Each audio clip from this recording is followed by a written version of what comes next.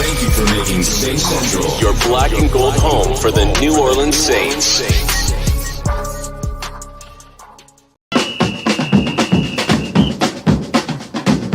Who that say they gonna beat them Saints? Who that? Who that? Who that say they gonna beat them Saints? Who that? Who that? Who that say they gonna beat them Saints? Who that?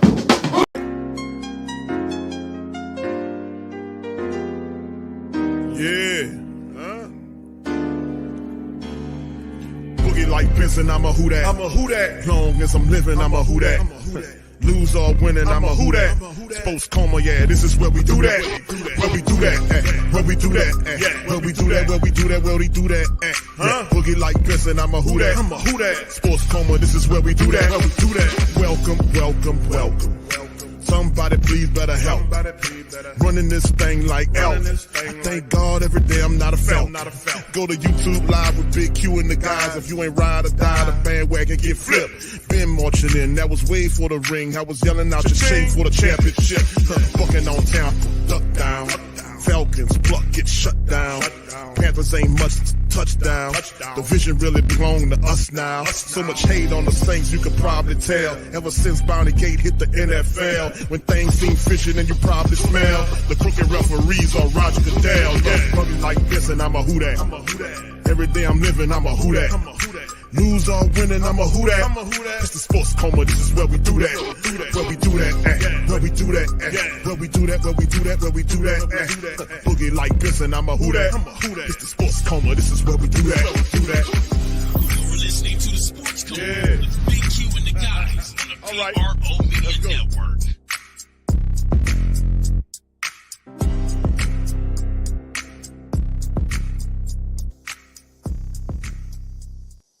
All right, shout out to the mighty Who Dat Nation, man. We up in this thing representing the Sports Coma. Welcome, welcome, welcome. And now rocking with the Sports Coma with Big Q and the guys, where we have intense, entertaining, educating, and enlightening sport talk from your favorite sports fam. What's popping? How y'all doing on this Friday? Hope you guys are having a fantastic day. Hope everything is good with you guys. As we get it going, man, the draft is here. Day number 2, we in the building, black and gold, all the way, baby. So how y'all doing, man? Y'all hit the like button. Feel free to, if you're on Twitter, please feel free to give us a retweet, man. We'll appreciate it kindly. Second round of the draft is on and popping. The Bills opened up the second round of the draft by giving their quarterback a fantastic wide receiver in Mr. Keon Coleman. Physical, big, strong, physical wide receiver that will high point the ball, has a degree of speed to go with it. Got to work on his route running, but a very good, solid weapon to go with quarterback Josh up there in the Buffalo team. And they're trying to do this thing, and we need to get it going as well. So Keon Coleman, 6'3", 6'4", big physical wide receiver from Florida State, which is Travis Jordan's his one of his top targets. He's off the board, and that's what it is. Now, of course, in this round, the Saints pick the 13th pick, which is the 45th overall pick in this draft. So the Chargers are on the clock right now, and they're going to kind of have this thing kind of turning very quickly. And the Chargers, we'll see what they got going. So shout out to the fam. Y'all feel free. There's a poll in the chat. Please feel free to hit that poll up, and y'all let me know if you guys, who you think the Saints should get in this day 2. All right, Lad McConkey, the wide receiver from Georgia, is off the board. So 2 wide receivers to open up. It's going to be a run on wide receivers in this draft, in this round, to be honest with you.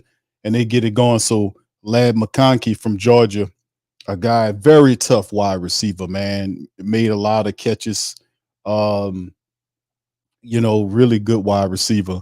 And the Chargers trying to get Justin Herbert after giving them some offensive line help, trying to give him some wide receiver help as well. So undersized, he's about 5'11", but the guy is tough as nails, runs good routes, catches damn near everything you throw to him. And Herbert's going to love this kid, man. They're going to love this kid. So Arizona's on the clock. Arizona picked up a wide receiver in the first round of the draft. Where did they go? Their need says cornerback. They did get a wide receiver with the first round in the edge position player. They addressed that. The need says cornerback, defensive tackle, and offensive guard. Now we know the black and gold is about 4, 5, 6, 7, 8, 9, maybe 10 picks from here, and look like it's going to run. So we're going to get to the Saints pick very fast, man. So Arizona, Washington, New England, Tennessee, Washington, and again, Green Bay, Houston, Atlanta, Las Vegas, and then the Saints in the second round. So that's what it is right now. Shout out to the fam. Appreciate y'all being in the stream, man. Much love to you guys. We are in day 2 of the draft, man. We're just trying to see what's popping with our black and gold. Hopefully the Saints can kind of get this thing turned around and get some talent. Now, Fuaga, the guy that they picked up yesterday, was a very good pickup for the black and gold. Love that pickup right there. It feels an obvious need at the tackle position. So outside of that, I think we're good. And we just need to keep adding to it. So shout out to you guys. Good to see you. I see you. Gundam is in the building. Big ups to Brother Gundam. Let's see who else we got. Brother Tory was popping. Brother Tory's in this thing. Who else we got? Young City is in this thing. OG Jerry is in this thing as well. Good to see you. All right. Goat says we need a receiver. All right. Yeah, Coleman was an interesting target had he been available. But hey, man, there's still a lot of wide receivers. Don't be surprised, like I said, that there don't be kind of a little run on them right now. There's a trade happening here. As Atlanta's trading back up into the second round. Who's Atlanta trying to go and get? Could it be? I'm thinking the defensive end player. You see Fontenot. They got Fontenot on screen right there. Atlanta looked like they're in some type of hotel convention room or something, with cheap ass shit on the wall, But yeah, they are in there, and they obviously feel like they got a pick that they're gonna make. And we'll see what they got going. So Atlanta traded in there, and a lot of Atlanta people didn't like what they did, and a lot of them believe that they didn't really reach any needs. So they gave up their 35th overall pick and a 6th round pick this year to receive the 43rd overall pick, the 3rd round pick, the 79th pick. That goes to Arizona for them to kind of do their thing. So Atlanta's on the clock, and we'll see what they're doing and who they're going for. Penix was the pickup this time around. If you're looking at it, you got to think to yourself that Atlanta probably trying to go defensive here. It's got to be some type of defensive pick, right? Because a lot of the people was pissed as the Michael Penix junior pick. As of yesterday, they wanted to see the Falcons go defensive. So, I don't know. If I take a look at some of the players available, I'm kind of looking at it and I'm saying what edge positions players are available where they can look at. Well, Marshawn Nealon could be Braswell from Alabama. Could he be the pickup for them? Is it Braswell? They said the pick is in. Is it Braswell, the defensive end from Alabama? Could it be him or somebody else? You make a jump. I'm thinking defensive end. That's what I'm thinking. They looking for. I'm thinking it might be Chris Braswell. That's what my guess is. We'll see what it is. They haven't announced it yet, but maybe they'll piss off the Falcon family base once again. But I'm thinking it might be a defensive end. All right. So big ups to the fam. Good to see the Queens. Dana in this thing. Shout out to the Queens in the building. Pelicans, Nola. Good to see you, fam. Appreciate you, brother Josh. All right. CB Allen in this thing, brother T Rob. I see you. Big ups to y'all. True Louisianimal. Good to see you, fam. Appreciate you. All right. Big ups to everybody. What's up, Beverly? Shout out to Bev. All right. Arch, what's popping, fam? Appreciate you being in here. He says Cooper. Dejan. Let me see. Jerzon Newton. Keon Coleman is gone. That was before you said that. I see what you said. Pat Paul is another one. Cooper BB. Yeah. Tyler Nubin. Chris Jenkins. Yes. That's Chris Jenkins. Braden Fisk is another one. Yeah. How about Tavondre Sweat? I hope they're not picking Tavondre Sweat. No Tavondre Sweat. Marshawn Nealon could be the guy, or perhaps I'm thinking it's Chris Braswell. That's what I'm thinking it is, a kid from Alabama. All right, brother Gundam, Bronze Flat Power God. Shout out to you, L-Dub, for real. Jim Johnson, good to see you. Reginald as well. Big ups to everybody, man. What's up, Tuck? Big ups to you. All right, Rougarou, what's popping, fam? Brother Reginald, St. John Butler, how you doing, sir? Appreciate you. As always, my brother. Zandale, what's up, Zandale? What's popping, man? Good to see you in this thing as well. Philly was popping, fam. Brother Pat Rich, what's up, brother Pat Rich? What's going on, man? How you doing, brother? All right, what's up, Jason? Big ups to you, man.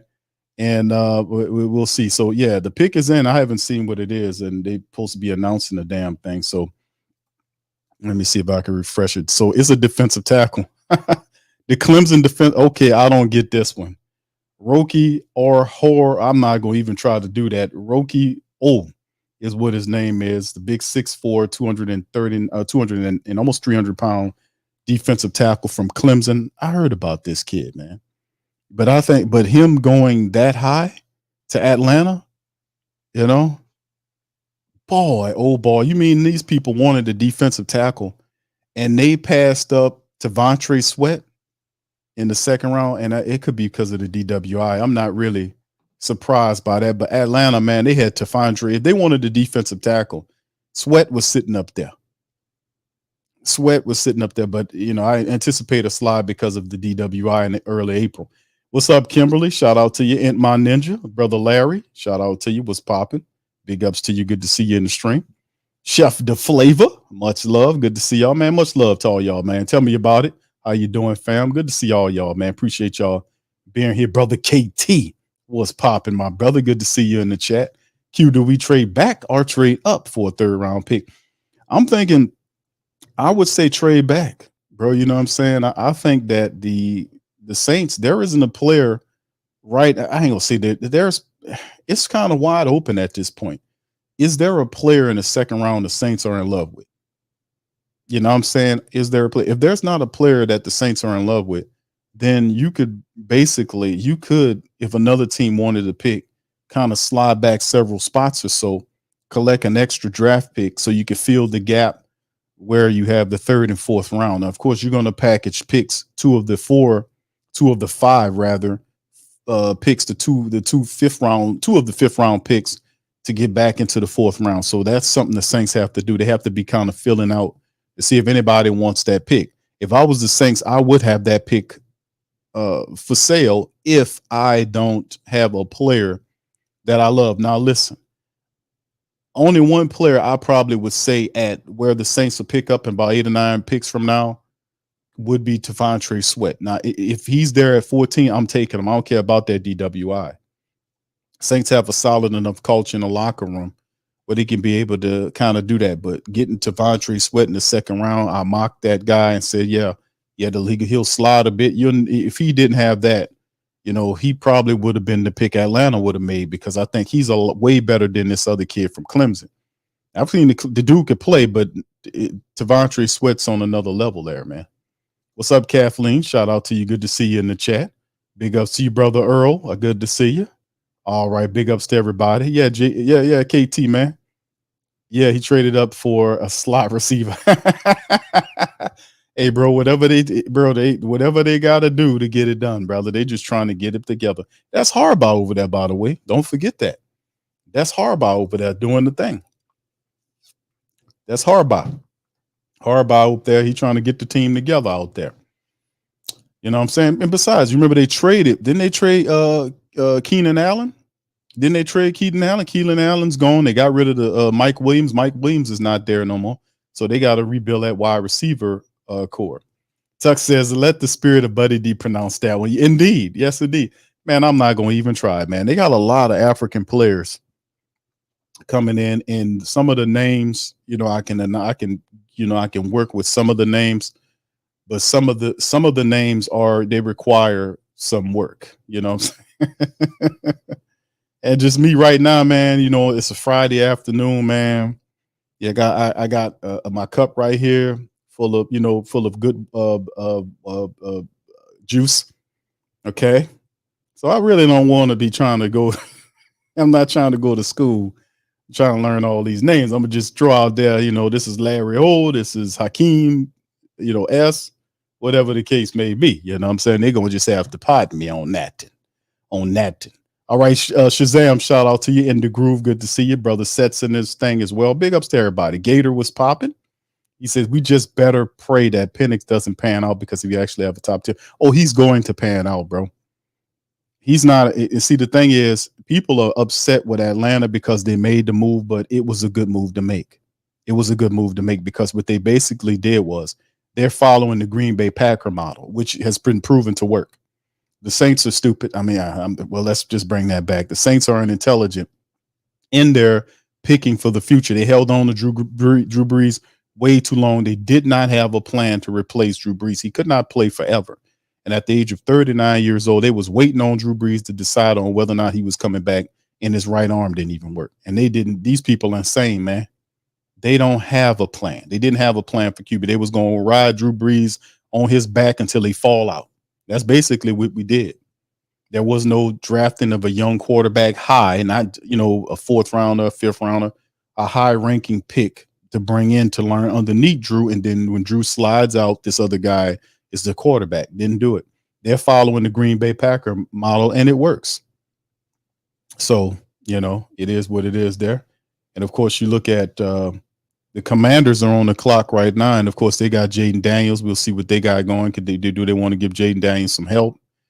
We'll see what the call is. But that's a very interesting pick by Atlanta. They did get some help inside. I thought edge rusher would probably be the thing. I could have swore Chris Braswell probably be the better of the pick. But, whatever. All right, GM Kev, shout out to you. He says Sweat can up in many mock drafts to the Saints. Yeah, I'll take him, Brad, at 45, man. When we pick at 45, I'll take him. T Dirty, what's up, brother? That's my dog. T Dirty, what's popping? Yeah, bro, it's been a while, man. It's time to get back at it, bro. All right, brother Reggie, how you doing, sir? All right, he says trade back, get a third. Yeah, I agree, bro. Man, but listen, if Sweat is there, you mentioned Newton too. I think Newton is still on the board, if I'm not mistaken, but the Saints need help in the interior. Well, not direct help right now. I guess we have that need high. But realistically, what the Saints can do is that they can slide passing to tackle. I know I talk about that every year. And this should be the year they consider doing that, because they have all of these players. They have all of these defensive ends, not just undrafted. We ain't talking about undrafted guys. They got guys that they actually put the first round pick in Peyton Turner, a second round pick on Isaiah Foskey. You got Cam sitting in the third slot behind Chase Young, who they brought in. Curl starting on the opposite side. So you got all these people. Passing is also in the mix. It's time for him to slide inside. So if they're looking at it like that, it could be said, we'll just use passing inside, and we'd be able to just trade the pick, slide on back, get an extra pick, and then we get down to the right when we get to the fourth round, we take 2 of our 5s to get back in the fourth, and then we have that, and then we just do what we got to do. But that's could be a factor that we look at. What's up, brother Lewis? How you think? How you feeling, bro? KT says, I hope get a punter. Yes, indeed. Yes, indeed. They crazy enough to do it. All right. Jay says, I really wanted McConkey to be Carr's Hunter Renfro. I don't even know if they would have took him, bro, if he was available. I know that, we talked about this on yesterday's stream, that Dennis Allen in the press conference said that they were looking at Bowers, and there goes that. Just when I talk about Jazon Newton, he's off the board to the Commanders. So there it is, bro. You just talked about Newton, and Newton's gone, and this is a good one, good defensive tackle. And Washington is doing a solid job in building a team up, man. They having some talent. They just got these guys. They just needed to get them to show up. And of course, the Patriots are on the clock next. And we still got the Patriots, the Titans, Carolina, Washington, Green Bay, Houston, Arizona, the Raiders, and then the Saints. So we got a little while to go there. All right, Jermaine, so you're drinking some beer there, brother. There you go, bro. I got some juice up in there, brother. Yes, that's all I can tell you. All right. All right. Well, shout out to my boy Tori, man. Good seeing y'all, man. Brother Rock's in this thing. How you doing? Says Smart Pit last night. Q, we need the NFC roundtable with Low after the Falcons draft. That's going to happen, right? And it's more than likely we're going to probably have to get it going it's going to be next week sometimes, either next week or the weekend, that NFC roundtable is going to get going, because we're going to wait to see how the draft works out, how people feeling about it, and then we kind of do the roundtable It's about time for another roundtable, man. You know, those are always fun. You know, they was always fun. All right, yes, Savion Williams. I heard about this dude, man. I heard back in the 5th round. Yeah, don't he have a drop problem though? KT, isn't that dude has problems dropping with drops?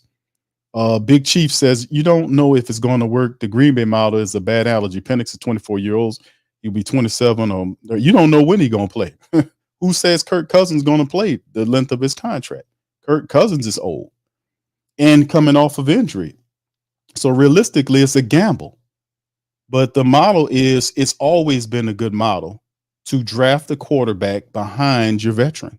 Why? Because it gives the drafted quarterback an opportunity to hold a clipboard and learn underneath. I haven't seen a model that worked better than that. Present one.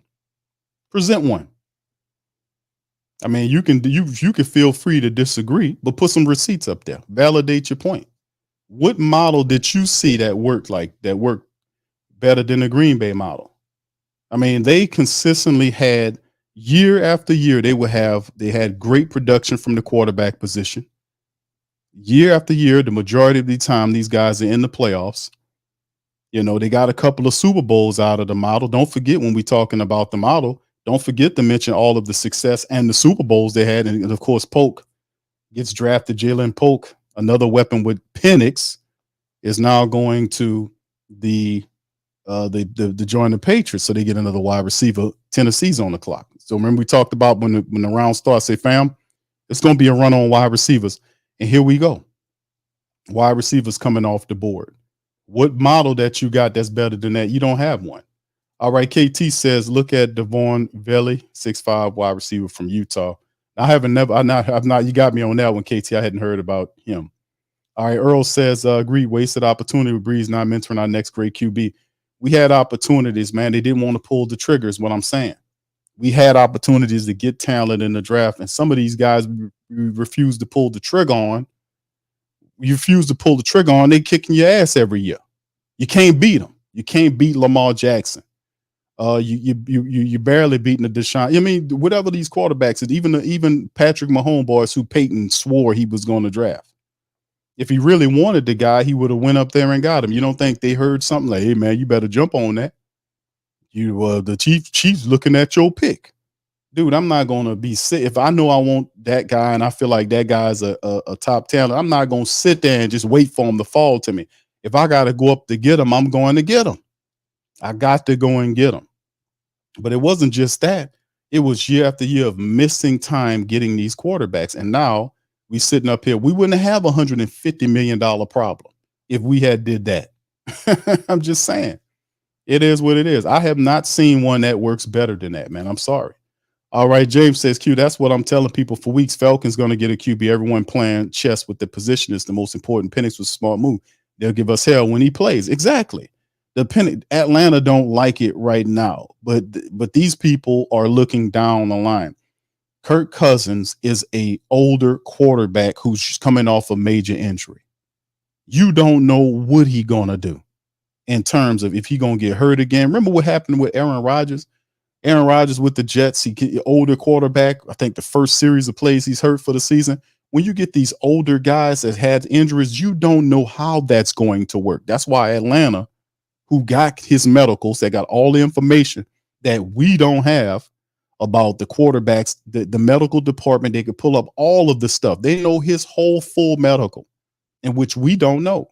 So if they taking Penix there with that pick, then obviously they feel like, hey, man, we better make sure we cover ourselves just in case this guy gets hurt again. Then we still, at least we'll get something out of it. We'll get our young quarterback who can get some reps and take us into the future with the weapons we have, and we could still be playing for something, as opposed to your quarterback gets hurt and then you have Nate Peterman, Jake Hayner, and Kelly Mond as replacements for Carr to keep the same season. Or if Carr misses an extended period of time, he's also coming off injury.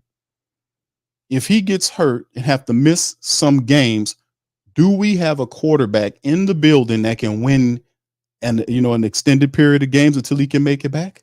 Do we have that guy? You see? But that's what it's about. It's a crapshoot. You don't know what you're gonna get with these people, bro.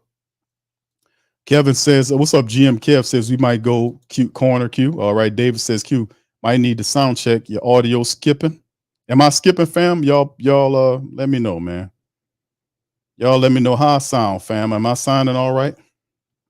Y'all let me know in the chat. Put one in the chat if I'm coming through all right, fam. Put one in the chat if I'm coming through all right. Y'all let me know how I sound here. Am I sounding good, baby? Baby, am I sounding good? Baby, put one in the chat. Baby, if you hear me, baby. Baby, if you hear me. And I'm coming through loud and clear. Put one in the chat, baby. Put one, baby, in the chat if you can hear me good. All right, that's what I'm talking about, baby. Baby, appreciate you. Baby, appreciate you. And appreciate you, baby. And you too, baby. Thank you very kindly. What's up, brother Derry? I see you, bro. Appreciate you as well.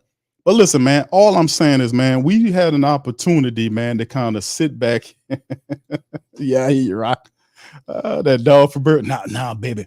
Baby, ain't no. What's up, Antoinette? Baby, this is Reverend Saint talking at you, baby. Baby, let me tell you, baby, all I can say, baby, is, baby, it's been a long time, baby. Baby, it's time to get back to work, baby. Not work, but work. Baby, it's time to get back to work. We got to get it. That's right, Reverend Saint's pumped up. What's up, brother Keldrick? How you doing, sir? Appreciate you. Molly Mall was popping, fam. Yeah, but listen, fam.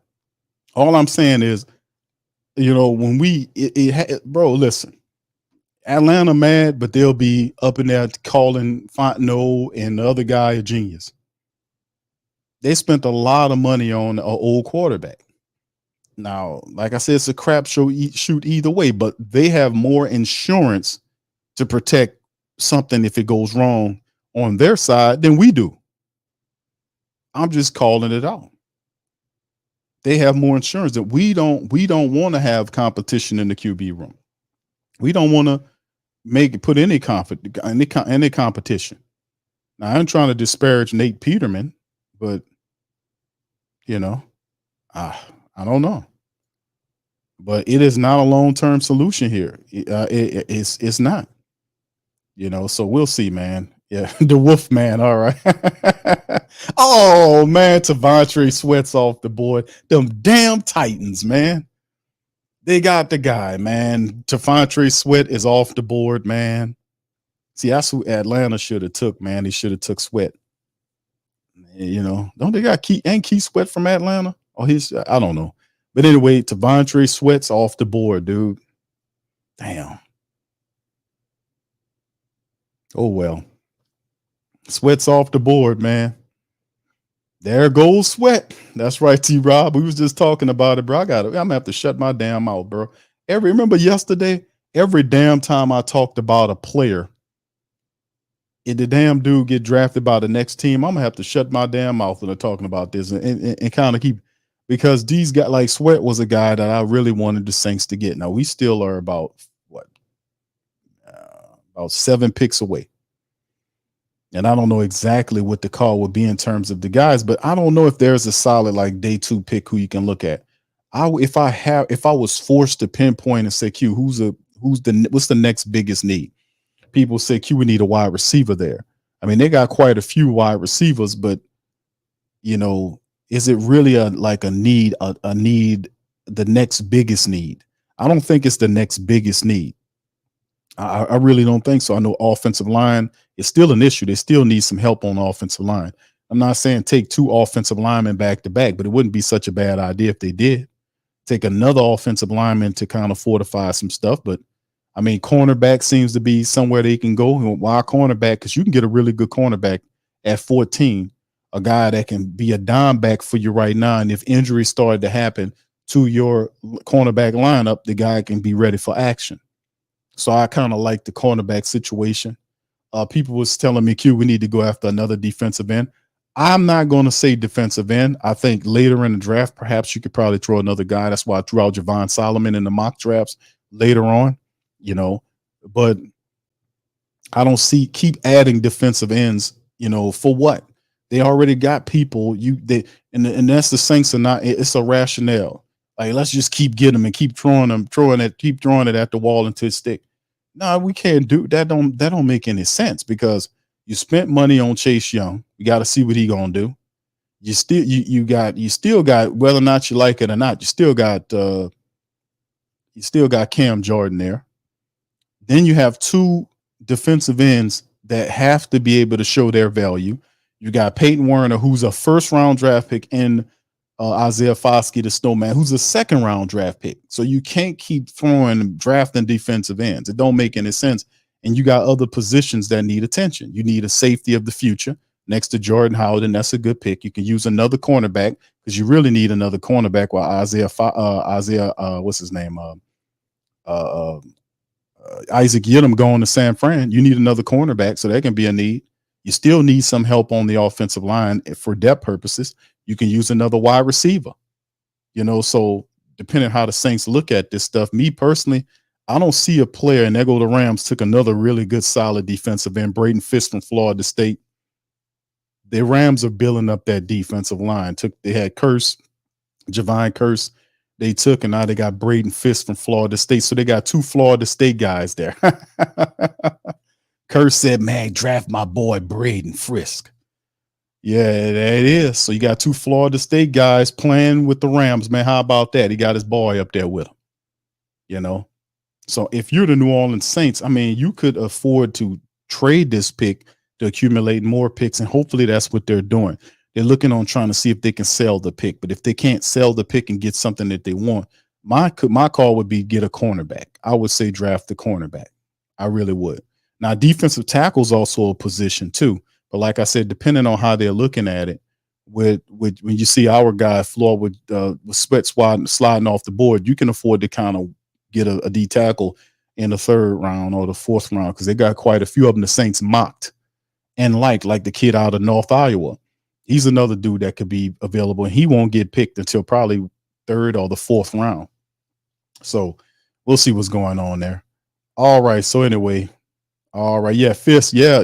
So two Florida State guys going up there, and Aaron Donald retired, and now they got two. They be rebuilding that line, man.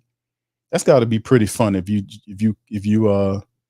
that guy. If you a Florida State defensive end and you go from Florida State to the Rams. I got to be pretty badass, man.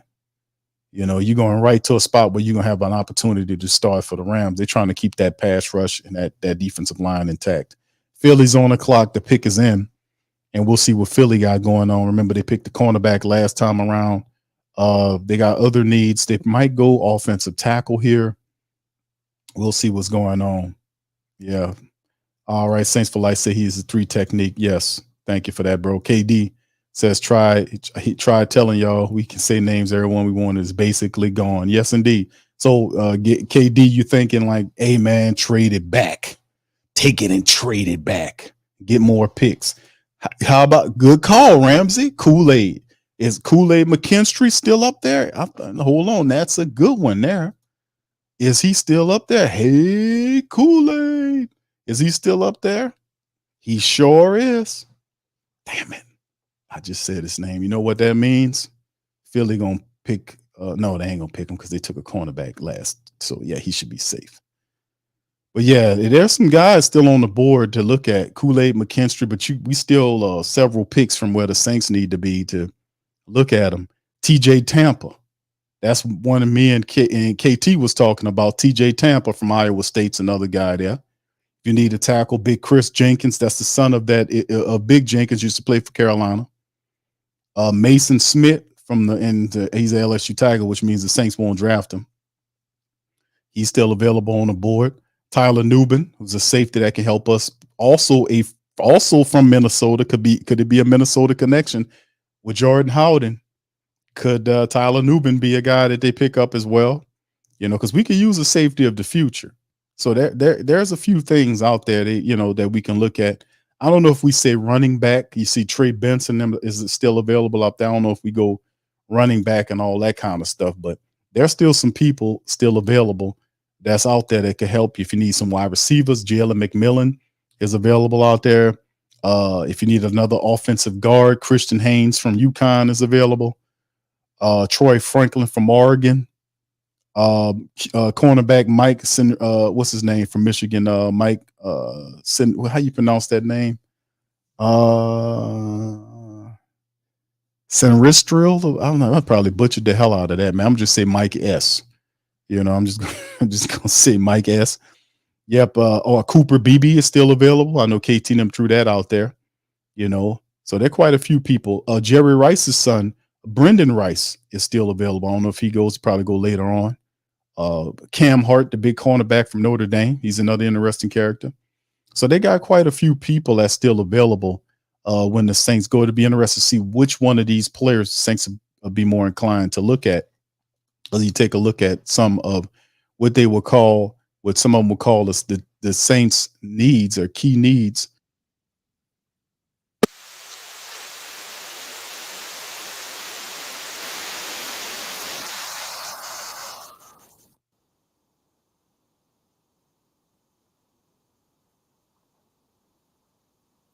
All right. So anyway, fam, sorry about that. I had something start turning and going off at the same time. But anyway, I was trying to look at the statistics, the poll.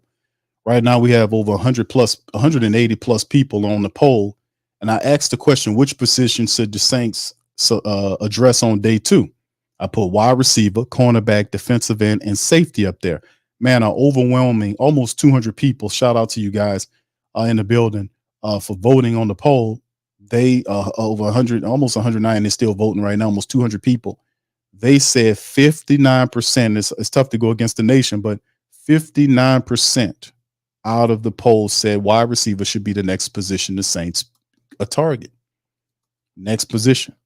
Like I said, if you take a look at the need analysis is provided by, this is NFL Network's idea. They said offensive line. They said wide receiver, right? They talk about wide receiver, cornerback, defensive line, and linebacker. Saints are likely to take an offensive tackle because of the veteran right tackle Ramchek's lingering knee issue. And 2022 first-round Trevor Penning's continued struggles. The defensive line, linebacker group, and secondary cornerback. Paulson Adebo's 2025 free agent will receive some attention in the draft. A new receiver will likely join A.T. Perry and new Saint Cedric Wilson to fill the gap left by Michael Thomas. So that is their need analysis. It kind of fits along with what some of the Who Dat Nation believing and what they were saying about whether or not the team, what should be the next big move. The obvious things, like I said, the poll for the family members also said this. I mean, the poll is busting tail right now. They're saying it's 58%, man. That's overwhelming. So that could be the thing. And of course, the Eagles on the clock, they pick up another cornerback. Are you kidding me? Cooper DeJean is so hold on. They took Philly picked up a cornerback yesterday, didn't they? Didn't they get the kid from the small college, from small time? I have to look it up, but that's 2 cornerbacks by the Eagles, man. I thought they took that kid yesterday. Anywho, man, it's very interesting, man. We got to keep it moving and shaking, but the Saints getting close, getting down to the nitty gritty. We are next on the clock, man. The Saints on the damn clock. And hey, fam, this should be Kool-Aid right here. Actually, man, bro, who should we take? We on the clock. So hold on here. We on the clock. So who should we take, man? Okay, you must be on the future clock, bro. I didn't see anything about them getting them yet. Let me refresh this thing because it might be running a little slow.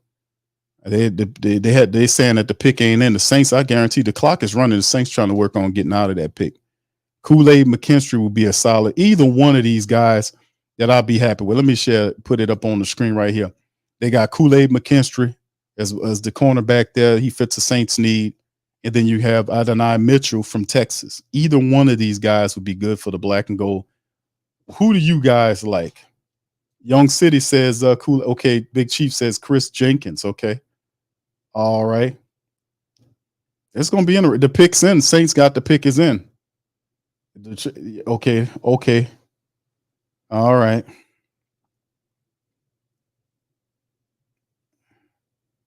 All right. So who's is it Kool-Aid?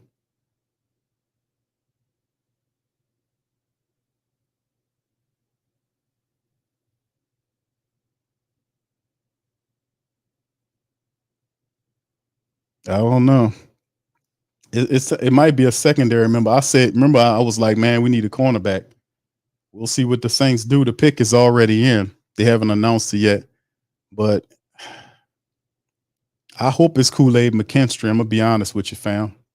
504 says we can always franchise Paulson next year too, huh, Q? Yeah, you can do that, man. They about to come out here and announce the pick right here.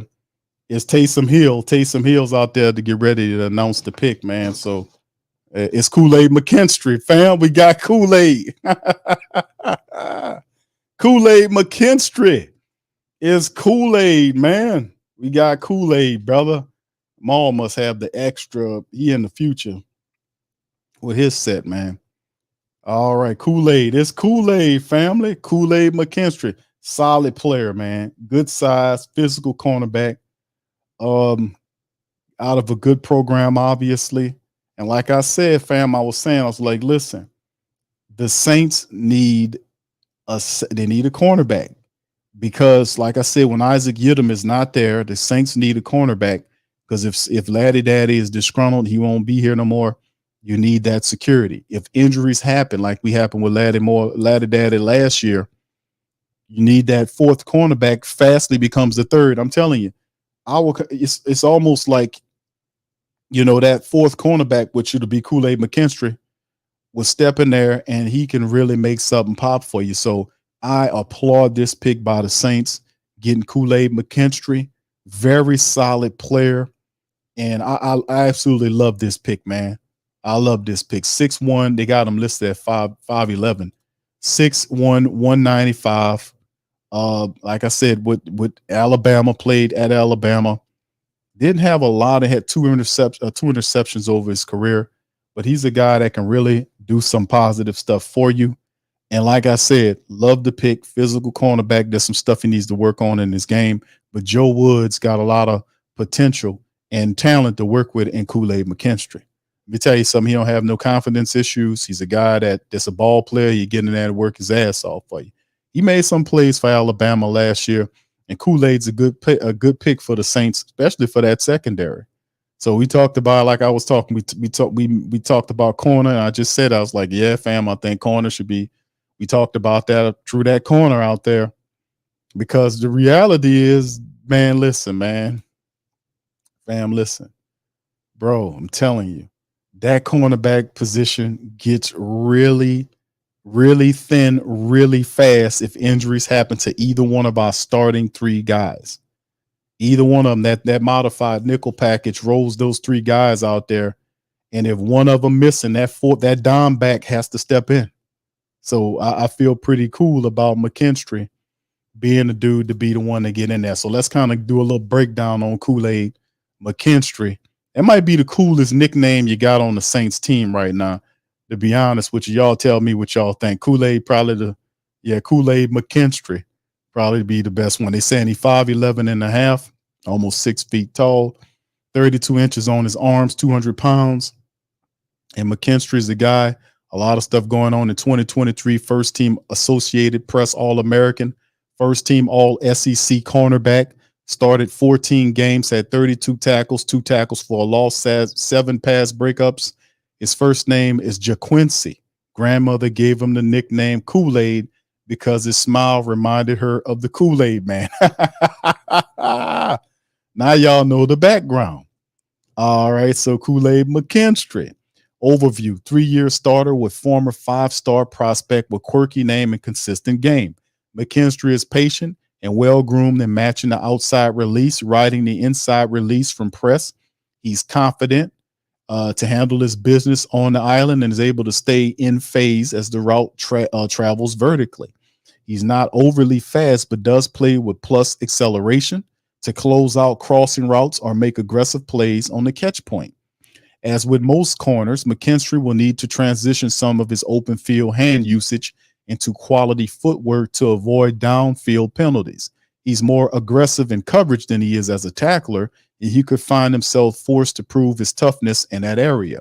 McKinstry is more of a pure cover man than a playmaker, but his poise, intelligence, and athleticism should lead him towards becoming a good outside corner with scheme versatility. His strengths are smart football player with good communication on the back end, slides and rides the release to stall takeoff and timing of route, balance and athleticism to remain in phase with receivers, does a nice job of reading the receiver's eyes to gain intel, plays with poise and patience when tracking the deep throw targets, possesses rapid acceleration to close quickly on throws, well-timed punches, claws, and chops knock away catch attempts, highly capable punt returner. There's a special teams additive here. And his weaknesses are, this is for Joe Woods, better short area burst and full field speed, tugs receiver at breaking point instead of relying on his feet, bad habit of sleeping on the play when he's not directly targeted. Sound a little bit like Lattimore at first. Gets a little bored out there at times. Content to stay in the backdrop as a run defender. Inconsistent reaction time to route combination from zone. So, that's some of the stuff he got to work on. And Joe Woods got a new person to work with here. Sources tell us he's a serious guy on the field and knows ball. You rarely see him bust because he's always prepared. He's really natural in coverage. That's what an NFC regional scout said of Kool-Aid McKinstry. So we got in his comp is AJ Terrell, and we won't curse him with that. But we've seen this kid play before, man. LSU played against McKinstry, and all he do is go out there and make plays, man. And we got one, man. We got an SEC cornerback from Alabama, Kool-Aid McKinstry. All right, so welcome on in, Kool-Aid McKinstry. Welcome to the Who Dat Nation, my brother. And shout out to the Black and Gold getting it done, man, making it pop, man. The Black and Gold handling their business, getting some quality players, man. So 2 good players for the Saints, and they don't have no attitude problems. Let me tell you something. The Saints are already on top. They addressing needs, and they're going down the line here. As you can see, Fuaga was the first guy. Kool-Aid McKinstry is the other guy. And, of course, you see that they had made a trade to go up and go get him. So they felt like he was somebody that can help them, and rightfully so he could. Now, with the remaining day, the Saints are currently out of picks for the remainder of the day, and they don't have any picks currently into round 4. So we might see the Saints get their work on between now and then to kind of add some more picks to fill the void, because there's a lot of players that's going to come off the board between now and then.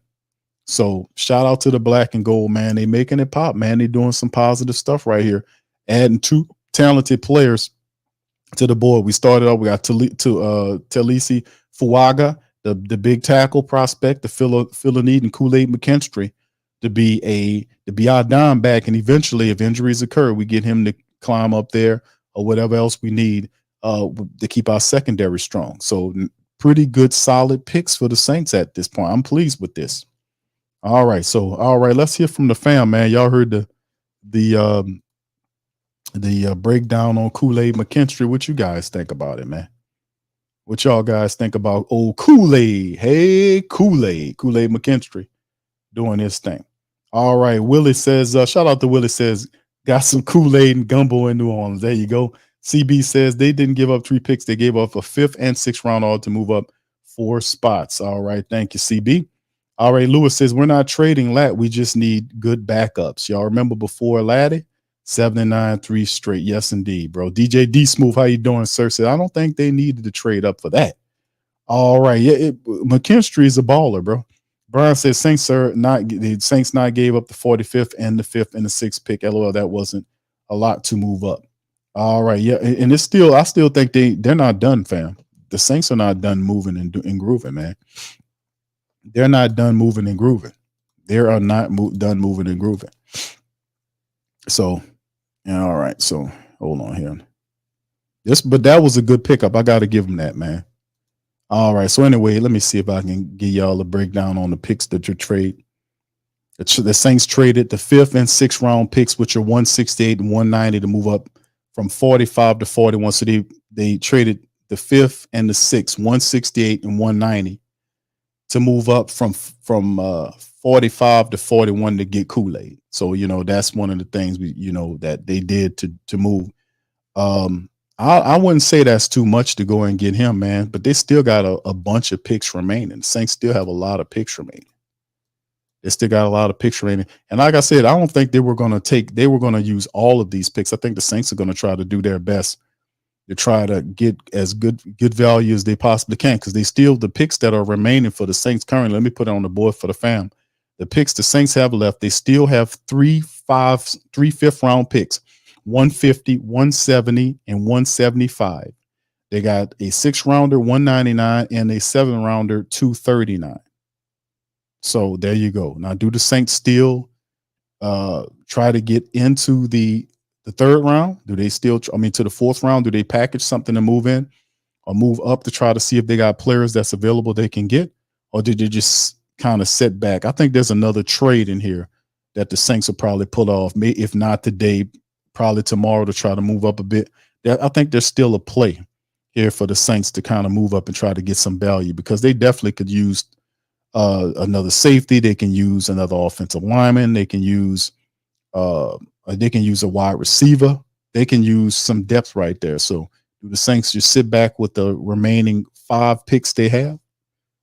So I won't say it was too much for what the Saints gave up to go and get Kool-Aid McKinstry. I'm not going to say it. I won't say this tonight. So it's traded the 5th. They traded 168 and 190 to go up 4 spots from 45 to 41 to get them.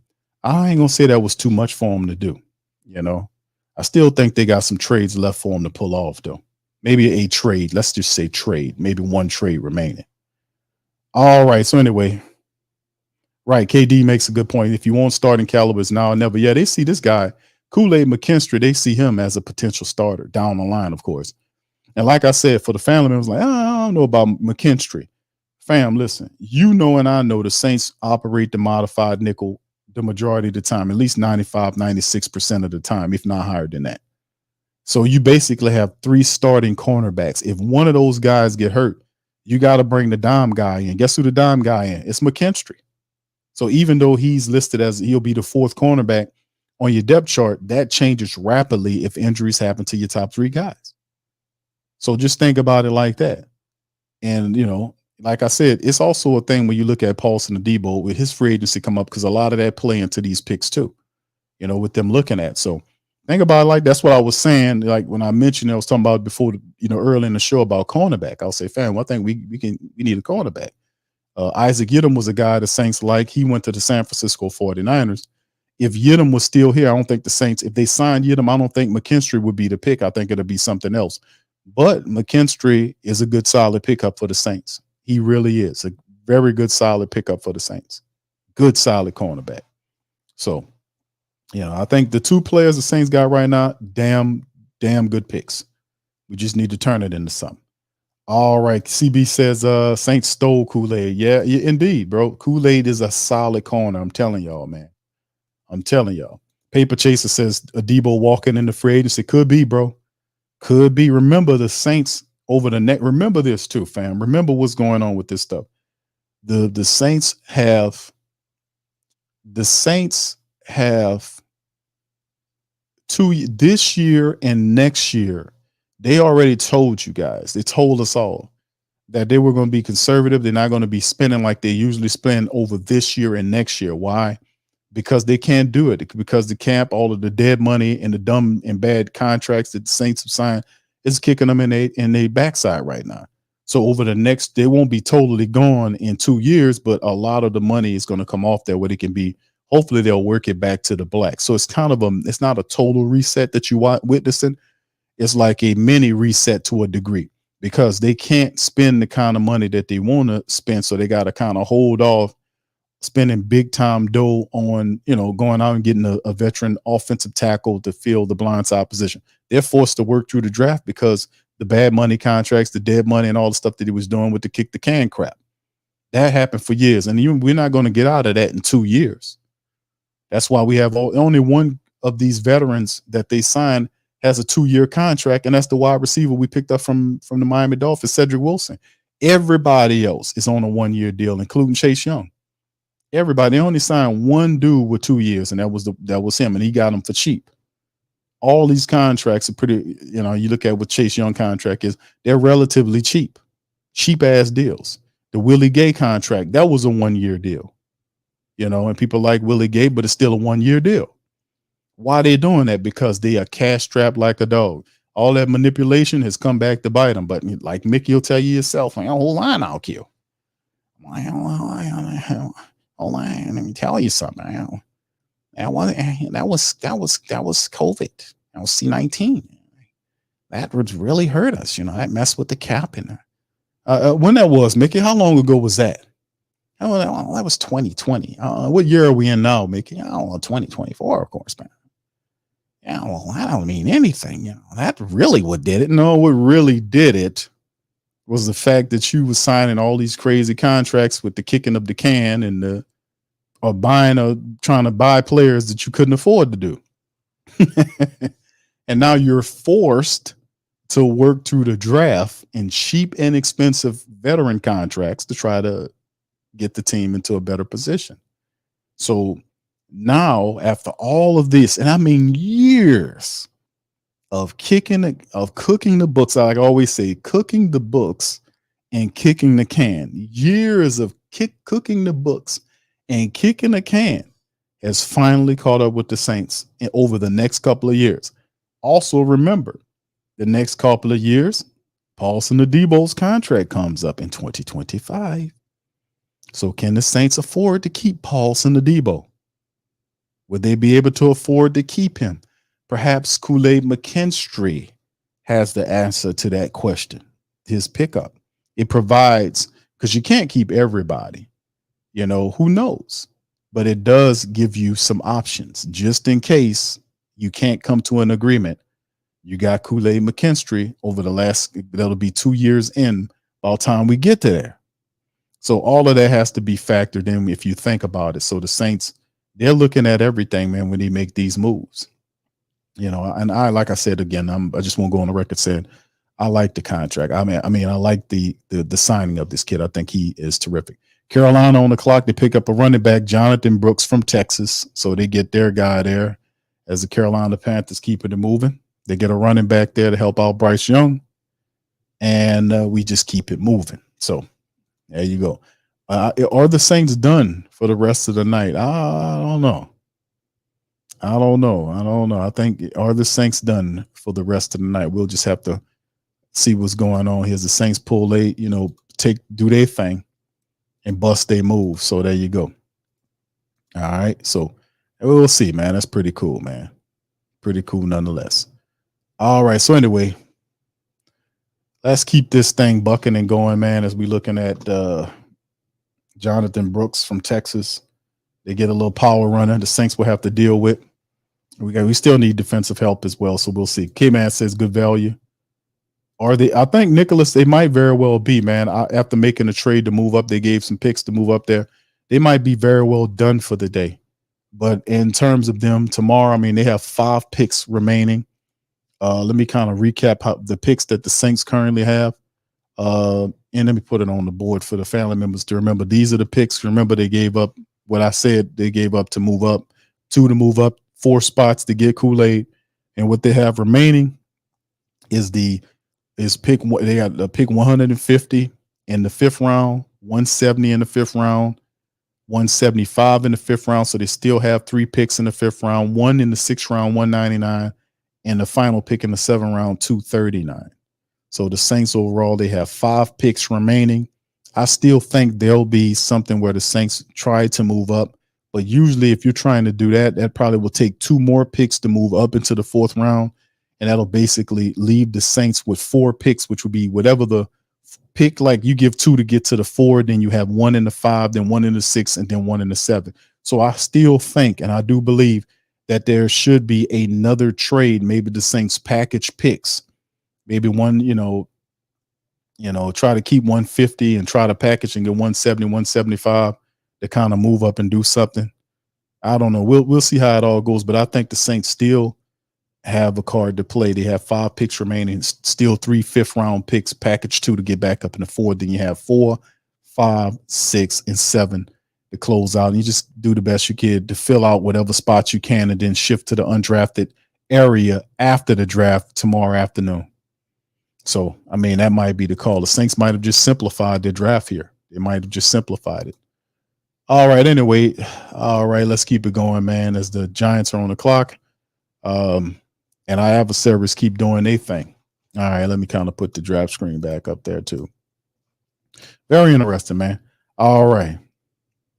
All right, KD, so I really said that the past 2 years our DB has been banged up. Rather have them don't. He says, literally said that past 2 years DB's been banged up. Rather have them, don't have them. Rather to have them, rather than don't have them. I get what you're saying, bro. All right, brother Duke says we have 3 top tier cornerbacks. The cornerback room looking solid. We just need to see if we can get us a nice little safety to go along with him, and maybe some more help on in the wide receiver room.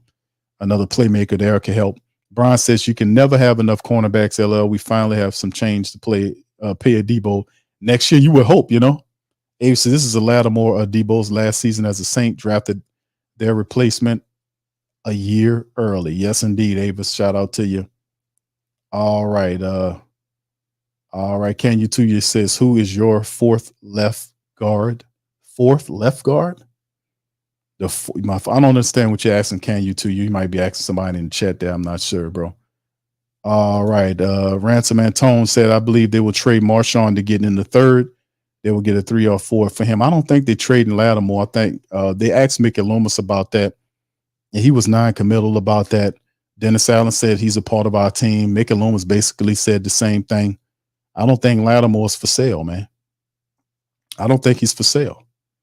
But Kool-Aid McKinstry does provide insurance for Paulson Adebo or Lattimore. It's a good thing. It's a good thing. It's a good problem to have.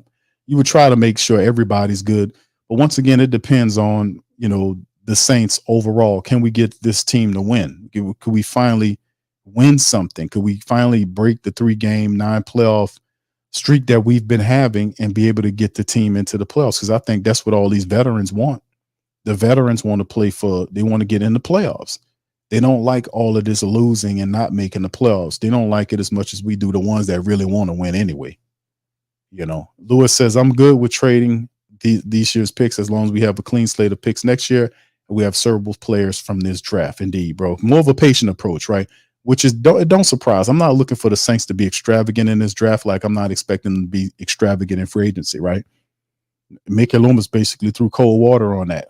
You know, our flashiest signing was Chase Young, and a day or two later they announced that he was going to have neck surgery. So whatever flash that happened, that just washed right off of there with that. You know, that's pretty serious. All right, Lewis also says Kool-Aid was a mid-late first-round projections just a couple of months ago. Getting them where they got him was pretty good, man. Dana says Alani Taylor happy right now. Kendra Miller loving the Fuaga pick. Oh, we hitting this draft. Yeah, indeed. T-Rob says the Saints should fill a room with Kool-Aid. And he walking in the building the first time. Yes, indeed. All right, there go Tyler Nubin, the other Minnesota safety I talked about, man. It'd have been a good pickup. The Giants get him, so he'll be headed up there. It'd have been cool to see Tyler Nubin, you know, being a Saint. That way you had Jordan Howard and Tyler Nubin, both Minnesota. Minnesota, what is that? The Beavers? The Golden Beavers? The Badgers? And the I forget. All right, Kenya says, so why draft the cornerback in the second round? Because, bro, because you're looking at it like, don't look at it like, okay, you drafting him, Q, but the kid's he's going to be the fourth. Like I just said, you draft the cornerback, right? You have 3 cornerbacks. Our system calls for, the defensive system calls for 3 cornerbacks to be on the field the majority of the time, right? 3 cornerbacks. So you got 3 cornerbacks that's starting damn near every game. They play majority of the reps there. If one of those cornerbacks get hurt, which is, you know, you got Lattimore, Paulson Adebo, and Alante Taylor. If you scratch one of those, the 4th cornerback's got to come in there and play. The 4th cornerback is the guy you just drafted. So he can become an instant starter just by one issue. So that's how they're looking at this thing, plus the contracts, everything else. But injuries do occur. You don't have a solid option there. Look at your depth chart. Let me start, because see, a lot of this is not making sense to some of the family members, because when you're looking at what they're doing, you also got to pay attention to the depth charts and understand your personnel and what you're dealing with. So let me put it on screen for some of the family members to see what I'm talking about. So if you can look at this depth chart right here, you can see right here the cornerbacks: Lattimore, Paulson, Adebo. You see Alante Taylor, they got him listed as the nickelback. Those are your three starters based on the package that they modified nickel package the Saints like to run. If Alante or Paulson or even Marshawn get hurt, they will have to bring in the next cornerback, the fourth cornerback, which instantly becomes a starter. So it's not like a traditional base defense when you have two starting cornerbacks out there, and then on certain packages they'll roll out a nickel back to play. The Saints spend the majority of the time in the nickel back situation, so you automatically have three starting cornerbacks on the field at all time. So if one of those guys go down, the fourth cornerback, the dime back, has to come in for one of those for the injured player, and that's McKinstry. He becomes an instant starter if injuries were to occur. And guess what? Go back and look at the injuries last year to your cornerbacks. Go back and look at them. Go back and do research on them. Go back and do research on them and tell me how many games Marshawn Lattimore missed out on. And shout out to Mason Smith. He got picked up by the Jags. So that's two LSU players that the Jacksonville Jaguars have selected. They got Brian Thomas Jr., the big physical wide receiver from LSU, and Big Mason Smith, the defensive tackle. So that's two LSU guys that the Jags have picked up, two of them. So shout out to the Jags picking up LSU players, because damn sure the Saints ain't going to do it. All right. So, yeah, this is why I pull up the depth chart. You look at the depth chart, you can understand why Kool-Aid McKinstry makes sense here. They don't have Isaac Yiadom, who was the guy that was doing that. You've seen a lot of Isaac Yiadom over the last 2 years, right? Isaac Yiadom was developing the previous year, not last year, but the year before that. He made a huge jump in his development from 2 years ago to last year, to the point where the 49ers said, let's get this guy a contract, a 1-year deal, to see if he can do it again. He proved himself. But the Saints seen McKinstry as a guy that can have more of a future component to him if one of his other cornerbacks that we have an issue. So I think it's a phenomenal pick because, like I said, he can instantly become a starter with just one injury. So you need that. You need that support. All right. So anyway, Mason Smith's going to the Jaguars, man. So yeah, when we drafting, take a look at your depth chart. Look at what your team looks like. Take a look at that depth chart. Look all up and down and then say, damn, man, we need some help here. Like, you look at the wide receiver room, the Saints they picked up some people. They got to go along with A.T. Perry, Chris Olave, and Rashid Shaheed. They brought in Cedric Wilson, 2-year contract. They got Equine St. Brown. I ain't gonna try to go through the whole name, who's been pretty much he's a big physical wide receiver, been pretty much I ain't gonna say a disappointment, but he has not lived up to his potential since he's been in the league, coming out of Notre Dame. Then you have Stanley Morgan, who's Stanley Morgan Jr., who's just a special teams player that'll come in there and kind of help you with the kick return game, that kind of stuff. So the Saints bring in 3 wide receivers to go along with the guys that are there. Now, if they don't draft the guy, more than likely you'll probably see them go to the undrafted ranks. So if you're not totally happy, and there go Chris Jenkins, his son's off the board to the Cincinnati Bengals. That's a nice pickup for them. They get big Chris Jenkins, boy. All right, so yeah, and then of course you look at the offensive line and say, hey man, we got Fuaga there, Trevor Penning, Ali Udo's here, Nick Saldiveri, Landy, and all these kind of people. And the Saints are always going to go to the undrafted side of things, see if they can find some more talent there. Maybe another interior defensive lineman if they don't draft one. They'll look at safeties. They'll look at cornerbacks. They'll look at wide receivers. They'll look at some more DEs. That's what they do. They live for that undrafted side of things, the ultimate and cheap way of finding talent for your team. That's what they do. So that's the call on it. So much love. All right. H-Town says that was a very bad pick. This is the reason I stopped, with the Saints. Dysfunctional. What was bad about it? What's bad about it, bro? Who would you have liked to pick? I don't understand why people don't like Kool-Aid McKinstry pick. They'll start liking it when somebody go down. The Saints cornerback's been getting banged up the last couple of years, fam. Hell, that's why Isaac Yiadom. That's why we see Isaac Yiadom was the 4th cornerback. We were seeing a lot of Isaac Yiadom. We kept seeing him. We've been saying Isaac Yiadom. Isaac Yiadom, you ain't supposed to see him. If Marshawn's there, Adebo's there, and Alante there, you're not supposed to see Isaac Yiadom. You've been seeing a lot of Isaac Yiadom because the Saints cornerback's been banged up, bro. You've been banged up. So I don't see why people don't like the pick. I like it, man. What's up, brother Brian? How you doing, sir? Shout out to you, man. Shout out to you. Good to see you. Big ups to you. Says, look at the offensive line depth chart. What is more of a need, offensive line or cornerback? Well, let's look at it like this. You need depth at the offensive line, no doubt about it. But in terms of the Saints, let me just say it to you like this.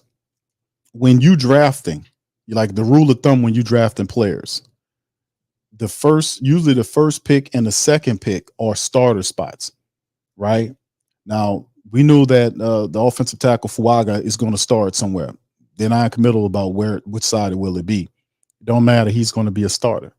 The second position, if you think about it, the Saints don't really have another position that they are going to admit to that you need a starter on. Think about it.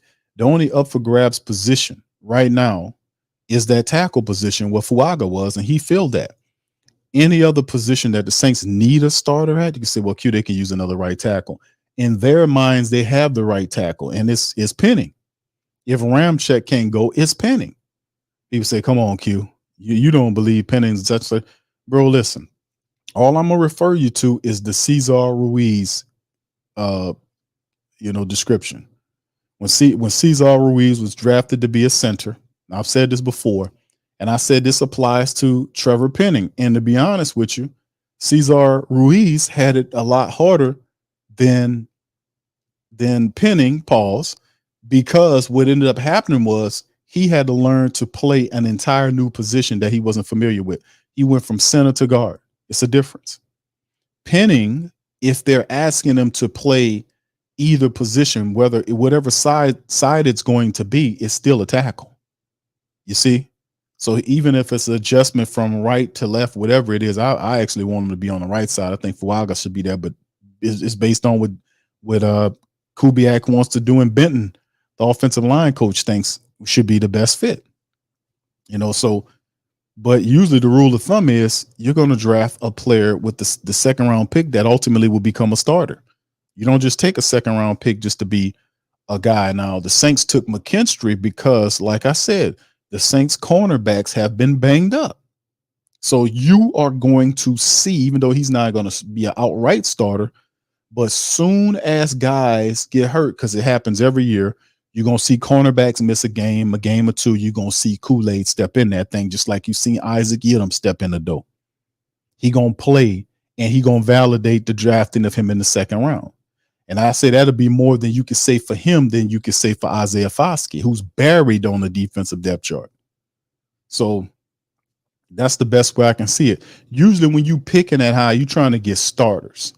And then as you get even to the degree of the third round pick, they're trying to see if they can find either a starter or a potential starter, like somebody in a position where you might have somebody there that, might have a contract that's about to expire, or it's a position where you have injuries that impacted it that you want to kind of fortify. And then from that point going forth on back is usually you're trying to find depth for your team and special teams help. That's how they do it. So you can see, well, Q, he's not going to start right away. No, he's not going to start, but he's going to play because the cornerback position for the Saints, those guys get hurt. Lattimore had a freak injury last year, missed a ton of games that Isaac Yiadom got in there and had an opportunity to play. At least this way, you got a young cornerback that'll who will be a part of the team for the next 3 to 4 years, and that it provides insurance in case somebody else wants to leave in free agency. So, I mean, that's the best way I can look at it. But if you draft an offensive guard with the second round pick, that guard is not going to start because they already got the starters. They got Ruiz on one side, and I guarantee you Ali Udoh going to be on the other side. They already got the guard. Remember, Hurst is out of here. Ali Udoh is here. They've been saying, we knew he was going to do that, meaning Hurst was going to retire. They knew that. But even if you was to draft the guard with the second round pick, it's, they wasn't going to do that based on the fact that Ali Udoh is probably going to be the starter inside. So they have a perception of what they see who's going to play. So that's the best I got on that, man. That's how I kind of look at it, man. So we'll see. All right. Gav Sheffield says, good morning, everyone. Okay. Shout out to you, bro. From England, from Santa, from England. He says Santa. All right. Shout out to you, man. Appreciate you chiming in with us. KD says we still have free agency, just got to restructure some deals, but it's not impossible or the end of the world. Y'all forget we in the NFC South. All right. Louisiana says I could never. Yeah, I talked about Kool-Aid over the years. Now I got to cheer for him. Yes, indeed. Yeah, them Alabama kids, man. They kind of been handled up on our LSU crew, man. So, but they're good players, man. I got to give it to them. Saban did a wonderful job in bringing a lot of these guys are 5-star blue chippers that got talent. If you playing for Alabama under Saban, he's going now, but he brought in the best. So this kid had a lot of chance to get coached up by Nick Saban over there, man, and that's a benefit. All right. But shout out to you, Gav Sheffield, man. Thank you for chiming in from England. All right, Saints fans since 1985. Thank you for being here, friend. Appreciate you all the way on the other side of the pond. That's what I'm talking about, baby. All right, H-Town says, bruh, both lines of scrimmage are straight trash while they're drafting cornerbacks. It's straight trash, bro? Come on, bro. Can't say the defensive line for the Saints is trash, bro. They got some improvements they got to make, and I think I've seen trash. They need to clean up some stuff, but I ain't gonna say straight trash. But then again, bro, you're entitled, bro, to your opinion. King Chosma says, Q, that's a fan out of support. Thank you, bro. All right, Sergeant G.A. Saints fan says, which round should we focus on Michael Thomas replacement for wide receiver? Probably would be a good idea to kind of look at it for the upcoming round. I'm thinking probably in the 4th round. I still think the Saints going to try to get back in the 4th round. It's a lot of time between the picks, like we currently right now in pick 20 in the 2nd round. So they could very well be done by today, but trying to get back into rounds to the 4th round with, like I said, they got 3 5s left. They could trade two of the 5s, still have a 5 left to see if they can get in the 4th round. So they have 4, 5, 6, and 7. 4 picks good enough. Anything else go to the undrafted. The Saints have a reputation of finding some of the best undrafted talent in the NFL. They come here because they have an opportunity to play.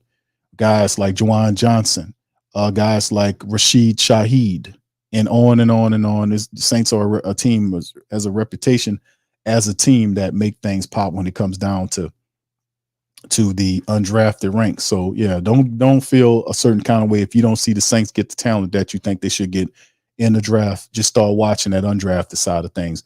They really do handle business in that side of it. So, that's what I kind of work my mind around. All right. KT says, I'm good with the pick, Q, but I'm ticked off with trading up. We should have got TJ Tampa at 45. Mickey Loomis needs to be slapped. Yeah, TJ Tampa, man. Yeah, I like TJ Tampa, man. And you still could have kept one. You still could have kept your picks and got Tampa, but the Saints didn't fancy Tampa. They wanted McKinstry. They wanted the talent. And he really, KT McKinstry carried a 1st round grade on, and some of these draft boards I was looking at, McKinstry carried the 1st round grade on. The Saints picked him up at 45. I know they moved up to 41 to get him, but he was very high on their board. Obviously, that's what I think happened. Duke says, Q, I like that kid can play, and I help our secondary. He can play, fam. He can play. Kofi says, love the pick. Thank you, Kofi. Shout out to me. Shout out to you, brother. Thank you. Travis says, we finally grab a SEC player, but not LSU. Or indeed. All right. JG8 straight fan, Saints fan said they could have picked the cornerback in the 1st round. We need offense. We did not struggle on defense last year, and you're still going to have undrafted free agents. You make a point, bro, but like I said, McKinstry was high on the Saints board. That's why they did that. Like, how it works every year. There's a board that they set up with maybe 50 to 100 plus players on the board. And as one guys get picked, they scratch the guys off, and whoever's there on their board, and they kind of move them up. And you see what I'm saying? That guy gets picked by somebody, moves up. And sometimes they go by that board. That's how they always know what to do. So if there is a guy that's there and he's high on that board, that's a match, and they're going to get it. And they felt like, boy, McKinstry is a dude, man, we need to go ahead on and get him, because they felt like somebody was going to grab McKinstry. So they had to go up and get him. But like I said, it's a lot of good. I like the kid. I think it's a solid pick, man. And we not done yet, fam. We still got some work to do. We still not done. There's still a lot of draft picks left to go. All right, Saints for Life said, hey, is Trey Turner retired or he's just injured? I don't think he's injured anymore. I think Trey Turner's just a free agent right now, bro. It could. I've heard rumors that the Saints and Turner could reconcile. They could come back together. We'll see. Adonai Mitchell is off the board from Texas. Boy, he was just sitting there, and the Colts says, "Man, let me get this dude." Adonai Mitchell's pretty good. He goes to the Colts, and next picks has the Washington Commanders up. They took a quarterback and a cornerback. They might look at trying to get some offensive line help for Jaden Daniels. So there you go. Adonai Mitchell's off the board to the Colts. Another good wide receiver gone. Washington on the board. Arch says on his Twitter, there's a vid, Jawan calling Kool-Aid. Okay, yeah. Yeah, Kool-Aid McKinstry, man. A lot of people not really kind of feeling Kool-Aid McKinstry, man, but let me tell you, man, y'all gonna see, man. Y'all gonna see. Y'all gonna see, fam. Y'all gonna see. All right. All right, T-Rob says make sure to give the stream a like. Yeah, please feel free, fam. We got 300 plus people in here. Please feel free to give a like. It's free. If you're on Twitter, give me a retweet. That's also free. So all the things I'm asking to do, they're free. Now, it's a lot better than you have a relative that come in your house and they ask for, food, man. You got something to drink? Say, I say, bro, can you make me a sandwich? What you got to eat up in the fridge? They come in there asking you for shit. I'm like, man, what you want, man? Why are you always in here? Why are you always borrowing something? You know what I'm saying? That costs money, Yeah.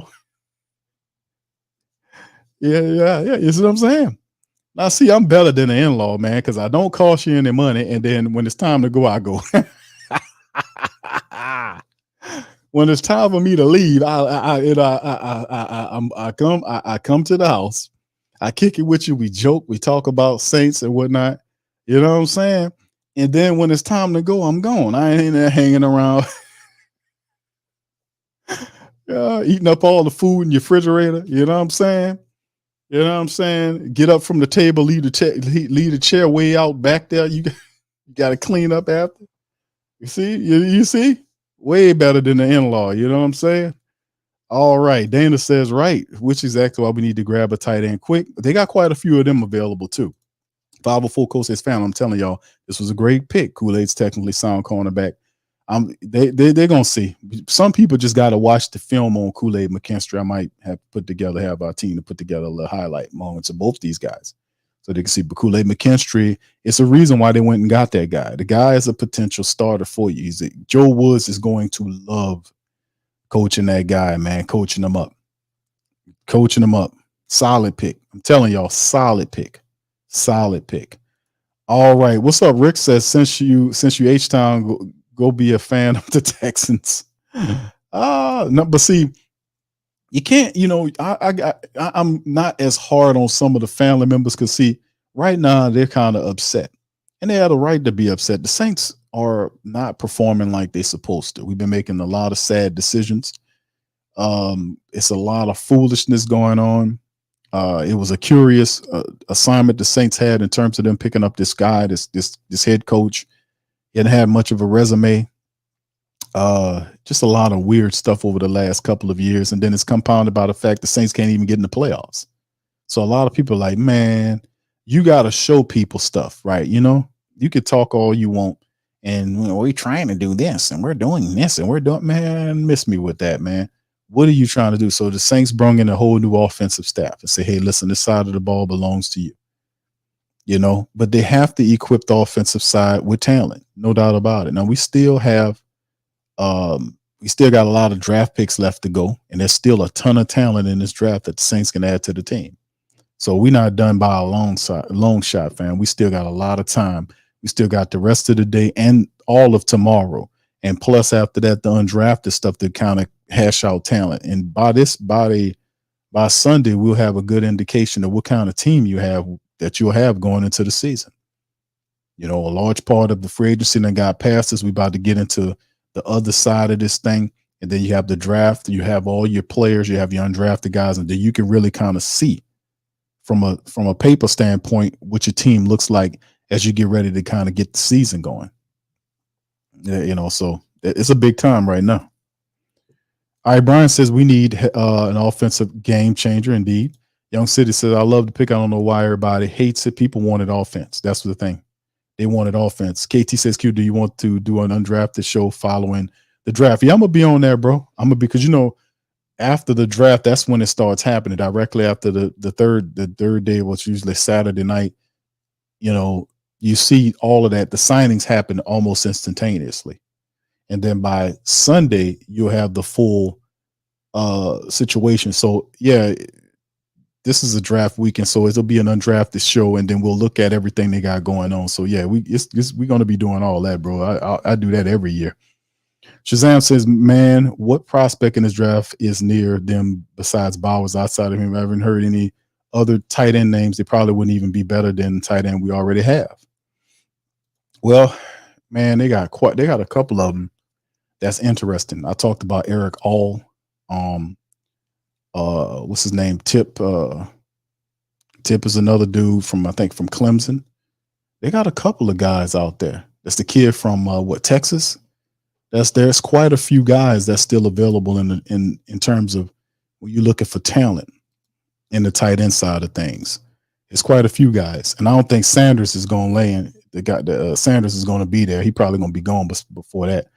But outside of that, Tip Ryman's another good one. Jared Wiley from TCU is another dude that you can look at. I mentioned Eric All. Theo Johnson's another big physical tight end that you can talk about from Penn State. Johnson from Penn State, I'd say. And there's quite a few of them, bro. I'm gonna have to pull up the list. The guy from Florida State, what's his name? Bell from Florida State's another guy.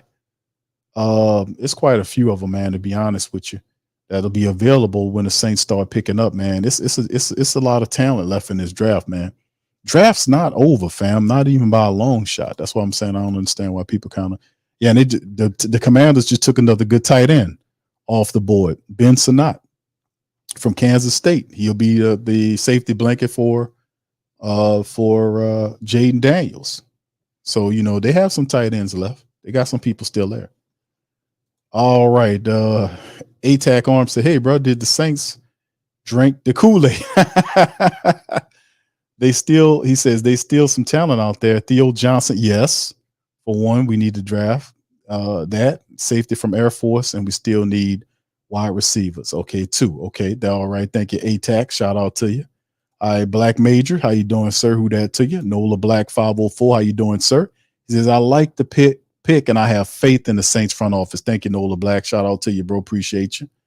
All right, KD says Stover is at tight end. All right. Stevie O, what's up, fam? Says, what about Brendan Rice? Yeah, Jerry Rice's son. I don't know where he goes. A lot of people think he goes in the 4th round, but it's hard for me to say, because I've seen some plays from him, but he's not really fast. He don't have, blazing speed or whatnot, but he's a solid wide receiver. He's Jerry Rice's son. So I'll be thinking, man, Jerry Rice, one of the greatest wide receivers, his son is playing. You might want to take a look at Brendan Rice. I think but he's not like incredibly fast. Like he's like what? I don't know. His 40 time is not fast, like 4.5 something or other. He don't have a really good 40 time.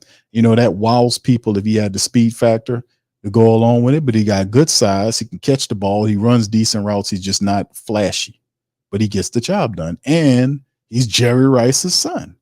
So, I mean, that would be cool if the Saints was to draft Jerry Rice's son. I'm not going to lie to you on that. All right. H-Town says, hold on, man. Nothing against Kool-Aid, but he's not beating out either starter or the players that they're now. Pick a position that you need. It is a position of need, H-Town. It is a position of need, bro. It is. The cornerback, because it is. You need that corner. Because like I said, Lattimore was banged up last year. You remember they benched Alontae Taylor and put in Isaac Yiadom because he wasn't playing well. Bro, you need that versatility. So if any one of your starting cornerbacks, and you play 3 at a time, you play 3 cornerbacks at a time. 3 cornerbacks at a time. If one of them get hurt, Kool-Aid becomes a starter instantly. And guess what? Some of them, I don't remember a season where the Saints went through the entire season with all of their cornerbacks intact, and they played every game. Somebody's going to roll an ankle. Somebody's going to get sick. Somebody's going to miss some time. And the guy becomes an instant starter. You have 3 starting cornerbacks. You play them every day, all the time. That's what our defense is. It calls for 3 starting corners. One gets hurt, Kool-Aid's in the game. Just like that. And like I said, that's the best way I can do it. He is a need. You needed that. You needed that guy. All right. A Phenomenal Hebrew said, does this mean Lattimore is still trade bait? I don't think no. I don't think so, Phenomenal. I don't think he is, because I remember, like I said earlier in the show, Mickey Loomis and Dennis Allen pretty much poured cold water on trading Lattimore. Because if it was a thing, that would have happened prior to the draft. And I don't think the Saints are interested in trading Lattimore. So whatever discussions happen, maybe they came to an agreement to kind of hash things out, at least for this upcoming year. Because Marshawn could have been more vocal and come out and demand a trade. He could have come out and do it. You haven't heard him say anything like that. But I think they might have come to an agreement to kind of focus on winning now.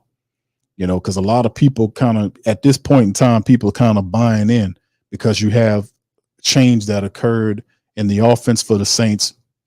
Change occurred. You got a whole new offensive, not whole new, but the majority of the offensive room is new. You got a new coordinator, a new passing game coordinator. You got a running game coordinator now. You got you got a new offensive line coach. You got a new wide receivers coach. You got a new running back coach. You got a bunch of new coaches on the offensive side of the ball. And Clint Kubiak is a guy. Listen to the interview that he did on WWL. They talked to him, and he was explaining stuff. But he's a serious dude, you know. He, in terms of being serious, and they talked about his philosophy in terms of him, and Deuce McAllister asked some pretty good questions. But I wish he kind of would have kind of asked him questions pertaining to his idea of what's important to him as an offensive coordinator. Because see, that's why I want to know where his head's at. We can talk. Any offensive coordinator could spit at you plays and say stuff that the average person listening wouldn't know what they're talking about. They can call out plays and all this kind of foolishness. But I'm more interested in the mental aspect insofar as what are your fundamental principles that you operate with, meaning how do you feel about accountability? How high is accountability in your coaching mind or in your style and your moral base? How high is that? Because that's what I want to know. I want to know how accountable are you, and how are you going to use that to control your offense and make sure everybody's held by the same accountability that you're held by. What are you going to do if a player on your team doesn't go by those same accountability issues? What are you going to do if you have a player, and I wouldn't say no names, but a player that is a high ranking player in your offense that doesn't want to listen to you, that's not taking what you're saying seriously and not being accountable? What are you going to do about it? What is your technique in fixing that situation? How much of a troubleshooter are you? How, this kind of stuff. If people are dropping balls and missing assignments, what are you going to do about it? What is your system of punishment or something along that line to uphold accountability? That's what I want to know. I already know you know how to call plays. You wouldn't be in the NFL if you didn't. You the son of a play caller. Hell, you the son. That man that taught you everything. But I want to know that and stuff along that line. That's what I want to know, because the Saints offense, they need accountability. That's what they need. That's what we're lacking big time. They need leadership and they're lacking accountability. We can't have people blaming wide receivers for running the wrong routes, but you can't blame the quarterback when he's throwing the ball on the pick six. You see, we can't have that. We got an off-code, back-ass coach. We don't need an offensive coordinator doing that too. You see what I'm saying? And that's the major problem with the Saints, the accountability issue. They won't sit up here and pretend like it's all pretend games, like everything's fine. Man, it is not all fine. If it was fine, you've been in the playoffs for the last 3 years. Something is not right here. Something's not right. So we just bring in a new staff and they're going to fix it and do all this kind of stuff. No, that's what I'm saying, man. When we get to the brass tacks of it, if you have an off code team, they're gonna lose to the team that's on code. That's just how it go, man. You know, that's my thinking is how is you going to fix this? If you have accountability, how are you going to, if a team is not accountable, is not highly accountable on the level where it's supposed to be, what are you going to do about it? What are you going to do? That's the kind of questions that get them getting into that mind to understand what kind of skill, you know, and what is your attributes as far as that goes. And there's other things along that line. But that's what I'm looking at, man. That's what I want to know, you know. Well, what's up? Revolt says, I watched a lot of Alabama football. I can't remember Kool-Aid McKinstry making one play. He made some plays for them, bro. McKinstry is a good player. Glenn says Kool-Aid had no penalties against the last year. Thank you, bro. Dwight says, I agree with T-Rob. Rick says, each time he will beat them out, and when they get hurt, like they always do. They've been hurt, bro. I mean, serious stuff. Not gonna tell you no lie. Our cornerbacks get hurt, bro. They do. Lucas says, Q, what about acquiring Trey Hendrickson? He requested trade from the Bengals a couple of days ago, wants a long-term home. I would love to get Trey Hendrickson, bro, but unfortunately, I don't think the Saints are in the financial situation that could warrant that kind of trade because he wants more money. You know, he wants more money and he wants a sizable contract. I don't think the Saints can give him that. We're not like in terms of our money situation and what they're doing right now. I think that's not a good time to go and approach Trey Hendrickson. You know, it's unfortunate because he's a hell of a player, man. He turned into something. And it's unfortunate because when about time Trey Hendrickson put on that great year, that last year he's with the Saints, his replacement was already drafted in Davenport and he was a cheaper option. And people thought Trey Hendrickson was a one-hitter quitter. He did that. He was hurt all those years. Remember that. I remember all that because I like Trey Hendrickson a lot, but Trey Hendrickson was hurt he got hurt every last one of those years except for the contract year. Then he had a double-digit sack year next to Cam that year. People was like, man, he did that for the contract. Goes to Cincinnati and was steady. Didn't get hurt and played. It was very weird. And then the Saints, we bombed on Davenport. But you know, I don't think financially we're viable enough to get Trey Hendrickson back here, to be honest with you. I don't think. Thanks for your question, though. All right, on the clock, I seen Patrick Paul come off the board from Houston to the Miami Dolphins, man. Yeah, I just seen Patrick Paul, man, come off the board to the Dolphins. That's a good pickup for them to get the big 6'8", 330-pound offensive line. Like I said, it's a bunch of really good offensive linemen in this draft, man. The Cowboys are on the clock. What do they do? Do they go after Trey Benson? Will the Cowboys pick up Trey Benson? I don't know. They could use a Trey Benson. That'll be a solid move. KD says, do not. He said, I repeat, do not draft Spencer. And I'm not a Spencer Rattler fan either, man. Supporter. I don't like Spencer Rattler. I'm not going to lie to you, bro. No disrespect. I just don't like his game. All right. What's up, Miss Lisa? How you doing? She said, action speaks louder than words. Indeed. Dwight Clark says, Saints already have enough wide receivers. Kool-Aid was a great pick. I like the pick. I still think the Saints could use some more wide receivers. I'm not really totally blown out by what they brung in. But like I said, I don't think we're going to have a vastly exciting rest of the draft. It'll be pretty much a solid, quiet draft as we get players that'll help us. And then we go into the undrafted ranks and stuff like that. Like I said, this draft is like kind of just taking care of the business, man, trying to add some more talent to what we got. And in an attempt to kind of go at the rest of the NFC South and try to see if we can get that in hand, man. But the key to it is Clint Kubiak and this new offense they're trying to put into place. All right, Lewis says, I don't know, Chiefs just won a Super Bowl without an alpha wide receiver. It all starts with the quarterback. The Saints chose to ignore that, but at least they're riding nice foundational pieces until Carr is gone. A lot of people don't like Carr, man. All right, Lucas says we screwed up letting Trey walk. What if we can get him back? I don't think we can, bro. The money would. How would the money work? Trey Hendrickson has a nice size contract. Saints did sign Chase Young, and they read up with Cam Jordan. They just paid Carl Granderson. What are we supposed to do with all of that? And if we bring Trey Hendrickson back, what are we going to do with all these other people? Just sad, man. It's like, fam, let's get this guy. Bro, they're already committed. They're already committed to these other people. They gave Cam as an extension. They paid Carl Granderson. They drafted Peyton Turner and Isaiah Foskey. They signed Chase Young. They committed a lot of money and time to the defensive line. So bringing Trey Hendrickson, I don't think it monetarily works out, because I don't think the Saints could afford him. That's why we in the streets that we are. We can't have a knee-jerk reaction. I like Trey Hendrickson. I just think we can't afford him right now. It's way late in the game for that. That's something that we should approach sometime before we even start dealing out that money. KT says, Q, tell the fam who put the Who Dat Nation on the Rashid shot. It was KT, man. KT was breaking it down about the kid.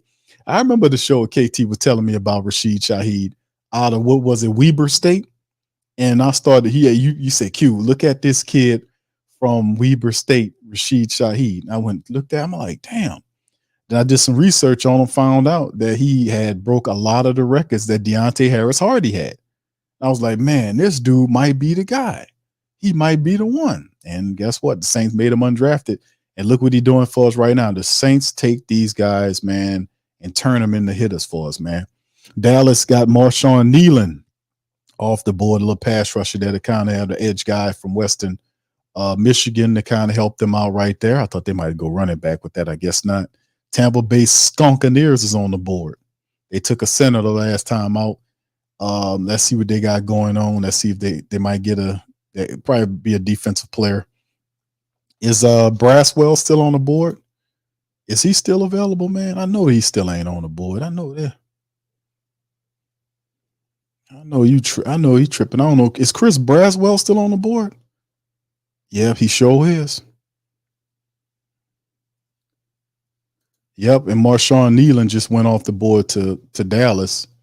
Don't be surprised if the next pick might be Chris Braswell from Alabama. Don't be surprised. Yeah, they're on the clock. So anyway, all right, yeah, KT, shout out to you. KT, the one told me about it, man. I started looking them up, man. We doing these shows. KT always draw all these guys. I be looking up all these people. I'm like, damn, who this dude is? And then the running backs, all the running backs that you see. Check this dude out. Check this guy out. And I be checking them out, man. I'm like, damn, these guys could play. You know, it's just not enough picks in the day, man. KT says, Big Q tight end still available. Theo Johnson, that's a good one. Tip Ryman, I mock Tip. Tip is a good player, man. Tanner, I'm not familiar with Tanner, but I am familiar with Jaheim Bell, Eric All, Jared Wiley, Isaac Rex. I'm going to have to look into him. But yeah, there's still a good ton of talented tight ends that's available, man. Like I talked about Iowa State. Iowa State is, I call them tight end university, because that's all they do is produce some of the groundbreaking or the top tight ends in the NFL. It's a crazy list of Iowa type tight ends is coming in here. What is it? Not Iowa State, but Iowa. George Kittle. What's the tight end from Detroit? I keep forgetting the man's name. What is it? LaFonta. No. It's not LaFonta. Y'all help me out in the chat. What's the tight end from Detroit? What's the guy from Detroit, man? Oh man, what's his name? I forgot the kid from Laporta. There you go. Thank you, DeVoe. Thank you, DeVoe. Yes, Laporta. Thank you, fam. TJ Hawkinson. What's up, Country Rail? How you doing, bro? Yeah, all these guys, bro. Look at the laundry list of tight ends that come out of Iowa, bro. It's crazy. Laporta, Kittles. Who else y'all said that? It's a bunch of them, fam, that come out of there that's just tearing the league up. I think Noah Fant, Hawkinson, bro, solid tight ends, man. Solid tight ends out of Iowa. So if anybody I'm taking out of Iowa is going to be a tight end, and Eric All might be that guy. The knock on Eric All is he got the size, he got the speed, he can catch. They said he got to work on his route, his route running, footwork a little bit, get a little stronger. You know, the tape show he's a decent blocker. He's tough to cover, but the knock on him is his injuries. Can't stay. You know, he had injuries over the last 2 years. So if you get him late, he'll be something else. Yeah, Country Rail says Eric All is next, bro. These are solid people, man. Solid. Iowa turns out some really good tight ends, man. And each one of them dudes we talk about tear the Saints up.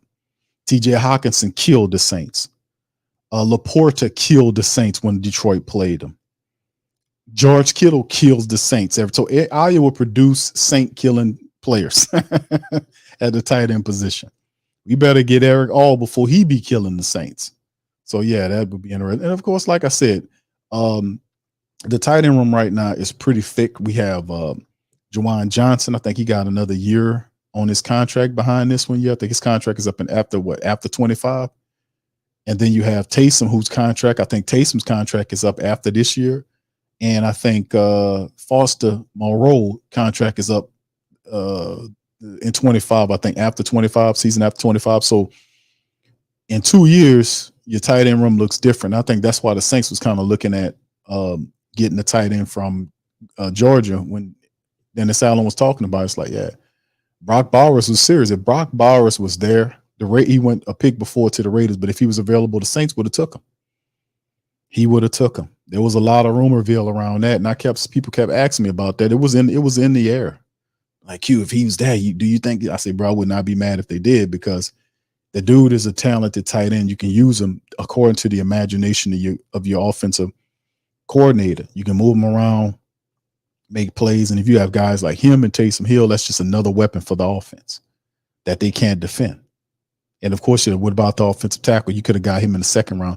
There was a ton of tackles that was still available. We just seen what's his name, the 6'8" tight end get off the board from Oklahoma just momentarily. They went to the Miami Dolphins. He was available.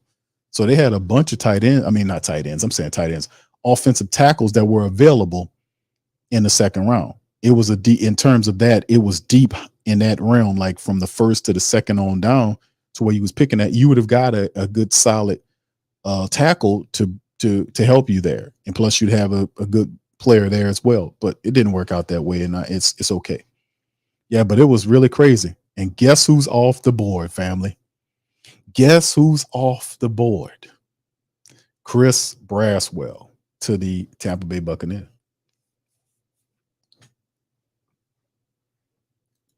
Yeah, Jack says Lions traded Hawkinson and then drafted Laporta. Boy, that dude couldn't miss, can he? But that go Tampa Bay, get Chris Braswell, pass rusher out of Alabama. Dude good, man. Dude's good. So we might have to contend with this brother in Tampa, man. Very interesting. Dude's good. Dude is good. So we got to have our tackles together, brother. We got to have our tackles. I just talked about Chris Braswell. I said, man, Chris Braswell is still on the board. No, he ain't. No more. As soon as I said it, he's gone. All right. Shout out to Tragic, man. Shout out to you. Big ups to you, my brother. Yeah, my Mr. 5D says y'all Saints will move into the third. I'm thinking, I don't know if they move into the third, bro, because I know you need a little capital to, you might need help from next year's draft. And I don't think they won't touch next year's draft, but I can see them going up. They got the ammunition to move up into the fourth. Now, to the fourth round, they can take 2 5s to get up to 4. They still got 3 5th-round picks. They can take 2 of the 3 5th-round picks to give up to go into the 4th round. I don't know if they get into the third. I think they'll probably end up getting into the 4th, but then again, we'll see. We'll see how it all pops. But right now, the Saints, fam, 2 solid picks. Yesterday was Tulise Fuaga, starting offensive tackle. We don't know exactly which side. Dennis Allen wasn't committal about that. And of course, today, Kool-Aid McKinstry from the University of Alabama, solid cornerback prospect, coming in along with Lattimore. Coach Woods was a defensive coordinator. His job is to coach up the cornerbacks. He'll get this guy ready to play just like he got Isaac Yiadom ready to play. Y'all remember how Isaac Yiadom was before Joe got here. Isaac Yiadom was, Isaac Yiadom wouldn't even turn his damn head around. He was out there playing the game scared. Wouldn't even whip his head around to locate where the ball was. He was always in the trail position. His hand placement, he wasn't as strong as he needed to. He wasn't nearly as confident as he needed to be, but boy, when Joe Woods got him and when Joe Woods worked on him, he started turning his head around, locating where the ball, reading the eyes of the wide receiver he's playing. He became a better tackler. His rhythm in terms of batting the ball down, all that got exponentially better with Joe Woods. And I expect Joe Woods to really help this Kool-Aid kid really step his game even further. So I think it's a solid pick. Anytime we talking secondary, fam, you got good cover men. Remember, Don't you ever in your life worry about when the Saints get a solid cornerback. Fam, when you have all of these wide receivers out here that's tearing you up and you have a really good cover man that can go out there and play with all these dynamic wide receivers and even make open field tackles, play with confidence and not scared, man, that's worth a lot. That's worth a lot. So we good. All right. All right. All right. Saints for Life said Kingsley. Yeah, he is still available. Yep, he still is available. Blake Fisher from Notre Dame came off the book. You know, that's the guy played next to Joe Alt. He's off the book to the Texans. So there you go. Yeah, that's right. Coverage sacks, Jack. That's right. Coverage sacks. Everything, man. We good. All right. All right. Yeah. Tampa has always drafted good. Well, that was a good pickup by them to get them. I think Shaq Barrett is not. Isn't Shaq Barrett gone? He's not with them anymore. So they needed somebody to kind of keep the pressure on. Well said. Tragic says not just Joe Woods, but Marcus Robinson, who is secondary coach and former Pro Bowl safety. Indeed. Thank you, bro. Appreciate you. All right. So anyway, fam, let's keep on rolling along. What I'm going to do now, fam, I'm going to give the family members opportunity to kind of chime in one at a time. So if guys are interested in guys and gals, if they're interested in popping in on the show, I'm open up the phone line, fam, for the fam to get their talk on, man. Hold on. Let me see if I can post it in. Hold on just a second, fam. Post it in the chat and kind of get a fam an opportunity to kind of chime in on what they think about the Saints and what the pick is going to, the next selection is going to be, and how they feel about the draft. Even though it's 2 picks right now, man, it's just 2 picks right now, but still in all, we're not doing too bad. We're doing all right, man. We're doing all right. KT says, Q, Jaden Hicks, arguably the best safety in the class, is still available. I heard about him from Washington State. How do you feel about Bo Braid? I like Bo Braid. How you feel about Bo Braid? 504 Code says, fam, remember Debo and Ayuk want out of San Francisco. Rumors Kubiak might grab one of them. That is interesting. You got to look at their contracts, too, to see what we're looking like here.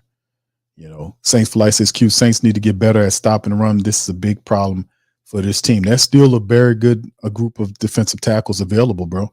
There's some solid tackles remaining right now in the draft. So, like I said, it's still a lot going on here. There's still a lot of good tackles that's in this draft that's left over. Christian Boyd from Northern Iowa, Tyler Davis from Clemson. Who else they got? Jordan Jefferson is available. Keith Randolph Jr. is another one. Who else? We have Miles Murphy is another interesting one. What's the kid from Alabama? Justin, I can't even pronounce his name. Ebogbe. Justin Ebogbe from Alabama is another dude that give you a push. Dwayne Carter from Duke. There's a couple of guys that's available that's in the defensive tackle mode that could help the Saints. Saints had scouted a lot of these guys, come to think about it, on this list I'm looking at. I hope I said that right. Justin Ebogbe. I think I might have nailed that one, man. I'm proud of myself. All right, fam. So hold on. I'm gonna open up the phone lines one at a time. So, fam, probably be kind of thoughtful in terms of who's coming behind you. Please feel free to chime in, kind of spit your game, make your point, and kind of then give another person an opportunity to kind of chime out. It's been a while since I opened up the phone lines on the show, but I want to hear from you guys, man, tonight, man. We're going to be listening to you guys tonight, and let's see what you guys got to say about it. But like I said, please feel free, if you pop in, kind of, chat in, let you know what talk about how you feel about the team, how you feel about the Saints picks, what we need to do in the remaining portion of the draft, all that good stuff. The link is in the chat, and y'all feel free to kind of chime in and let me know, baby, how you feel about what's popping and what's going on with the black and gold. You know what I'm saying? We up in this thing, baby. We doing it. All right. So anyway, the link's in the chat, man. Let me pin that sucker, matter of fact. And it looked like the wide receiver position is not going anywhere. They were talking about the wide receiver position being the position in which the Saints need to keep it going.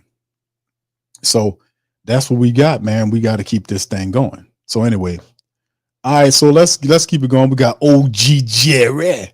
That's up here next. We're gonna bring in the OG just in a second, but just to let y'all know.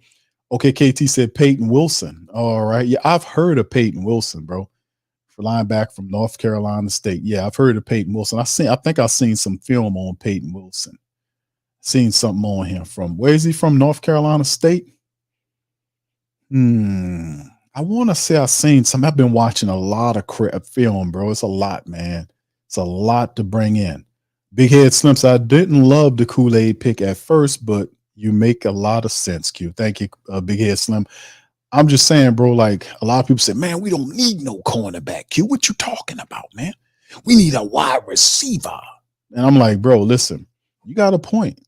But when go back and look up the stats about your cornerbacks. The cornerbacks got hurt. Laddie Daddy missed a ton of games last year. Alante Taylor got benched for bad play by Dennis Allen last year. Who was playing when all that was going on? Isaac Yiadom. Guess what? Isaac Yiadom is not here anymore. He gone. So who's gonna take the weight at the cornerback position? We don't have a long-term option at the time behind those guys. There was no establishment spot. Everybody was guys that I never even heard a lot of these guys before. Like you had Faison Hicks. Y'all got confidence in Faison Hicks? No disrespect to Faison Hicks. I just don't know him. Regzon Wright. Who the hell is that? Shamar Jean Charles, which we seen him play some last year and the Saints brought him back. But long-term options we talking about. These other guys are just, they are depth pieces, but you want somebody that eventually becomes a steady starter, and McKinstry has the potential to be there. And like I said, he's a fourth cornerback, but you start 3 every damn game. One gets hurt, that guy McKinstry is going up in there. Just saying. They gonna love him when he start picking off Atlanta. Kool-Aid start picking off the Atlanta Falcons their quarterback. They'll love his ass then. All right, so anyway, we're gonna bring in Jerry. I see your brother Jonas is in this thing. Y'all won't pop in, man. Feel free to hit the link. It's pinned to the chat. The lines are open, man. Let me hear from the mighty Who Dat Nation. Let me hear from the great Saint Dank Tank. Y'all tell me what y'all think and how y'all feel. OG, what's happening, brother? I'm coming to you first. How you doing tonight, sir? What's going on? What's up, OG? What's popping, my brother? How you doing, sir? I'm doing good, man. Long time no hear from you, brother. You're looking good, man. Hey, thank you, OG, man. I feel good, brother. Just been doing life, taking care of business, taking care of the chillins, doing what I do, my brother. Just working to get better every day, my brother. I got you, Q. But listen, I want to go back to Thursday night. I love the Fuaga pick that we got because we was definitely in need of an offensive tackle, and we got our man. So I'm happy about that. Very happy about that. But I'm in total shock earlier this evening because I thought we were going to get the 45th pick in the draft. But Green Bay, because I thought Green Bay was going to get Kool-Aid, but they traded their pick to us, to the New Orleans Saints, and we got them. I am in total, complete shock, Q. I did not expect this to happen, but it happened. Right. I did not expect it to happen, but hey, I love it. I agree, bro. I love it too, OG. I think it was a solid move by the Saints, man. He was high on their boards. That's the only time when you pull a move like that, bro. When you have that player high on your board, you like him a lot, and you think the team is going to draft him before you can get to him. So they had to move up 4 spots. I think it was 4 spots, from 45 to 41. I think it was 41 to go and get him. So I applaud him for doing that because he could turn into a big player for him, bro. I got you, Q. Now the question after this move, Q. I mean, what the Saints get in return? After Green Bay traded their pick to New Orleans. What they get in return? Well, the way it is, the Saints traded their 5th and 6th round picks, which is 168 Mm, and 190 okay. to move up the 4 slots. So they gave up 2 to move up. They gave up the that second pick, the 5th Mhm. and the 5th pick and the 6th pick to move up to go and get them. So they don't get nothing in return except for Kool-Aid. They don't get any extra picks. They gave all that to Green Bay to make that move happen. That's why I was saying it's high on their boards. Now the Saints still have 5 picks left. Okay. You got 3 5s, 1 6, and a 7. One and one. Okay, I got you. So that means they still got all 5 of their picks still set for Saturday. The Yes, three sir. fives, though, you say the 1-6 and the 1-7. Yes, sir. 150, 170, 175. Those are all the 5th round picks. 199, which is the 6th, and 239, which is the 7th. Okay, got you. So the Saints are still in the clear with their draft picks. I got you. Yes, sir. They still got a ton of picks to make a move, and they can take 2 of the 5s and trade them up to get into the 4, so they have a 4, a 5, a 6, and a 7. They can still do that. I'm expecting the trade to make a trade to get into the 4th round tomorrow. I still think they got a trade up their sleeve. Okay, yeah, because Q, just like everybody in the mighty Who That Nation, as you would put it, the great Saints think tank. Nobody expected this to happen. Nobody did. I wouldn't expect it to happen because I was hearing somebody saying Saints traded from Green Bay. I'm like, wait a minute, hold up. I don't even see it. And then when they showed it, I'm like, okay, all right, let's go. Yeah, OG, it happened pretty fast, bro. It happened pretty fast, man. And when it happened, man, the Saints. They thought that he obviously was going to get drafted because we talked about it. We mentioned it like a couple of minutes, or not a couple of minutes, like 5 or 10 minutes before it went down. I was like, man, somebody mentioned, said, man, Kool-Aid McKinstry is still available. I said, no, he not. He can't be. Looked on there. Guess what? He was available. And he was, and now he's taken. He's a Saint. Yes, sir. And I love it. So Who That Nation, I hope y'all got y'all pictures ready. I hope y'all got your Kool-Aid flavors ready, got your sugar ready and all that good stuff, because we drinking every day. So get your pictures ready. We got some Kool-Aid in the Big Easy, baby. Let's go. Let's go. All right. Thank you, OG, man. Thank you, man. Good hearing from you, my brother. Appreciate you as always for chiming in, bro. Thank you, man. Thank you, Big Q, and always I'm glad every day is well with you, my brother. Same to you. Keep it up, you and everybody, and shouts out once again to the Who That Nation. I love Q. Let me say this, and I'm gonna get out of here. This is why the Who That Nation is the best fans every day. I'm gonna just say it like that. We Saints fans know what it feels like through the good, through the bad, all in between. We are here together as a family. We are all family in this thing. Y'all know it, and I know it. And I love y'all, and ain't nothing y'all can do about that. All right. Same to you, OG. Thank you, brother. Appreciate you. Who that to you, OG? Who that? Who that to you, Godfather Big Q? All right. Thank you, brother. All right. That's OG, man. OG Jerry in this thing, man. Hey, y'all want to chop in what I got on screen right now? Just Kool-Aid, man. He was having a watch party, and the camera just happened to catch Kool-Aid McKinstry. The moment he got the phone call, Saints called me on the phone with the Saints right now. And they gave him the word and say, at that time that they was going to draft him. And, after he puts the phone down, you can see this is the live reaction. He takes his glasses off, and the Saints are telling him on the phone before they drafted him, before they pulled the move on him. As you can see, I got the footage on screen right here. Him having a little discussion. You can see that he's touched. He's crying right there. And he let him know, I'm going to the Saints.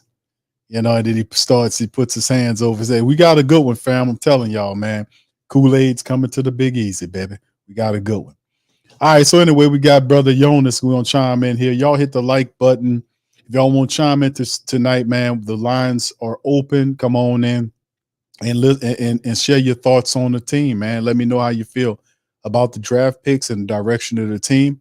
Express yourself. The lines are open. Hit the link and pop on in.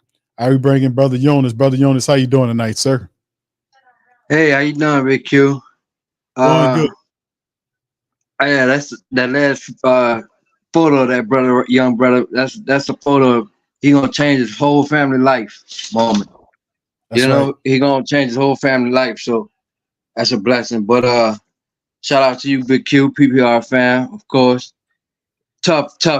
You know, but it's football season. Right? We talking football right now. We're not gonna talk about the Pelicans right now. But Big Q, I like what they're doing. But the thing is, this I won't say this first before I start. I won't say this because it's two things that I'm getting out the season. One, I think we're gonna be a great team this season. But the thing is, I think that Clint Cooper, our offensive coordinator, is gonna do so good that he's gonna depart and get a head coaching job somewhere else, leaving us stuck with Dennis Allen, keeping Mickey Loomis a reason why to keep Dennis Allen. Just because of this one season, I guarantee it. And that's gonna be a sad thing because we might fall back into the Dennis Allen we all know mode to be a loser. Let's be honest. He's a loser because we had good last year. We had a great team to win that division. Everything was stacked up. Even though I really felt it when we beat Tampa, when we on the second game we beat Tampa. I said we got this control and we can make a playoff and make a run probably. Then Dennis Allen find a way to lose. But anyway, for this draft, I love for Egypt.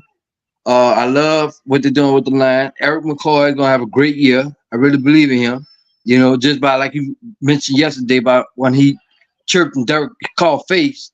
You know, he went in his face, let him know, he ain't no lose. And I like his attitude. You got to do that sometimes with the quarterback, just like with the situation with Denver, with the guy that did to Russell Wilson last year, went in his face. You know, Russell Wilson won't play the good guy role. Oh, he was just telling me, come on, man, come on. You know, man, I'm pretty sure he was telling you more than come on, Russell Wilson. Stop the cap.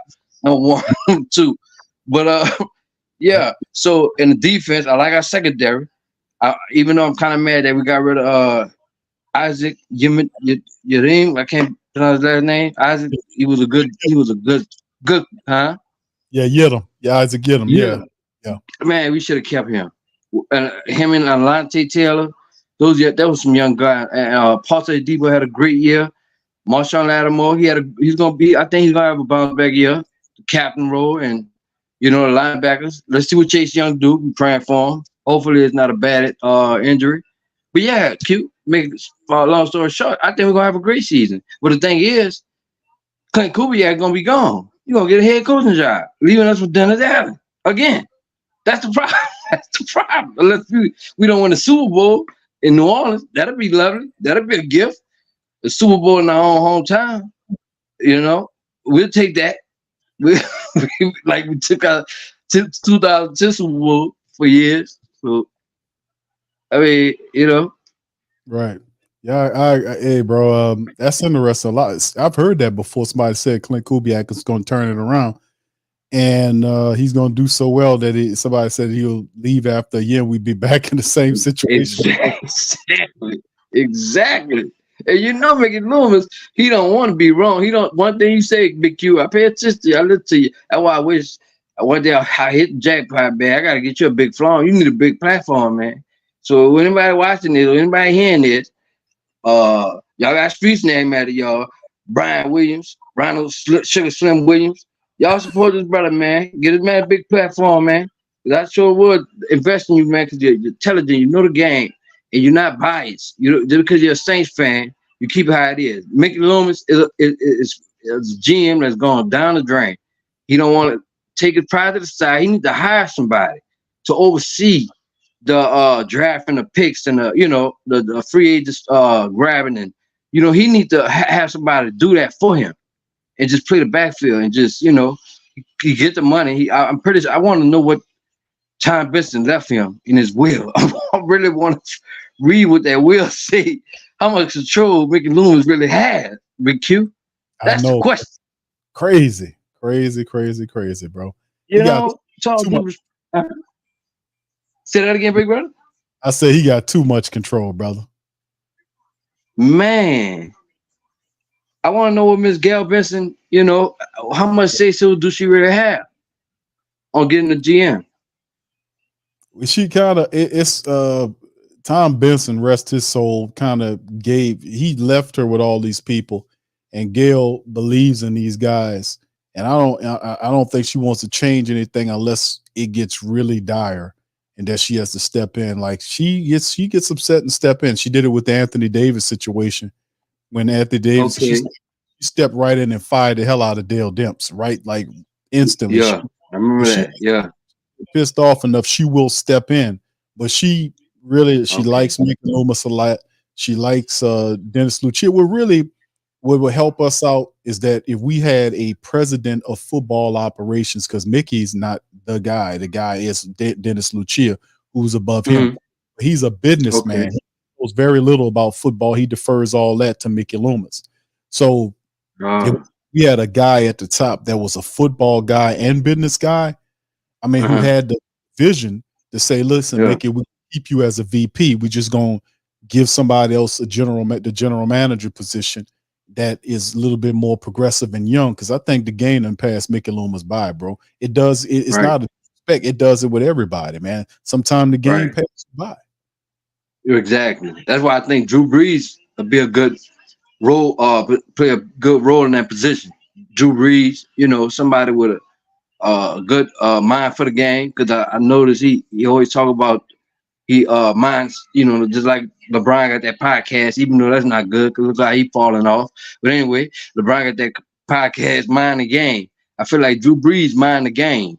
I feel like he studied the game as a quarterback, and that's why I think he was so successful. I remember he had that early game pre-game stretching. I used to see Drew Brees on the sideline stretching like a high school exercise PE yoga class or something. I used to see Drew Brees doing that. I said, man, this man is prepared. You never see quarterbacks doing. You never see Dak Prescott or Lamar Jackson on the sideline doing those stretches like Drew Brees. Drew Brees, he loved the game, man. And Derek Carr, on the other hand, he's good, but I see sometimes he act like a baby, man. Let's be honest. He pouting up, I'm like, that's not gonna work, Yep. Yeah, you got a point. And I don't see Drew Brees, giving him no game. I mean, I don't know. Big Q? Do Drew Brees talk to him? Yeah, he mentioned that they were hanging out together not too long ago. They had an interview where he mentioned that he talked to him for a long time. And he says that he does talk. He does. I don't know if it's on a regular, but he does talk to Drew Brees, and he said he was picking his brain on some stuff. And I was like, man, what is he talking about? Recipes, man. You need to try to get all the game you can, bro, because start the routine, whatever routine it is, man, because it's like $150 million. He walks in the door kind of entitled. The Saints do everything they can to surround him with the softest mattresses you could possibly imagine.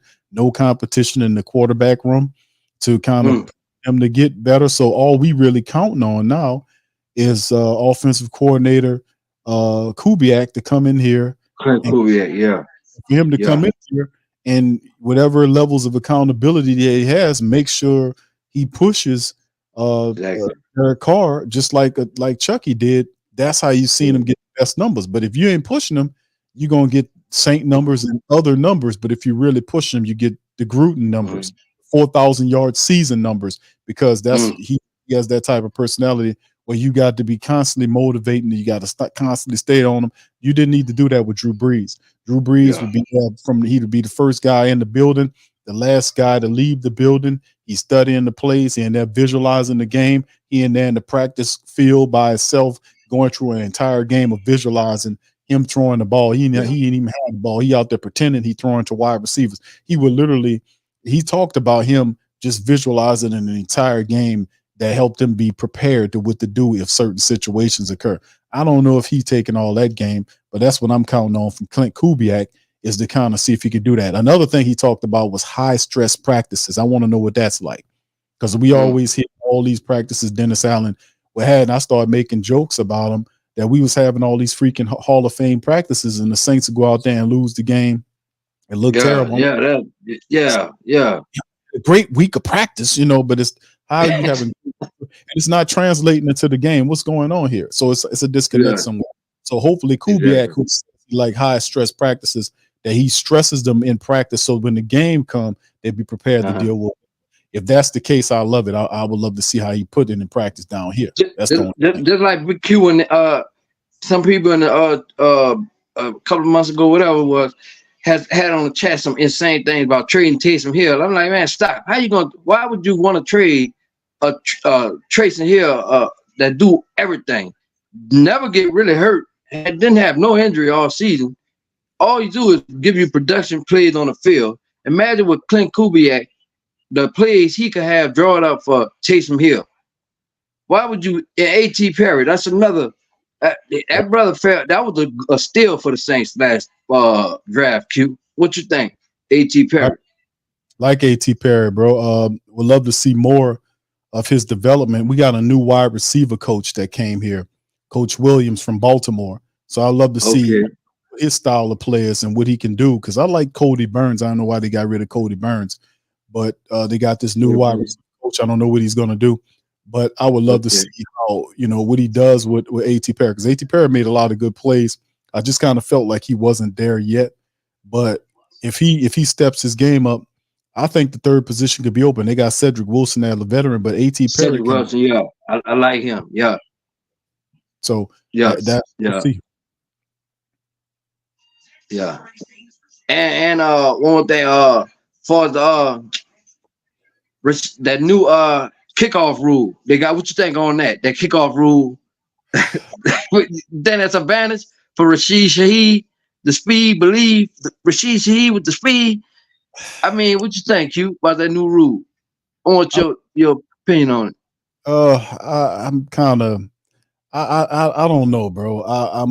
I know Cam and the rest of them, they don't really like they don't really like some of these rules that they're creating. Oh, damn.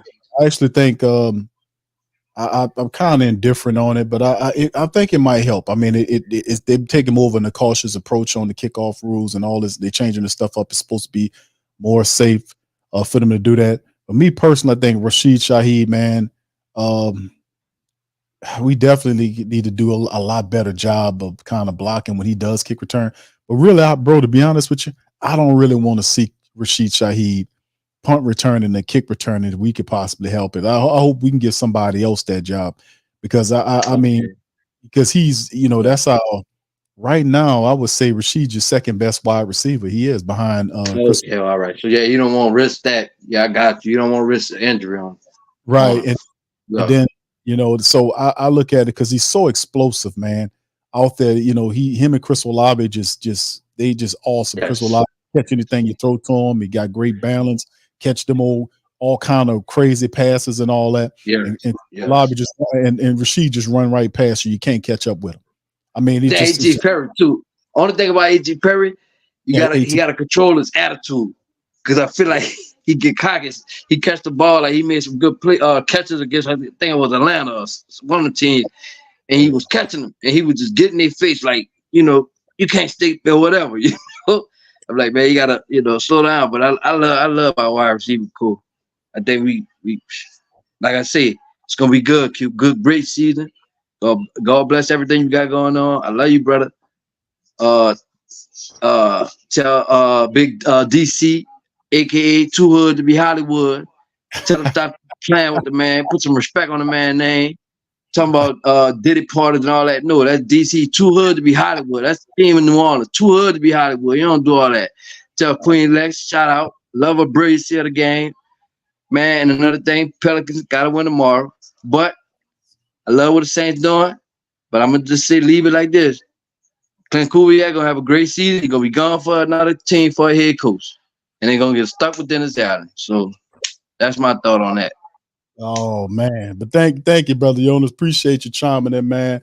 Much love and blessings. Love. And we'll talk to you later, my brother. Thank you, bro. Yes, sir. All right, that's brother. Appreciate him chiming in on that, man. And listen, that's a sentiment that a lot of family members was kind of hitting on. It's like, man, I think Clint Kubiak gonna come in and change the game, and that's what I was telling the family. It's like, fam, we're really not that far off. A lot of stuff that's happening wrong with the Saints is self-inflicted stuff. It's self-inflicted. Like we having these cracks in the fiber of the team, the fabric of the team.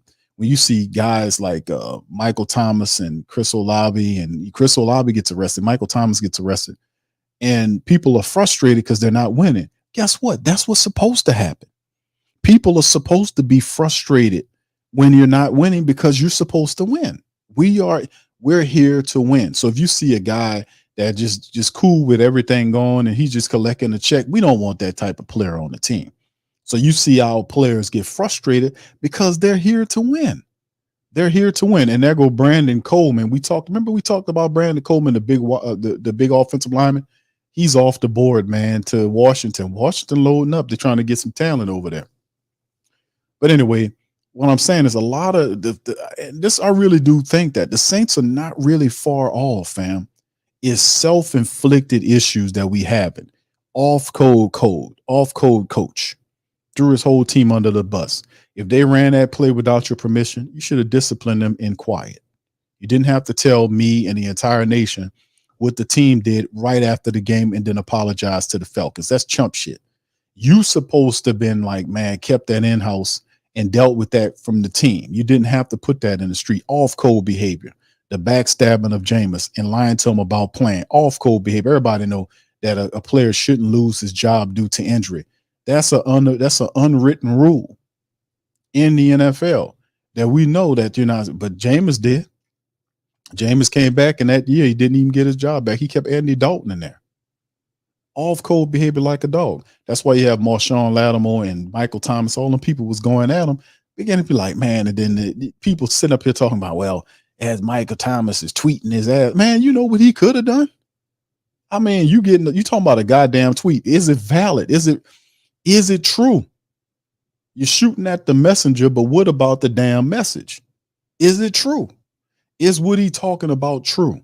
That's what it's about. See, it's always a misdirection away from the message to get at the messenger. What he said was true, but see, he got that shirt on, and let me tell you, that shirt, that was last year's model. Dumb shit. Misdirection. What the man said, was it true? Was it true? That's what it comes down to, man. And I don't go for that. I keeps it real and I calls it out. The Saints are having issues and they losing because of the Saints. It ain't got nothing to do with nobody else. The Saints are beating themselves in many cases. They are. This is true talk. They're beating themselves. So, and then the crazy part about it is they pretending like it's all good. Dennis Allen has no wherewithal at all. If I tell you, listen, bro, you got this issue, you backstabby, you weaselly, he knows what he is. Then the general manager, who's a whole nother player, pretends like the guy's upstanding. No upstanding guy throws his team under the bus and then expect the same team to play for him. It don't work like that. So how you got an off-code dumb general manager who can't see that? I'm sorry. I mean, I'm just keeping it real. I thought you're supposed to be an evaluator of talent and people. What are you generally managing if you can't figure out the problem with the team is because the coach is off code? It's not, he doesn't have a standard that people are following. No players are going to play for a coach or totally trusted coach that behaves in that manner. I'm telling you the truth. That's a God's honest fact. They're not going to play for them. And I'm sorry to tell you that a lot of the media people are not going to tell you that because they don't like them to talk like that. You might get your press pass revoked. And God knows you can't have that if you're a media personality, right? That's why the Sports Coma and people like myself keep it real, man. We got to tell the truth regardless. Saints are bad, having issues because the Saints are causing these issues. They are doing this. Accountability is not high in the model of the Saints. If it was, then you wouldn't see all the finger pointing happening. Everybody would be held accountable at the same line. It starts with the quarterback. Starts really with the head coach on the field. Above it starts with the general manager, but there is no accountability. And I say it's all about money. It's all about cashing out. Every year over the last 3 years, Gail got $1 billion richer, and your team still not in the playoffs every year. So how she making $1 billion? She got $1 billion richer every year, and the Saints miss the playoffs every year. How that work? How you get richer and richer? And he said, like you, because she got dealerships, she making money. Yeah, they making money. So if they won't listen to you, the only thing you got to do is hold your money. I've been telling people that. Very simple. Very simple, man. We control all of this, man. People just have to learn economic behavior. They got to learn how this society work. And talk about all these people. Oh, they got the people at the top that run it. They're not running nothing unless you let them run it. You letting them run it by default. You're not participating. Stop buying in all of the BS they sell and all this crap. They got the red gang, the blue gang, man, and they working together against you, telling you what you need. Well, this is what you're supposed to have. This is really the issue. No, it's not. That don't have nothing to do with me or you. That's what you want me to believe belongs to me, and it's not. The moment you start talking and thinking like that, you change everything. Everything changes around you. That's why I always tell you, you got the power. And it's a small sample size serving in sports. You control all of this. You really do. Take your power. Take your power. Take responsibility. Responsibility is a power. It's a power. When you deflect and blame, you give power to whatever you're blaming. That's the guy. That's the guy. No, well, let's take this in here. Let's take control of all this and call these people out like we're supposed to. And then if they don't behave, then we start restricting money to make them behave, and they'll start listening. Then they won't fuck you if you're not paying them. It's all driven monetarily. We just have to understand that. But everything that's impacted on the field is because that's what the Saints are doing. They do not have, and Mickey Lewis operates with no morality whatsoever. It's all about a dollar. Even if it's a bad pickup, a bad selection, or a bad hiring, you're going to just pretend like it ain't. You don't do no reevaluation on anything. You're supposed to reevaluate everything you do. There's no reevaluation on your decision making because there is no accountability for him. Who's checking behind him? Is Dennis Lucia checking behind Mickey? No, hell no. He ain't checking behind Mickey Loomis. He ain't doing none of that. Mickey Loomis told people Mickey Loomis been a general manager for 30 years. Been in football for 20 years, a manager for 30 years. He was in football 20 years. He's been a general manager. And I might be here another 10 years. What? No, dude, you about to come up off that general manager position. You're going to be what you are. You a VP. You're not a real general manager because you don't general manage a damn thing, but general manage some goddamn playoff losses year after year. So, I mean, like I said, man, we got to change the dynamic. The Patriots taking offensive lineman Caden Wallace out of the University of Penn State. He's off the board for the Pats. They're trying to build that offensive line around their quarterback, Drake May. So they got a wide receiver, a tackle to go around with the quarterback. They don't pick next until the 4th round, 3rd. We're now 5 picks into round number 3. The Chargers are on the clock, and they're looking for a cornerback. This could be where TJ Tampa ends up going to the Chargers. We shall see. But anyway, like I said, and shout out to the family members that chimed in. Hey, listen, man, if y'all want to pop in, what's up, Uncle Paulie? My boy, Uncle Paulie's up in this thing. Shout out to Uncle Paulie. Hey, listen, fam, the link is in the chat if y'all want to pop up on the stream. The phone lines are open. Phone lines, matter of fact, let me put the little sign up there. I thought I had it in. There it is, because people might not know. The phone lines open. We heard from OG. We heard from Brother Yakub here. Y'all feel free to pop up in here. The link's pinned to the chat. Let me hear from you guys what you think is going on with the black and gold. Do you think there'll be a successful season? How do you feel about the draft thus far? I think it's been a pretty solid draft. We got Talisa Fuaga to be the blind side. What do you guys think? Where should Fuaga play? That's a big question that needs to be answered. Matter of fact, let me put that into the chat. Let me first look at it. The old poll that we have, well over almost 600 people on the previous poll. The question was asked, which position should the Saints address in day 2? 46% of the people said wide receiver, 27% says cornerback, 17 says defensive end, and 9% says safety. So we're going to end that poll, and I'm going to start another poll asking the family members, and I think you'll see the results of the poll is in there.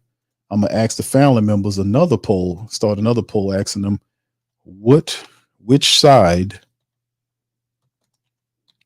should. I hope I'm gonna try to spell his name. Hold on, I'm gonna have to make sure y'all know I have to start learning their names. Say his name. I think I say his name right, but a lot of these names might be having trouble like a dog. But okay, hold on. I think I spelled it right. Yeah, that's cool. That's it. I think I got it right.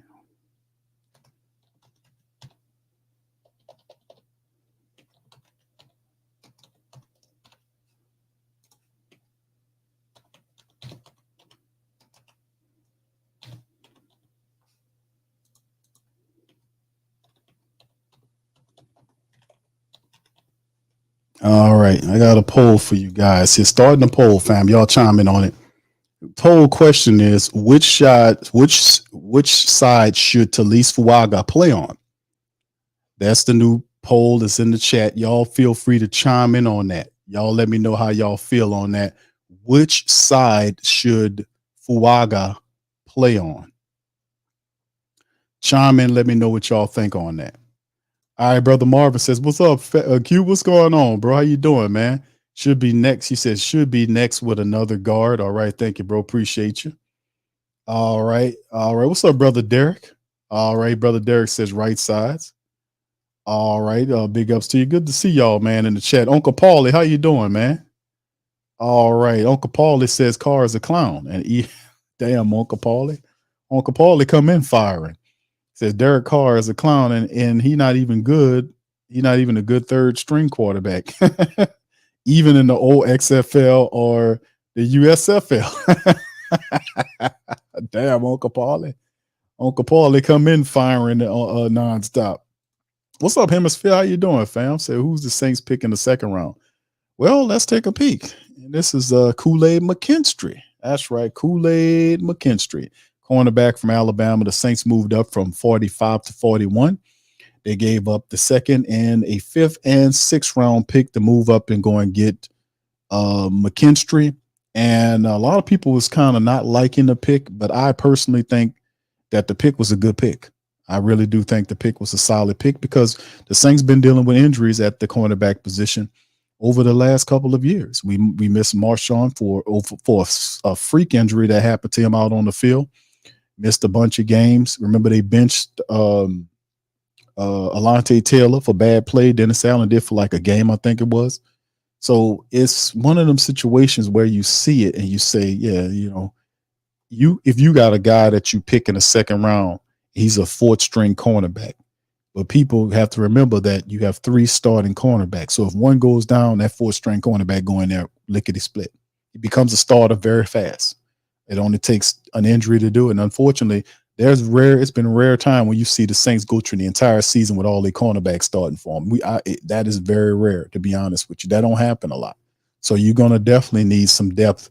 And I think McKinstry helped. Plus, he provides insurance just in case you can't sign Paulson or Debo, because you're a cap strap team for this year and next year, and Debo's contract is up in 2020 after 2025. So it could serve many different roles for you.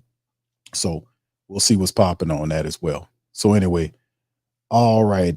Spice says, please no more Hill at QB. It disrupts the offensive chemistry and is way too predictable. No other team in the league does this. You know what, Spice? C. Rice. We've been saying that for a very long time, my friend, that I love Taysom Hill, but I don't like the predictability of Taysom Hill's package. Like when he gets out there and he pretends to drop back throw, nobody buys that. Nobody buys that.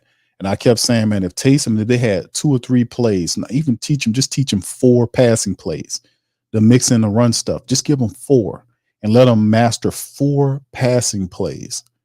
And let him work on that. That'll change the whole outlook of that Taysom Hill package when he rolls up in there and start making plays. But then again, they asked about Taysom Hill to to the offensive coordinator, Clint Kubiak, was asked about that. He says he talked about he didn't meet him yet, but he, looked at some film on him and all this kind of stuff. But me personally, I thought that Taysom Hill in Clint Kubiak's system could be like a Justin Juszczyk. That's what I was saying. And I was like, because I looked up, I was like, I don't know about that. But then I said, what's the size, how tall and how much does Justin Juszczyk weigh? And I went and looked them up, and Justin Juszczyk is the same height and the same weight as Taysom Hill. And I said to myself, I've seen, and listen, this is not a stretch, but I've seen Taysom Hill play fullback blocking for Elvin Kamara. We've seen that. And he goes out there and he plays fullback and he blocks for Elvin Kamara. He did that at times. And what I'm saying is the way how he used Juszczyk, that was, and listen, I know it's kind of, you kind of don't want to put him in that role. But like I said, I was thinking Juszczyk was a lot, way more than Taysom. But if you go look him up, they the same height and weight. And the way he used Juszczyk and Shanahan used Juszczyk in that 49ers offense, bro, that's a deadly mismatch for many teams. He's so important to what they do out there. Juszczyk is so important. You talk about Brandon Ayuk and you talk about Deebo Samuel, but they had times where Deebo Samuel was hurt and they still was winning the games when Deebo was hurt. Didn't make a difference. Juszczyk was running behind McCaffrey, and a lot of the blocking came from Juszczyk blocking for McCaffrey for him to spring him in some of these moves.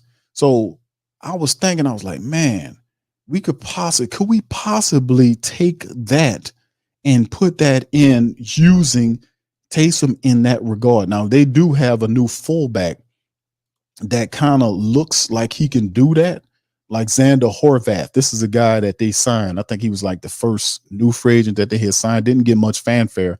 The guy came over from, I think it was the Chargers that he was with, or one of the teams, but Xander Horvath is a fullback the Saints picked up and have ultimately down around. They did sign Adam Prentice back to provide some competition. Well, Horvath is a guy, when you study his film in college, they had him playing. He was doing like halfback duties, fullback duties, stuff like that. He was doing similar style duties. And I was like, man, that's an interesting signing, because I often said we needed to find a fullback that can do more than just be a dumb fullback for us, like a traditional fullback.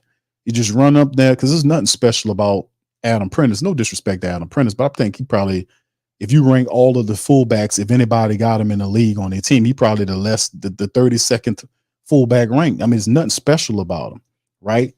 But Horvath is a guy that can do some different stuff. And I was thinking, man, Taysom in his last year, could we possibly create a role where Taysom can do something like that? Create mismatches there and all this kind of stuff. It's very interesting, man. That's what I was thinking, man.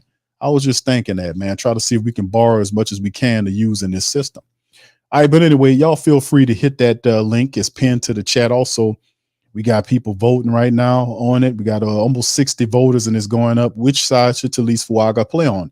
We got the blind side and we got the right side. 62% of the family members currently right now are saying that Fuaga should play the right side, not the blind side. I guess the next question to the poll is who should be the left tackle. Matter of fact, that's going to be the next one after we done with this poll. But we're going to bring in my brother KT, man, to chime in. Man. How you doing, bro? What's up, Q?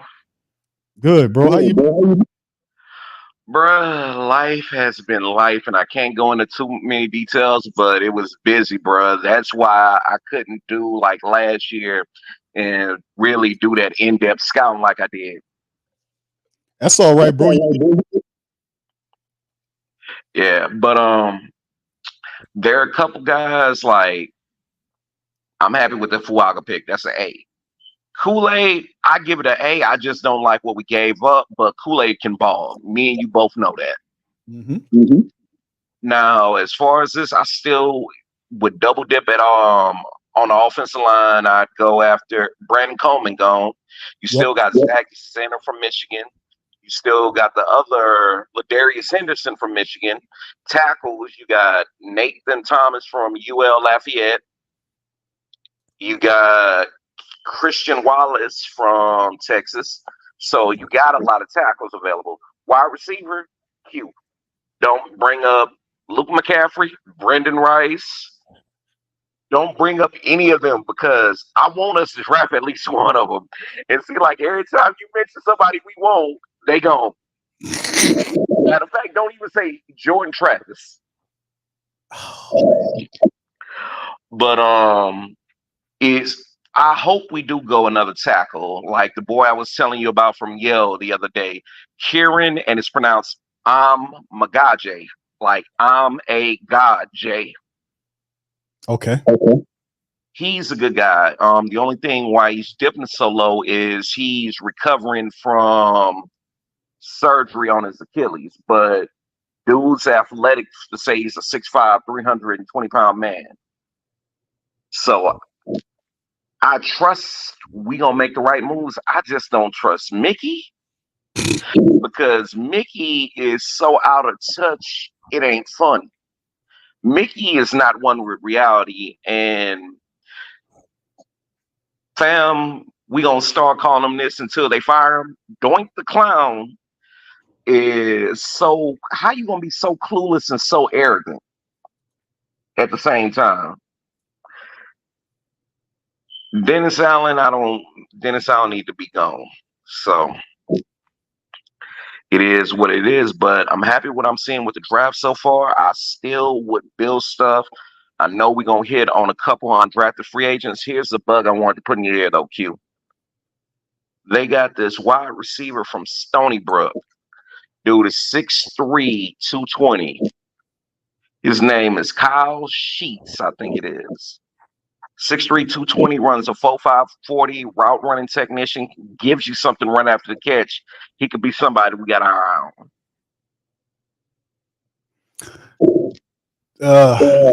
KT, what about Tipton? About Tipton? What you think about him?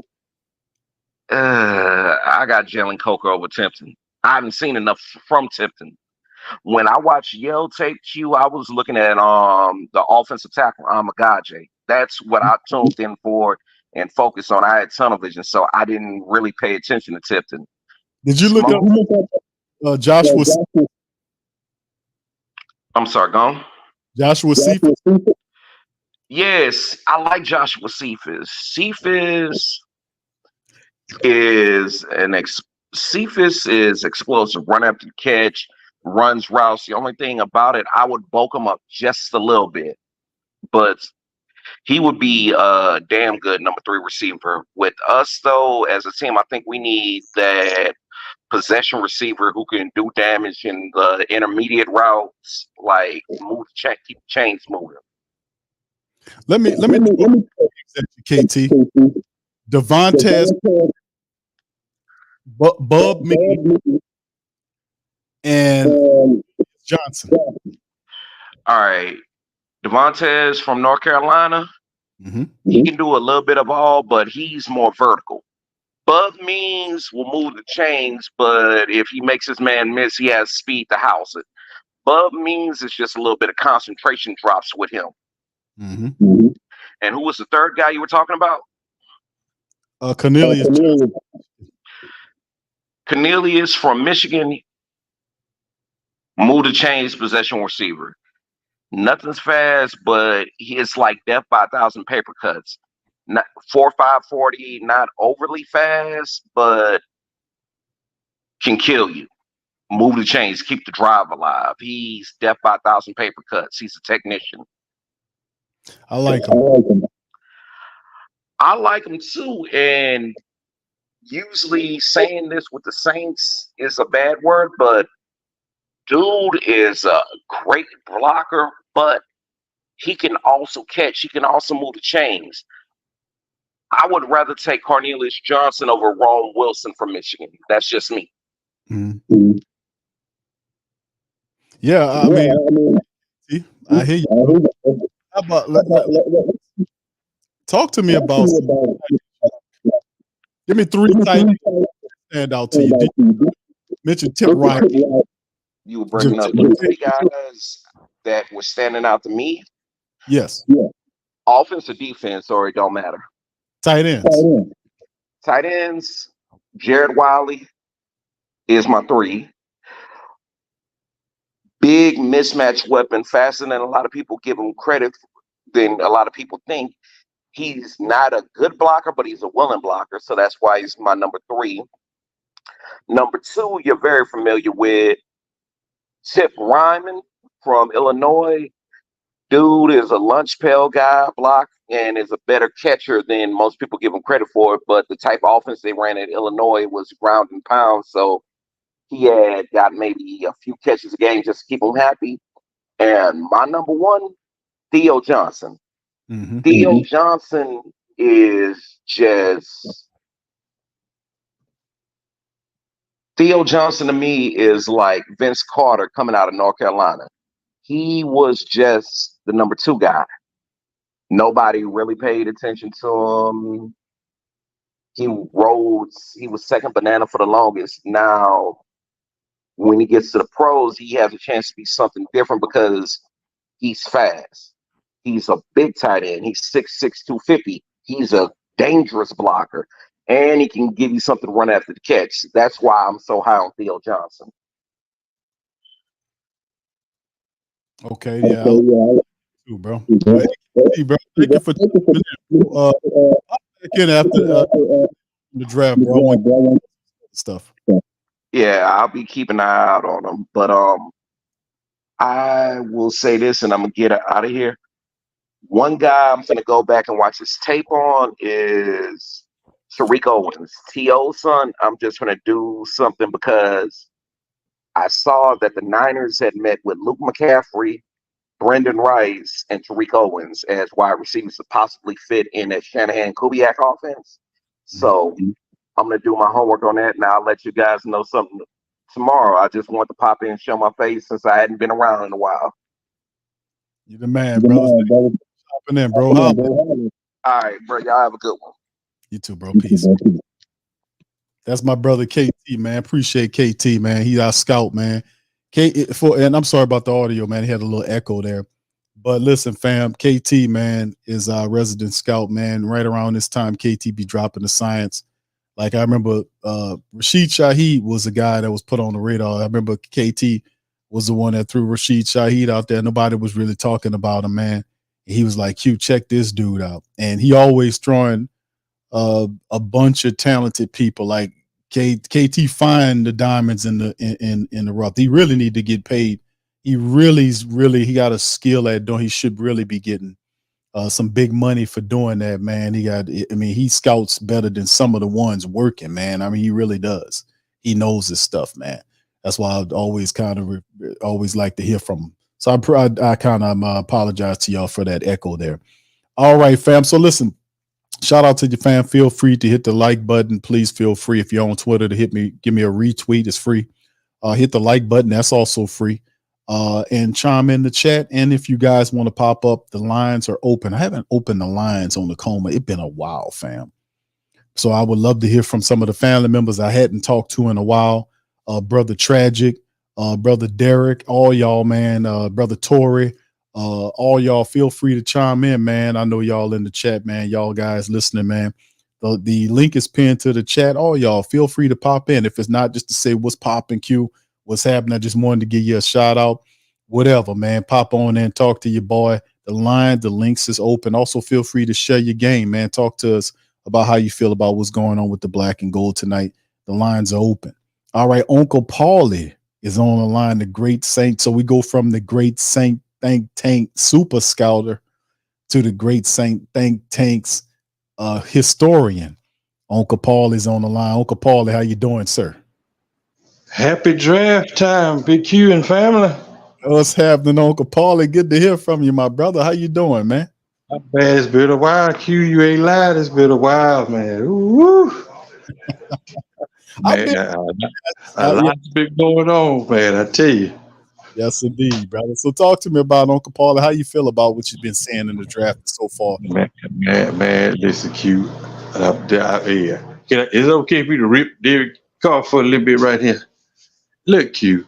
I'm glad we got Click Kubiak. Okay, good coordinator.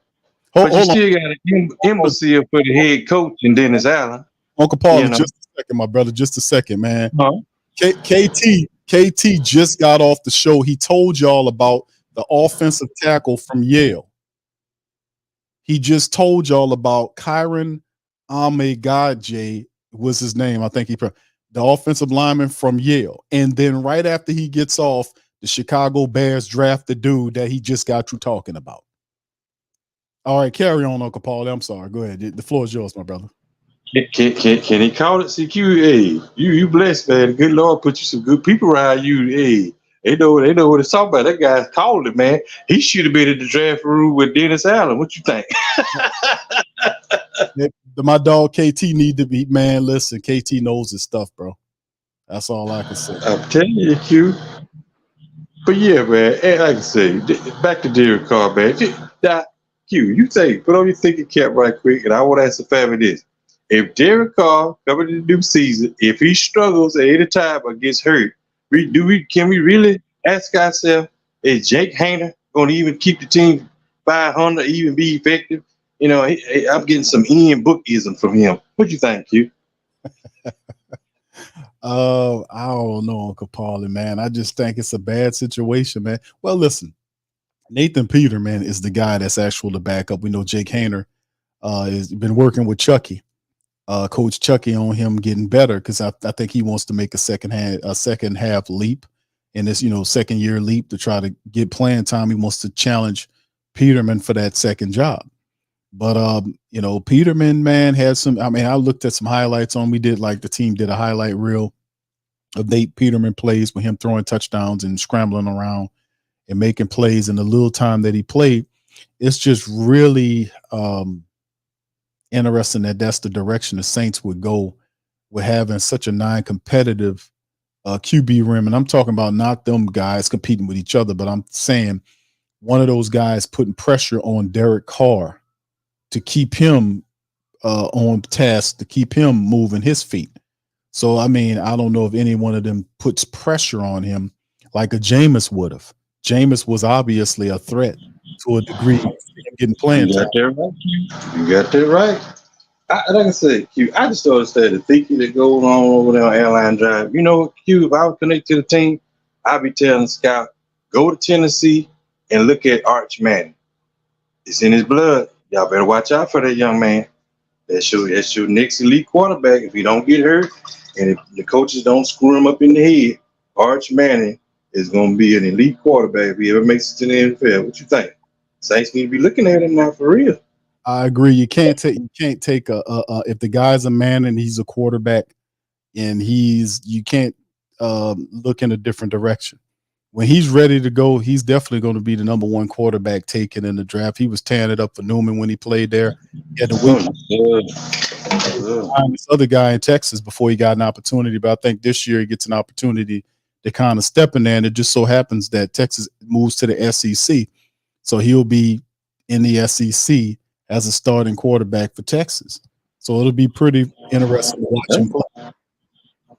Would it be something, two Mannings to come from Tennessee, but we got to get one back in New Orleans now. Wouldn't that be something?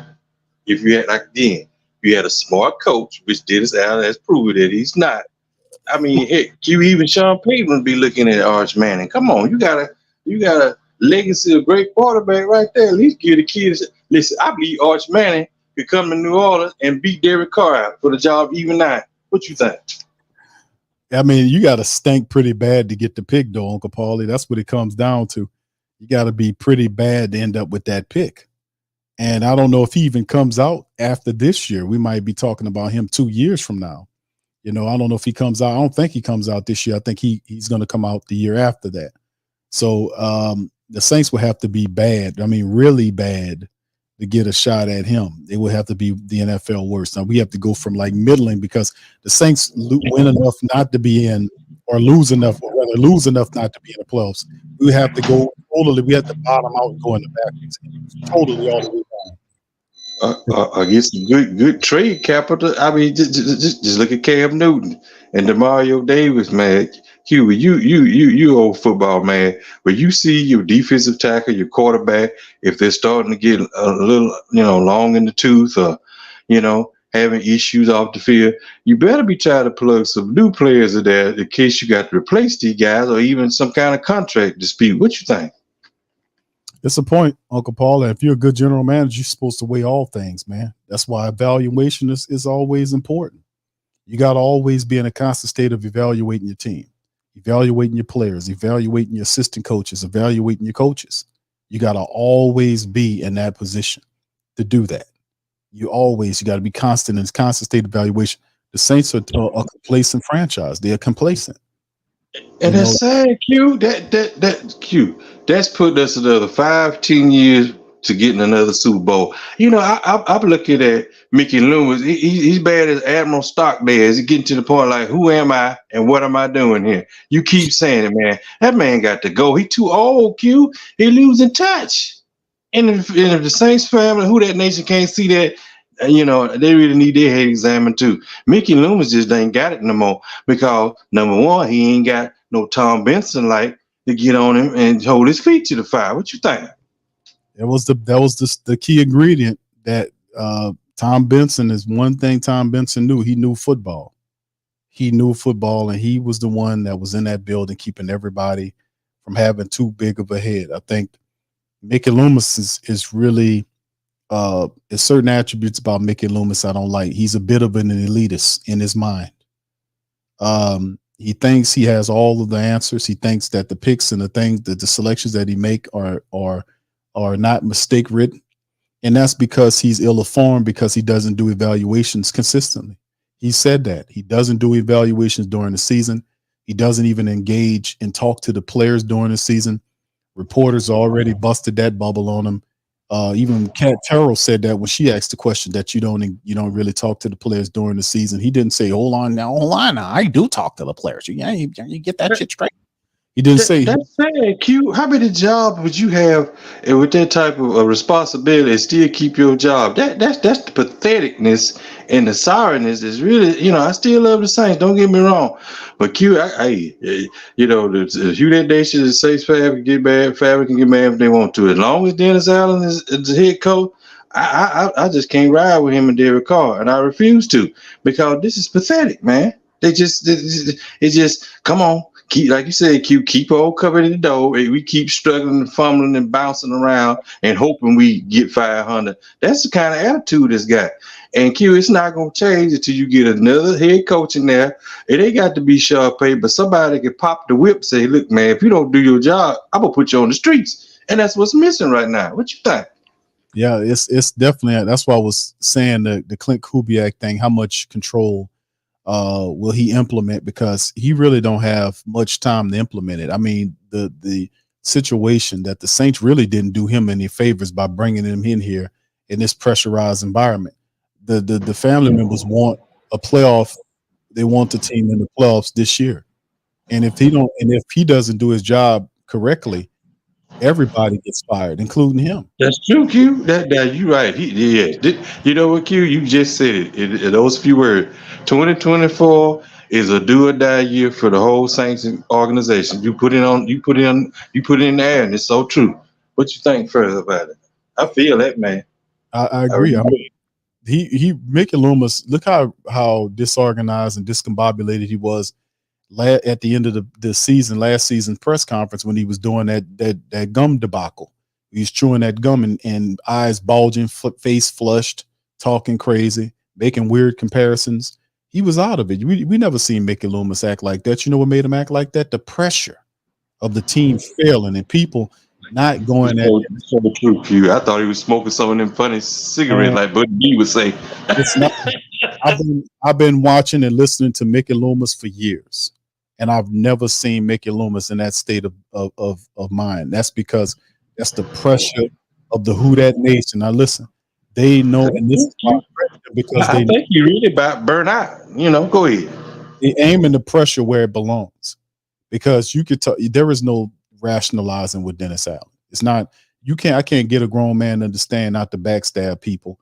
You know the rule. You know the rule that a player can't lose his job due to injury, but yet Jameis Winston did.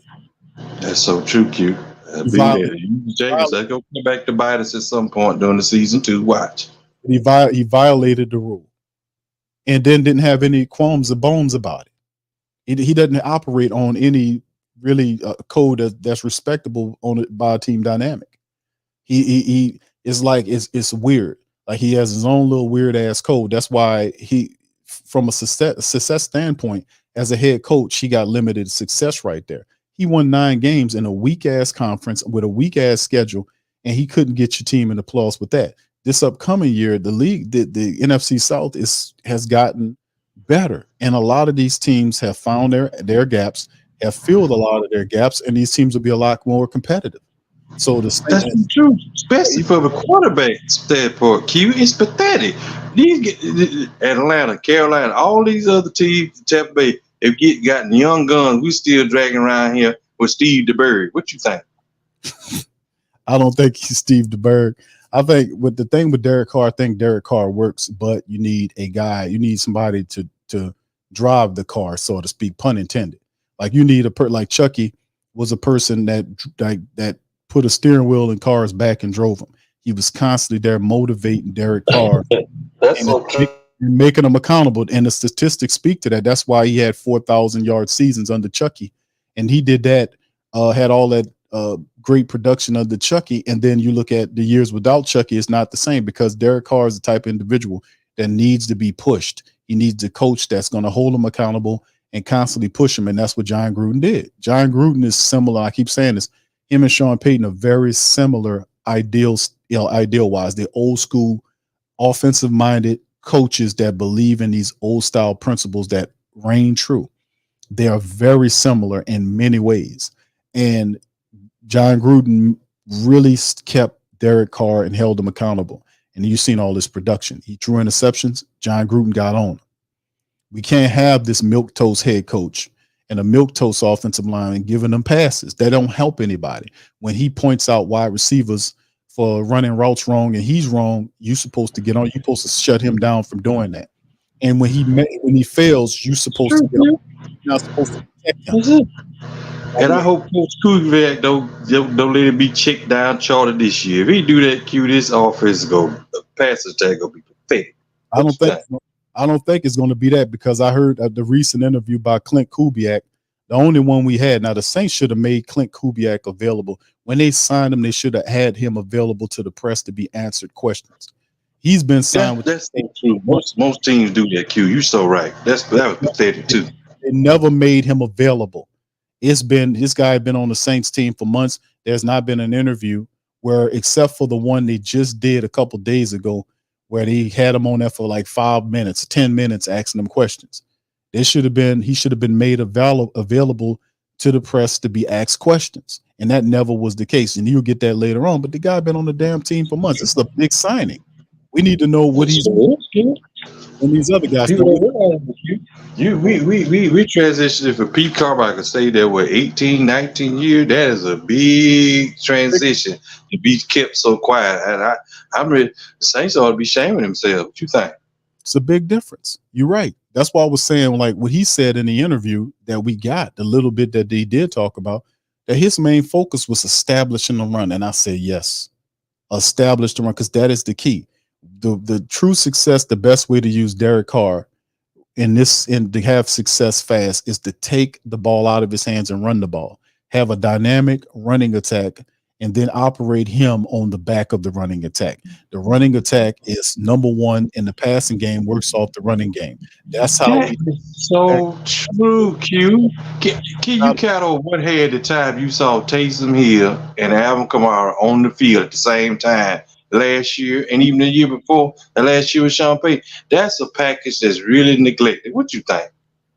Yeah, and that's the thing though, Uncle Paulie. Like Clint Kubiak, man, is so different than Pete Carmichael. It's like they're really different. Like he's quiet, but he's not overconfident. It's like he's coming in here to do a job. It's a certain quiet seriousness about him. Even when Deuce McAllister was trying to joke with him, he really wasn't, doing too much. It's all about business. He says main focus is to see who's who and establish the offensive identity. Guess what? That's something you have there last year. The offense had no identity.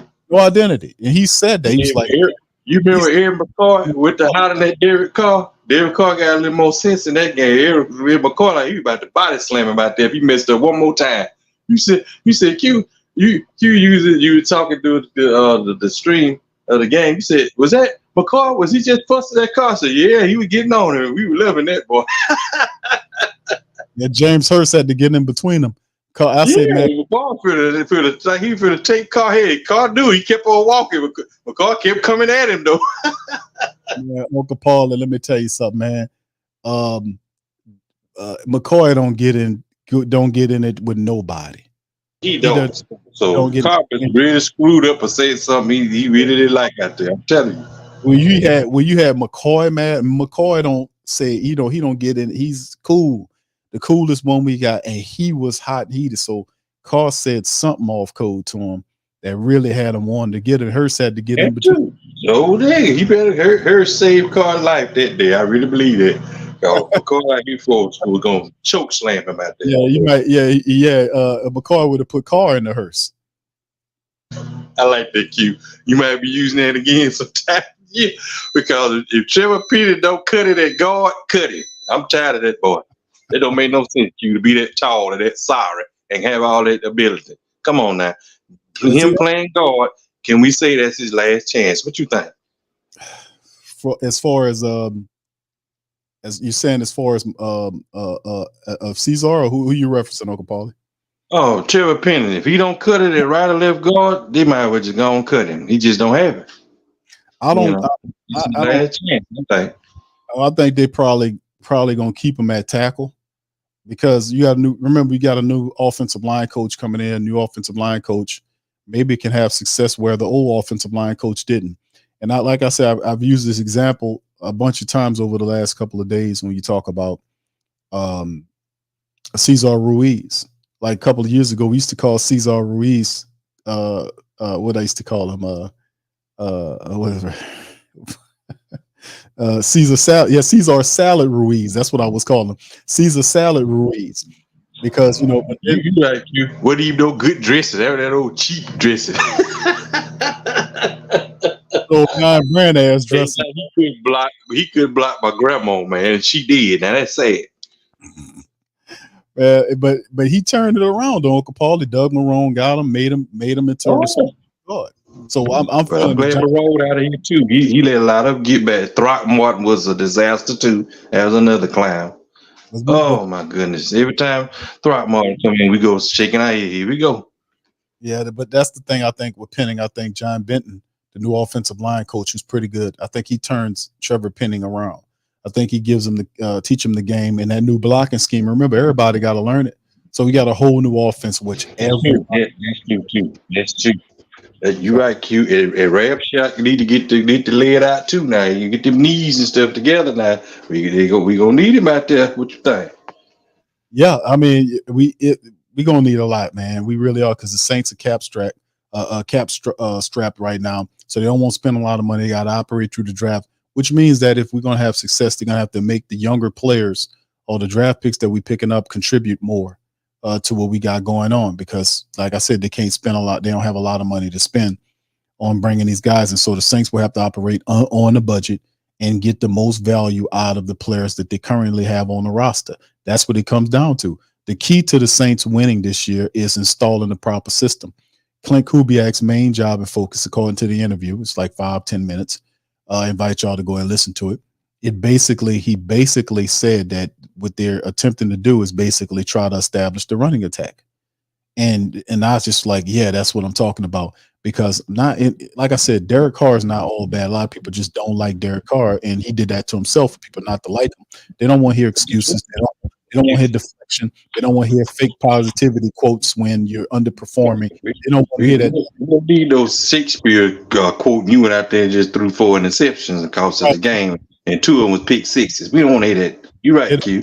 They don't want to hear that at that time. It's a moment of time.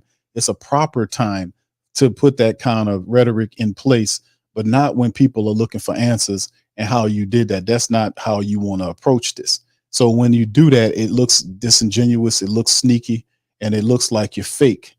So it's like people are starting to peep that, and they kind of reading who he is. And then, of course, we called him up in lies. I've called out him lies, talking about we got the answers in the building. And then the reporters, Mike Triplett and Jeff Duncan, asked him, well, what answers? I can't tell you. They're in the building. We got the answer to the building. Then they go out and lose the next game after he tells them that. So, like I said, the fakeness, the lies, and all that, people, they can see right through it. Just be accountable, do your job, be the first. The last. Hey, you used to get on every game about all them garbage stats. You said 55, 60%. Yeah, that's what all the starters was on the sidelines. Somebody, don't give me no garbage stats. Boy, you used to burn you up. Me too. I don't care about no garbage stats. Do it when the game counts and when it's on the line. What you think? Yeah, I mean, this is the thing. We can't take accountability. Whether you're responsible for the loss or not, take the responsibility. And when they win, give the pro. And I said this before. That's how you earn a team's respect. Take responsibility when a team loses, and when the team win, give the responsibility to the team. Give the credit to the team, and that's how the quarterback. That's how you earn respect from the team. That's how you earn respect from the family base. It's not hard, but people can see right through it. Like if you get $150, you get $150 million.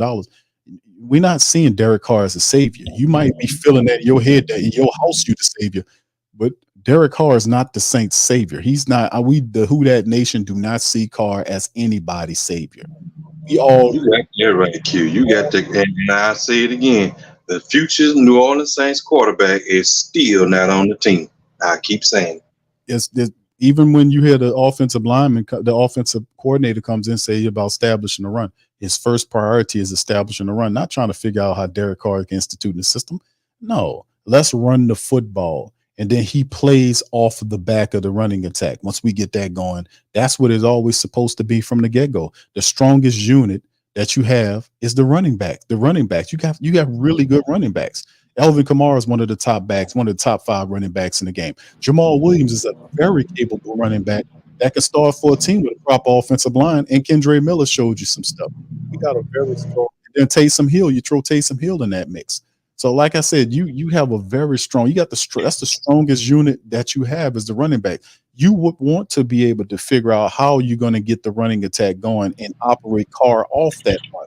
That's the key to success to start early on, as everybody's attempting to learn a brand new system. That's when it comes down to it. You're going to have to learn the ball. That's what even Sean Payton, all his time there, his latter year, a lot of games, Saints would get behind a few points or whatever. And then, Sean Payton stop, get impatient with the running game and then start having a throwing attack. Come on now. We can't keep doing that no more. Right. It's a part of the game, though, Uncle Paul. Like I said, Clint Kubiak is, from what I'm reading him, he's not a guy about games. The guy is actually he's pretty serious, and he's taking this very serious. And, 2 things I want to see: accountability to people who's operating underneath your system. And number 2, I want to see him install the rushing attack. We need to get that going, because if we had that consistently last year, we would have made the playoffs. A couple of these games, the quarterback struggled to throw the ball. And that's because a lot of times Carr early on didn't know the system that well. They were foolishly putting the game in his hands. The man didn't know the system that well. He couldn't carry the game. We knew it. I knew it. They're just fools. But at the end of the day, we got to help. It's stare down the receivers. It seems like that's just a habit that Carr just ain't gonna never break. You said, I don't know why did he stare Alvin Kamara down? The guy the corner or the safety just picked the ball off, stepped right in front of him. Like, come on, dude. A part of the game is people read the eyes. That's what happened with the safety for the Atlanta Falcons. It's not hard to tell. That's why you pump fake and you look one way and it's misdirection. You come out, stare right. And the safety's watching you stare right. He's looking at whoever's over there. And even if you pump fake to that side, that's why pump fake it to the side that you're not going to go to. It's so imperative because it freezes the safety for a millisecond, then allows you to go back to the opposite side. All that's important. You just can't let the safety see you stare down a guy, stay focused on him, and the guy reading your eyes to the ball. That's how he had the pick 6. He literally watched Carr stare the guy down. Carr threw it to him. It was so easy. And it was overthrowing people. Q built that time he had Olave. Olave had the guy beat like 2 or 3 steps. It could have been a 50-some yard touchdown. Guess what? Carr stared him down, of course, and got Olave double covered and then overthrew him on top of it. Come on, man. Well, that's what I'm saying. Be that as it may, we need the running attack because I think Carr improves. I think Carr gets better with a running attack. I don't want him to be option one in terms of if we don't get Carr to throw the ball consistently or do this type of stuff, we're gonna lose. I would rather trust the running attack, and I think I trust my running back room a little bit more than I trust him. But I do trust him as a second complement when you're running the ball and then you get the play action going. And as he operates the play action, he looks different in the play action when the play action is going. That's what you've seen in the last month of football. You've seen Carr in play action with the running attack going. It's a whole different effect because it's everything is not on him. Everything is working. You got way too many weapons out there. You got to be able to run the ball. We got a serious running back from that we need to take it down. I think Clint Kubiak does that. Uncle Paul, let me give you the last word before I move on to the next. Well, I like to say, man, it's so good to be with you and the family again, and that's what I'm hoping for. That Coach Allen would let Coach Kubiak run the offense, butt out, and let the man do his thing, and don't try to undermine him like you did Jameis. What you think? Well, I think I think Clint Kubiak, he lets him operate fairly. I think Derek Carr will get an opportunity to work underneath. I think the biggest thing that I would hope that Clint Kubiak does is bring some responsibility and accountability to his side of the ball and run and teach them how to run the ball correctly, because the way the 49ers run the ball and the run blocking schemes it's very cool. If you watch the football, it's always these it's double motion, guy misdirection, double motion, and guy motions to the right, and then they run it to the left.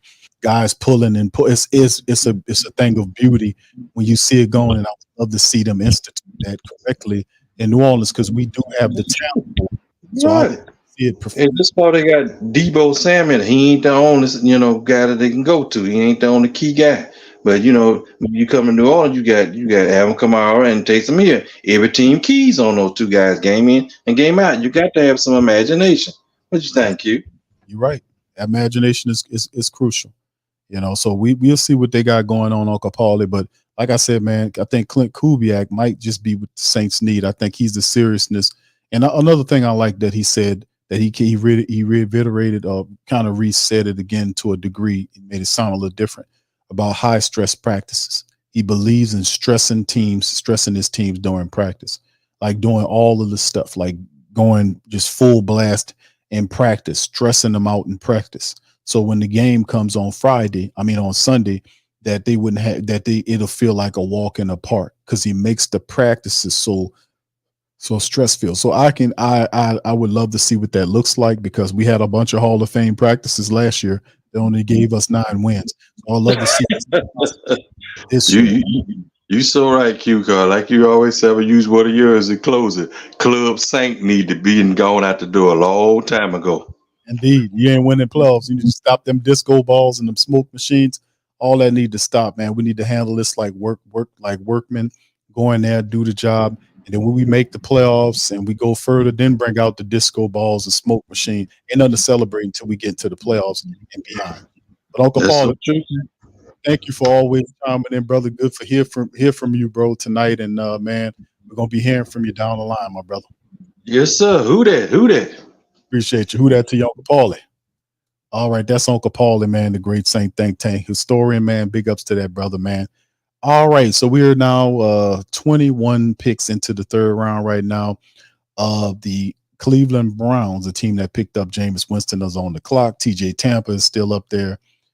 Then that's the last pick was Roman Wilson, the wide receiver from Michigan, 5'11", 185, as they're trying to find some talent for Russell Wilson there with the Steelers with the third round pick, and Cleveland's on the clock. Cleveland picked up the defensive tackle before. They need some linebacker help, maybe some secondary help to kind of help them there, and we'll see who they said the pick is in. So third round pick 21, Saints currently not making any more moves. This might be the last pick of the day or the night rather in terms of what we're watching with the black and gold. So we'll see. We'll be here all the way to the end, man, to make sure we see what goes on there. But man, listen, to kind of recap, and we're gonna bring on Byron. Byron is next. He's sitting there. Gonna bring in brother Byron in a minute. But what I just think that the Saints, man, are doing a phenomenal job in terms of picking up talent. I like the Kool-Aid McKinstry pick. I'm going to keep it honest with you. I like that pick, them picking up him and bringing him to the squad. I like McKinstry's pick. I think it's a solid pick for the Saints. I also like Talise Fuaga. The poll, a lot of people in the poll, looking at the poll, still voting, 130 plus people in the poll. Oh, it's starting to get close in the poll now, fam. At first it was, wow, it's 50-50 now in the poll, man. 140 plus people voting in the poll, man. And I asked the question, which side should Talise Fuaga play on? I put blind side and right side. 51% says blind side, right? And 49%. Now it's 50-50. It's literally split down the middle of where Talise Fuaga should play. I asked the Who Dat Nation, so almost 150 people voted on it right now. And by the slightest of margins, 51% of them say blind side, right? 49% says right side. So damn, at first it was all right side. Now all of a sudden it's the blind side. So that's very interesting to kind of keep a look on, man, and kind of look at. All right. So anyway, let me play this for y'all, fam. This is Kool-Aid McKinstry. Byron, you just stay right where y'all, my friend. I'm gonna bring you in here right after I play this interview from the family. This is from Kool-Aid McKinstry. They interviewed him a little while ago. This is what he had to say about picking up with the Saints. Y'all put one in the chat if y'all can hear this. Here we go. I hope it played. It was working kind of foul a little minute ago. We'll see if we can get it right. All right, hold on, fam. It should be all right momentarily. Hold on. I'm gonna bring it to y'all just a second. Thank you, guys. There we go. Hey, I know that you were at the combine still kind of dealing with an injury and stuff like that, but you were able to kind of participate during your pro day. How's that process been going for you? It's been going good for me, man. Just doing everything I can to rehab and make sure my foot's getting back to over 100%. Hey, Kool-Aid, how was the communication with the Saints throughout this process? Were you surprised that they were the ones? Yeah, kind of a little bit. I mean, we had a great talk at the combine, so it's not very shocking. And based on the conversation that we had at the combine, I could tell that they was very highly and very interested with me. What told you that? What made you think they were interested? Just the questions that they were asking and how serious the meme was, and that you can tell that they actually cared and that they actually wanted to know about who I was as a person. When you come into a team like New Orleans that, has such a pedigree for defense, especially here recently, like how excited are you? What do you feel like you're going to bring to an already very active defense? Man, like you said, the Saints have a very special defense, so I'm just ready to be a part of it and just add what I can and contribute how I can to the defense and to the team. If there's not a spot available right away on the outside, do you feel like you're somebody that would be able to contribute in the slot? Yes, sir. Special teams, it really don't matter, man. I'm just want to get out there and show who I am as an athlete and who I am as a person too. What kind of coverages did you mainly run at Alabama? Were you playing a lot of man there? Well, at Alabama with Coach Saban, we play a lot of everything based off the week. Yeah. We played man, zone, split field coverages. 4-over-3, 3-over-2. We did pretty much everything with Coach Saban. What's your approach to playing the cornerback position? Obviously, you've been facing the best of the best receivers in the SEC. Man, I enjoy playing cornerback. I feel like that's what I'm strong at. I feel like that's one of my best. So, cornerback, I have no question at all. You feel comfortable walking into? You mentioned playing a lot of different systems with under Saban and over at Alabama. How do you feel about moving into a more heavily focused press man system? Is that exciting for you? That's what I primarily did at Bama. I played probably the most press man snaps in college football over the last 2 years, so I have no problem with playing press at all. Is there anything that is like is there just a specific charge of playing with that type of physicality for you? No, sir. I feel like it's a want to, man, and that's what I love, and that's what I want to do at all times. So I have no problem with it at all. What do you remember the most about playing for Saban, and what's your favorite Nick story? Just us being, Coach Saban was the punt return coach, so me being a punt returner, him always being in the back, just critiquing me and making jokes about how I catch the ball, just different things back there. I mean, we have every day we did something with special teams and punt return. So just being back there with Coach Saban, I have something funny to say every day. Yeah, obviously you talked about corner. Did you talk at all about special teams returning punts at the NFL level, especially with the new kickoff rule? What are your thoughts on that? Yeah, I feel like I would definitely enjoy being a punt returner in the NFL. And also with the new rule changes, it looked like to me that the kickoff is kind of like punt return too now. So I would enjoy doing that too. Kool-Aid, where did you watch a draft tonight, and kind of what would you describe the kind of atmosphere for your little watch party? I enjoy my watch party. It's a lot of people here, my family, my friends. We're here in Birmingham, where I'm from.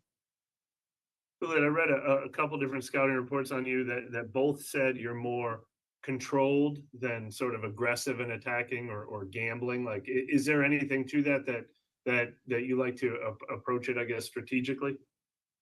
I feel like at cornerback, it's a position that everyone can see a mess up. So I play the game the right way. I play the position the right way. I don't really gamble unless I know I can make the play. And I feel like that's the way the game supposed to be played. Sometimes you can gamble and it look good. Sometimes you can gamble and it's going the other way. Like I was saying, cornerback, one of those positions that even someone who have never seen a football game or a grandmother that's never seen football, she know when a cornerback messed up. She know when a receiver and got to the cornerback. So just being honest with you, that's why I play the game the right way. I play cornerback the right way because I don't want to be that. I don't want to be that guy. You got thrown into the fire in the SEC as a freshman, starting already. I mean, what did you have then that made you ready for that, and how much have you grown since then? Sorry. I just feel like the coaches to me, I understood the system. I caught on very fast, even though it was a hard, tough system that we had to learn. I caught on very fast, and I was giving my all every day. Every day I was at Alabama, I gave my all, and that's what was able to get me out there on the field as a freshman. Did you use grandma as an example for a reason there? Did your grandma get on you one time about missing a play? Nah. That's just how I look at it. Like, it can be anyone who would never watch a football game. They see when a cornerback get bombed or something happen bad with a cornerback. He's the last thing of the defense, so you can always see that. And obviously, we're all going to look this up if we haven't already. You know, the origin of the nickname Kool-Aid. But can you put in your own words how you got it, and have you embraced it ever since? Yes, I definitely embraced my name Kool-Aid, and I got the name Kool-Aid from my grandmother. The day I was born, she said I had a Kool-Aid. I mean, I had a smile. I came out my mom smiling. She said I had a Kool-Aid smile. So yes, that's how I got the name Kool-Aid. What's your real first name? JaQuincy. How you spell it? GAQUINCY. Does anyone actually call you that, or is it just universally Kool-Aid? Nah, I don't really get called JaQuincy for real. Hey, Kool-Aid, I mean, I know you were really highly sought after recruit and everything. You probably envisioned this day happening a couple of times, but now that it's happened, what was the experience like being drafted? Man, it felt good, man. You know, all the things I've been to as a person, all the work I've put in as a football player, you know, just felt good to hear my name called, man. What was that wait like especially since, you know, they're from day one to day two? Man, just waiting on God, man. Just putting in God's hands and waiting on God's timing, and my time was my time. Kool-Aid, just your thoughts playing in the Superdome. I'm sure you played in there before. Mm-hmm. Just your thoughts. Last time I played in the Superdome, I went off. I had a great game. Played against Kansas State, so get ready to continue that. All right, Kool-Aid McKinstry, fam. Welcome to the Black and Gold, Mr. Kool-Aid McKinstry, man. There you go. Kool-Aid is in the building. So shout out to him. As the Saints, man, listen, I like the pick. Y'all heard from him yourself, and the dude is actually a pretty good player, man, for real. You know, and very talented player, man. But shout out, let me give a few shout outs to the fam. Appreciate y'all being in the stream. Much love to the Super Chat fam. Marley Moss Q, Saints guy Kool-Aid. Shout out to you, Marley, for being a member for 42 months. Chris, thank you, sir, for your Super Chat. Damn, Big Q, I wanted to, Fisk. You were talking about Fisk, huh? Yeah, the Rams got him. Shout out to you, Chris. Thank you for the Super Chat. Who that for life, Chris says I'm investing in some juice roll tide. Okay, thank you, bro. And YO, thank you, fam. Says Saints year is this year. Clint will be gone. So 1 year and done. Is that how it looks? Listen, that would be quite the feat for him to do that. And like I said, it don't take much. We just need people to do what they're supposed to do and not pretend like they're not, that they're not doing it. And then people are not asking about it. Then we're saying it. And then it seems like we're not saying, well, you know what I'm saying? It's crazy. It's like living in bizarro land or something. It's weird. You're living in bizarro land. You got to tell, wait, man, where's the accountability at? Where's it? That's why this is going on. Why didn't Mickey Loomis, get on Dennis Allen for handling the situation at the end of the year like that? Standing up here protecting him like that, as opposed to don't do that. If you don't defend wrongness, you don't do that. The guy, if he's, it's just stupid, man, and it's just it's not gonna work. No matter how much pretend games they got going on, we just need people to do what they're supposed to do. We just need guys to be accountable. We need guys, if they mess up, they be accountable. They take the blame for it. They fix it and move forward. That's what we need to be successful. We're not going to beat anybody if we don't do it the correct way. We're not going to luck up on the playoff. We're not going to luck up on the playoff. We win a game, we win a couple of games, then we lose a couple of games. That's inconsistency. That ties to a lot of stuff from the mindset. And then it's this thing like I'm an optimist, but at the same time, I understand principles that are time tested. Like, for instance, if you have a good coach, your team takes on the attributes of the coach. If you got a not so good coach, guess what attributes the team take on? The team cannot outperform the coach. And what I mean by that is, where is it supposed to come from if it's not instilled in the team from the coach? A lot of what, the team is, they mimic the personality of the coach. So if you got an up and down coach, you have an up and down team. And that's what we've been seeing. Dennis Allen is consistently inconsistent. This is the reality. That's why the Saints are the same thing. It's by correlation. He's the mindset and the energy that drives the team. His mind is their mind. And we thinking that the majority of the time, the team is supposed to outperform the principles that he's not instilling in them, where it's supposed to come from. And if it's coming from the players, it can't possibly be consistent because he's the force that's driving them. He's the one that's telling them what to do and how to do it. And then where's the accountability when people screw up or don't handle their business? When guys don't do what they're supposed to do, why aren't they benched? You see what I'm saying? Where's the accountability at?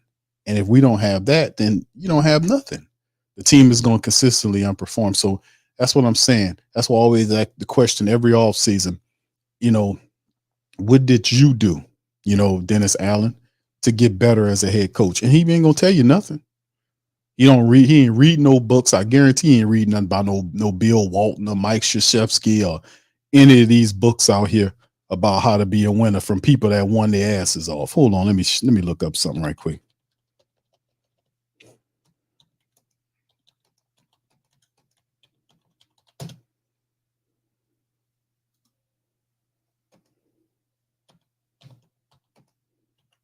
They got, so let me see.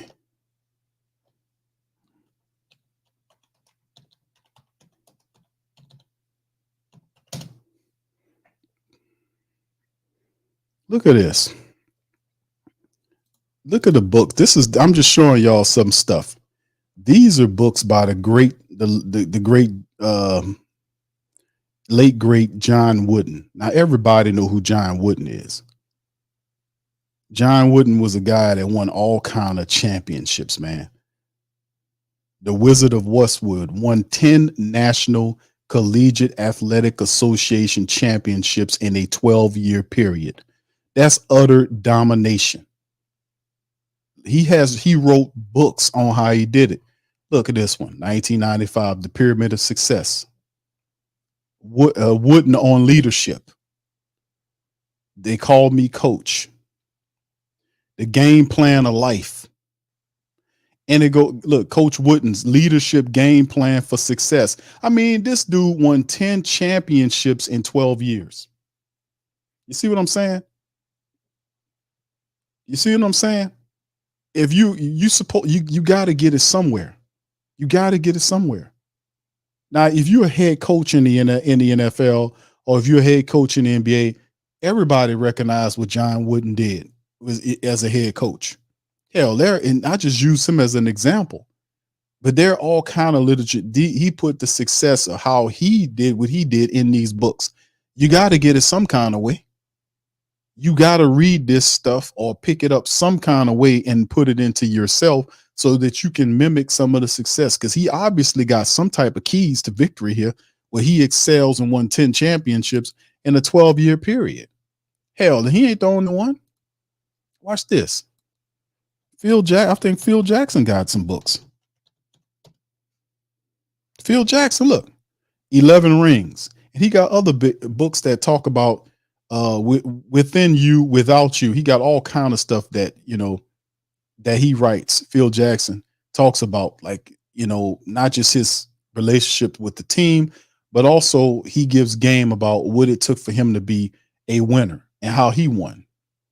How he won. And I'm just using this as example. But then this is what this dude's supposed to be doing in his off time. When he ain't doing nothing, he's supposed to be. You don't have to buy the books. Hell, they come on the Kindle. On you can listen to the damn books. You walking around, you put your earbuds in. They got them on tape now, where you can listen to them. You can listen to the stuff.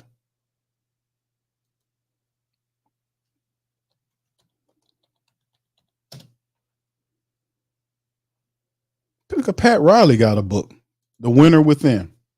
The great Pat Riley. He wrote one.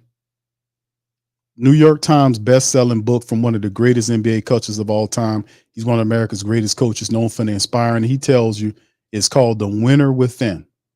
And he gives game. Pat Riley gives games. And gives you stuff that you can do.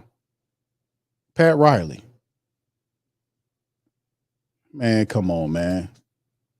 This stuff ain't hard, fam. You got to get it somewhere, man. You got to get it somewhere. You know what I'm saying? Is this dude getting this type of information, this type of game? Where is he? What is he doing to be better? Whatever, man. That's what I'm talking about. If you're serious about winning and getting to the next level, you got to get the information somewhere. You got to get it and take it, learn it, and apply it. Is he doing that? That dude is not doing that, man. Anywho, let's bring in Brother Byron, man. Shout out to my super chatters, man. Thank y'all for that, man. Appreciate y'all kindly, man. Y'all hit the like button. We're gonna bring in Brother Byron. Brother Byron, how you doing, sir? Thank you for waiting. Oh, it's all good, babe. What's up? Oh, good, my man. What's going on with you tonight, my brother? Ain't nothing to it. Just watching the draft, though, bro. You know what I'm saying? Keep my eye on everything we're doing. The 2 picks we got. I like, that Kool-Aid pick. You know what I'm saying? I like when I heard the interview. That he's ready to go, though, bro. I think he's gonna contribute in the defense behind, the secondary, and I think he's gonna get it going, though. And the other guy, Fuaga, I've been saying for the whole time, man. That's my guy right there, bro. You know what I'm saying? I saw the mock draft. They put him in the, Fuaga at 14 in the mock draft, and that's my boy, though, man. I'm glad we got him in the first round. So I like the Saints doing the right thing, though. They got 2 day 1 starters, though, man. And you plug and play, with Fuaga and Kool-Aid. So the Saints in the right direction right now in this draft so far. I know you, Byron. I know you've been kind of looking at the overall game plan, bro. What do you think the Saints should do, bro, going forward, man? We got Fuaga at the tackle position. If you look at the poll right now, fam, is almost 200 people have polled that were polled. The question was, which side should Talise Fuaga play on? Dennis Allen was not committal about which side he should play. He said it was rated, in terms of the right side, the left side. And I totally disagree with that. Me too. According to the poll saying 55% of the family members believe that Fuaga should play blindside versus 45%. What you think, Brother Byron? You know what, Q? I heard Fuaga was saying in an interview, he said he could play right tackle and left tackle because I saw that Oregon State, and he could say he could play all position. He put him at like right guard. He could play left guard, more like say left tackle. But I think you could put him at left tackle because you could put Trevor Penny at right tackle because we know that with Ryan Ranchez still doing a knee injury, he's not going to be ready to go for this year. I know it for the fact that he's not operating, and we might just go ahead and just replace him. You know what I'm saying? Because we know that he's dealing with the issue with that, and but I think that for Waka, he could play both sides though. But if for me, I would just put him at left tackle. You know what I'm saying, and let Penny move to the right side because that's easy that way because you have two guys on both sides. They could play, instead of they put Trevor Penny in the wrong way. But I think you just let Penny play more better the right side, you know what I'm saying? Because that's more better for him though. And then let Fuaga play like he was playing at college. So that's my opinion on that. And I'm just gonna stick with that. Okay. Yeah, and that's a lot. The thing about Penning, like a lot of people, Brother Byron, are still kind of down on Trevor Penning, right? A lot of people don't think that Ryan Ramczyk is going to be available for the season. He's not progressing as well as a lot of people are thinking. Dennis Allen basically alluded to this several weeks back. He talked about he was kind of, I ain't gonna say saddened, but he was kind of shocked. Not shocked, but he was alerted by the fact that the progression of the surgery had not gotten to a place where it's supposed to be. So it's a real opportunity. It's a real chance that Penning, not Penning, but Ramczyk might not be available in time to be able to make an impact with the season.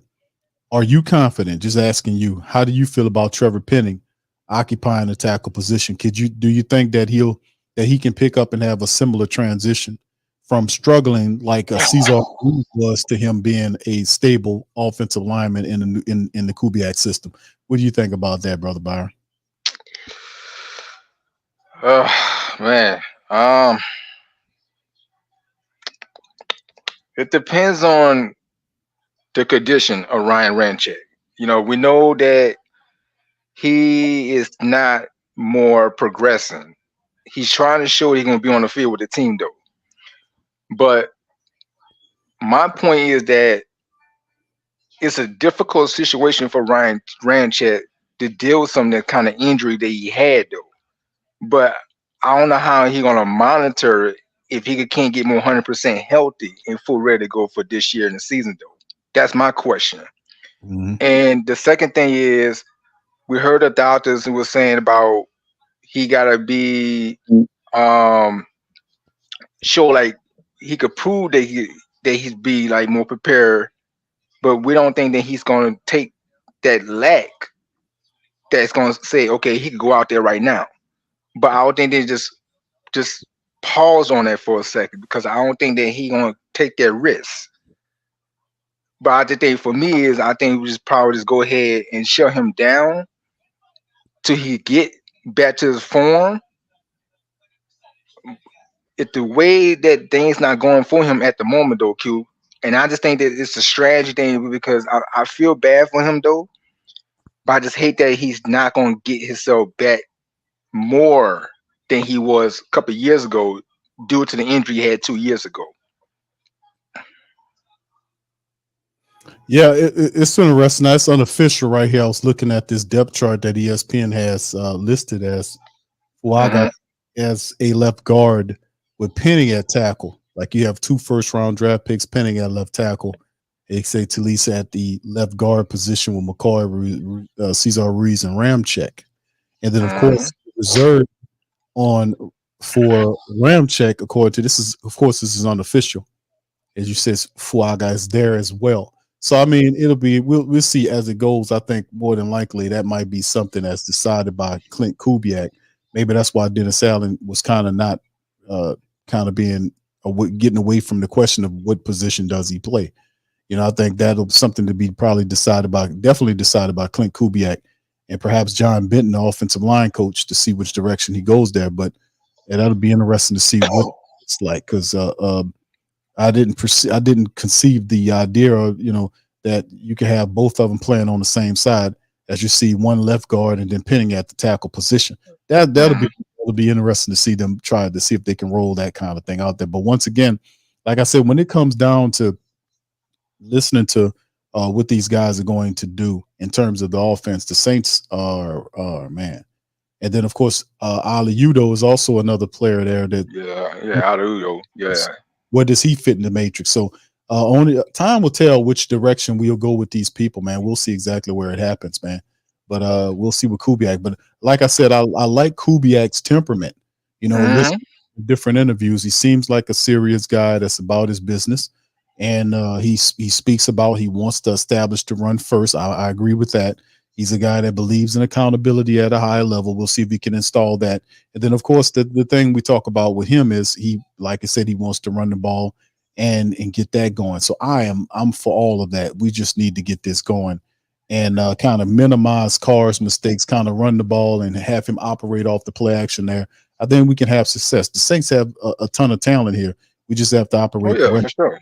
Oh yeah, no doubt. And I think that's why I keep saying, I was telling my auntie about this last night, that we know we got to get back to the running attack, this offense, and get the running game going, because that was a struggle we had 2 years ago since last season. And I knew for the fact that the offense can't get the football more often, though, because we had to do the play action pass in the passing game with Derek Carr got to push the ball, move the ball around and everything to the receivers and everything, but we didn't have to get the opportunity to do the running game like we should supposed to do all year long we had in the season, though. So that's what you got to get that correct, though. And I think Clint Kubiak going to get that organized as an OC, that he's as a coordinator, though, progressing everything, get the running game back the way it belonged, though. So I think that's we need to focus on that, though, Q. But my suggestion is like this, though. We need to get that line straight out, though, bro. We got to get the offensive line up front, and we just got to make some corrections. You know what I'm saying? Because I know that O-line have been struggling, so they're not playing that the way it is because both not on the same page.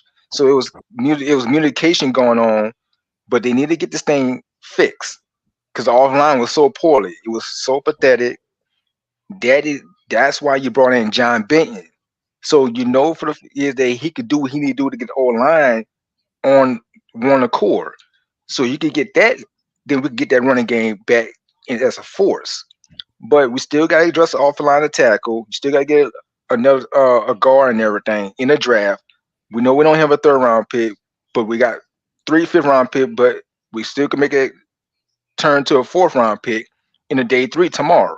So I like the move the Saints did right now in free agency and the 2 picks we got, so far. So let's add more depth. Let's add more playmakers. Let's add more talent, because the roster's getting old right now. We can't have these old veterans like Cam and Demario Davis and Tyrann Mathieu and Yarno Taysom and Derek Carter. He's up in ways also. But we need to get more younger on both sides.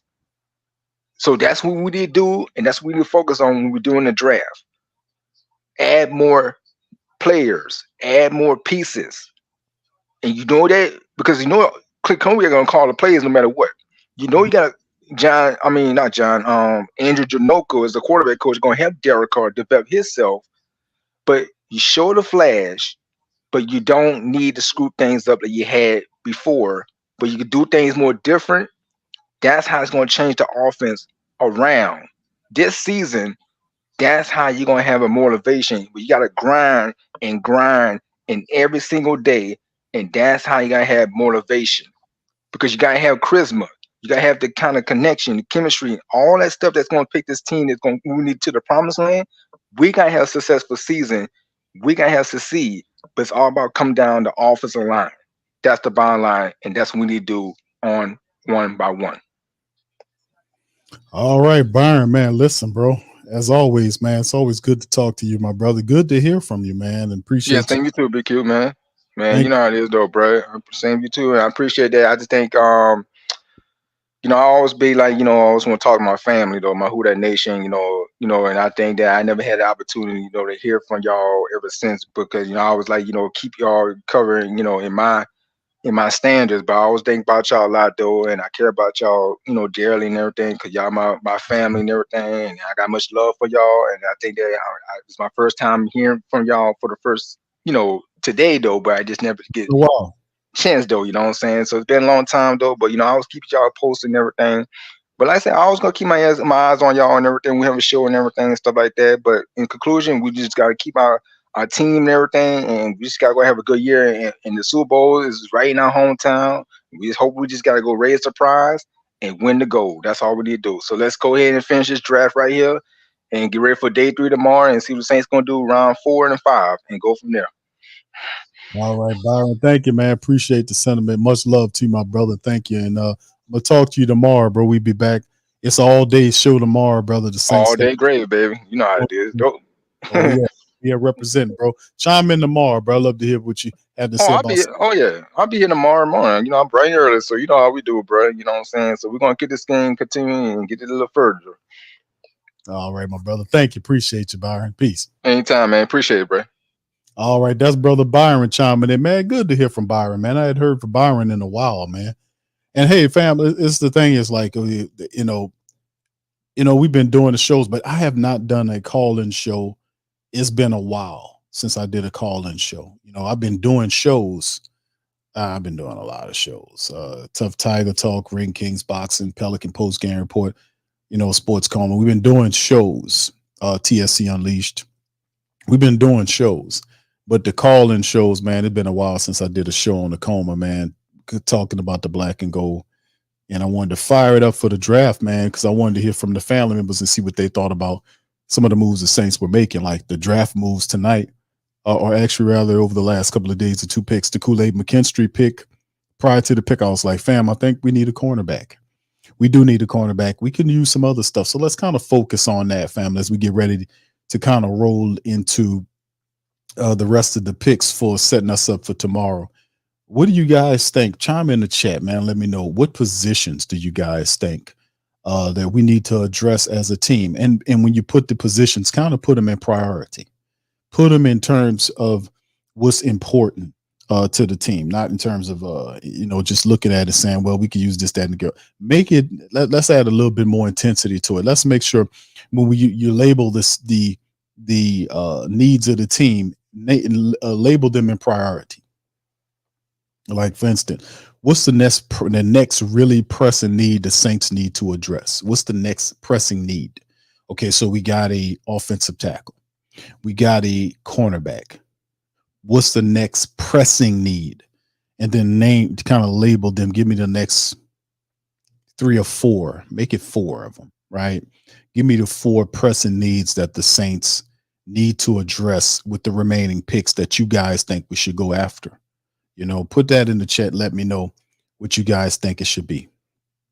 Chime in. Let me know. I'd love to hear you guys' thoughts on that. And for family members that want to chime in, the link is pinned to the chat for the family members. If they want to chime in, I'm still taking calls right now. And just to kind of reflect on the poll, as a poll in the also in the chat, the question, which side should Talise Fuaga play on? Is blind side or right side? 54% of the almost 200 people that were polled said that it should be a blind side guy. Right side says people said 46%. That's currently the take right now. Of course, we don't know what's going to happen. We know that he played, I think it was the right tackle position in college a lot, but a lot of people anticipating when you're taking at a pick. And then again, we don't really know what Dennis Allen, his offensive staff, I'm about to say Gary Kubiak, Clint Kubiak, and his offensive staff see which side or which role these guys supposed to be in. Like John Benton, should they keep it the same? Should Trevor Penning remain at a left tackle position? Should he remain there with John Benton teaching him the position? And then our current first round draft pick operate at the right tackle position. Now, all of this is based upon if Ryan Ramczyk is not available to play. So that's the caveat here. You know, the caveat, if Ram can't go, then the other guy swings to his position, and they got the current draft pick behind Ryan Ramczyk if he can't go. But if he goes, and this is unofficial, I've seen a couple unofficial depth charts. It doesn't mean anything. It's just giving ideas, you know, of whether or not this guy should be kicked inside or not. But I see it as bookend tackles. And at some point, the injury to Ryan Ramczyk's knee is not very good. He's not rehabbing very fast because the reports came out indicated that Ryan Ramczyk's supposed to have major surgery on that knee. He had minor surgeries, like some type of clean out process, and it didn't heal. He needs to go and have the surgery. It's not go. And then, of course, remember what happened last year with Ryan Ramczyk? A lot of him sitting down and taking rest days during the year to rest the knee. And I'm gonna tell you something. Once, and I said this before, and y'all know, when a big guy gets a knee injury and it's not healing correctly, that could kind of put a dampen on him doing whatever. And like I said, Ryan Ramczyk's been with the Saints for a while right now. Got a big fat contract. Unfortunately, dealing with the knee issue, but this was happens in the NFL. So if Ryan Ramczyk got to go sit down and get the proper surgery so he can heal, he needs to go and do that, man. Doing this stuff, like trying to play when you know you need to do something else, is not going to help you going into the future. Football is not as important as you walking straight, dude. Let me tell you something. I don't know where these people priorities be sometimes, man. I don't get it. Football is just a game. Now, we love the game. We do. I tell you, I love the game. You know, I play football. I love the game. But at the same time, the game don't mean more than real life. Like, if you need to go and take care of yourself, go take care of yourself. The game will remain. You benefited greatly from the game. It makes no sense for you to prolong that, and then it's not even healing properly. Go tend to yourself, man. Just amazing, man. It's just amazing to me. All right, so anyway, let me kind of go to what some of these people were saying in the chat. Some of the family members was dropping. All right, Robert, I've been looking at some of your comments, Robert. You're dropping some facts, man. Shout out to you, Robert. He says we have a new O-line coach and hoping they succeed with Trevor P. I'm with you on that. Thank you, man. Good commentary, man. I love great commentary from the family members in the chat. All right, T-Rob's also giving good commentary. Says Trey Saylor, safety Air Force, mainly because Tyron and May get Marcus May was the Saints got rid of him. So it's Jordan Howden now. Yeah, the Saints put Marcus May in the street. So you don't have to worry about him. So yeah, Tyron is definitely getting a little older, and their contract's almost up. That's part of that dead money too on that Tyron Matthew. I mean, on that Tyron, the Marcus May. That's some of the stuff that Mickey Loomis, when he gets up here and tell you that the reason, you know, a lot of the financial issues was impacted by the C-19 that happened 4 years ago. There's an impact, but after 4 years of making tens of billions of dollars, man, cut that out. Cut it out, man. Cut it out. So the Marcus May contract ain't having none, and all these other unsuccessful deals that you've been selling, the kicking of the can and the cooking of the books, that have nothing to do with the fact that the Saints are under financial restraints right now. It's the failed philosophy of kick the can to try to win a chip, and it failed miserably. Irresponsible book management is what got us here, not that C-19 stuff. That had a small or minimal impact of what was going on with the Saints. But we had all these stupid deals that we signed, like this big, ridiculous, dumb contract that we gave Carr. And then this Marcus May contract, we signed him, and then we put him in the street for a young safety. That kind of stuff hurts us. You got dead money that you got to pay these people. But they never mention that, though. That's what I'm saying about accountability, man. If they would take accountability, I'd be like, yeah, well, that's true. I wouldn't have very much to say. But they're so unaccountable that it makes what I'm saying even more valid. I'm like, dude, people could see this, man. And when you say to the contrary, you contradict yourself because people know better than that. They're not swallowing that weak propaganda garbage that you're saying, man, because they know better. You know? All right. RG says Dennis Allen needs hypnosis to be a better coach. I just think he needs to open up his mind, man. Some of these guys think they got it figured out, bro. Like I put the books up on there, you know, from John Wooden, man. And some of the books, regardless or not, you can learn something from a guy that won a lot. He obviously has something that he can teach you that you don't have. Like people people spend all this money to go get to be a a mentee to go up there and sit up under somebody that got some game. Man, if you really want to change your life and you feel like you're not advancing, feel like you need to get further in life, based on, feel like you need to get further, like you feeling inside of you saying to you that, man, that's supposed to be a lot further in life than this. Everybody has that. You know why? Because you evaluate yourself. You look at yourself in the mirror. You say, oh man, I need to do this better, that. Now, how do I get to that? In order to change that so you can get what you feel that you deserve, you need to intake more knowledge. You need to take in more information. You have to immerse yourself in new information and new philosophies, man. That's how it works. So you have an Eric Spoelstra who was exposed to a Pat Riley, who Pat Riley picked game up from somebody. And Phil Jackson picked up his game from Red Auerbach. All these guys they had a winning philosophy that they got, like Patino and all of these guys that had success. And it's not just at one place. They had success in different places, which means it didn't have nothing to do with their philosophy. Wherever they took it, it was successful. They had a winning philosophy.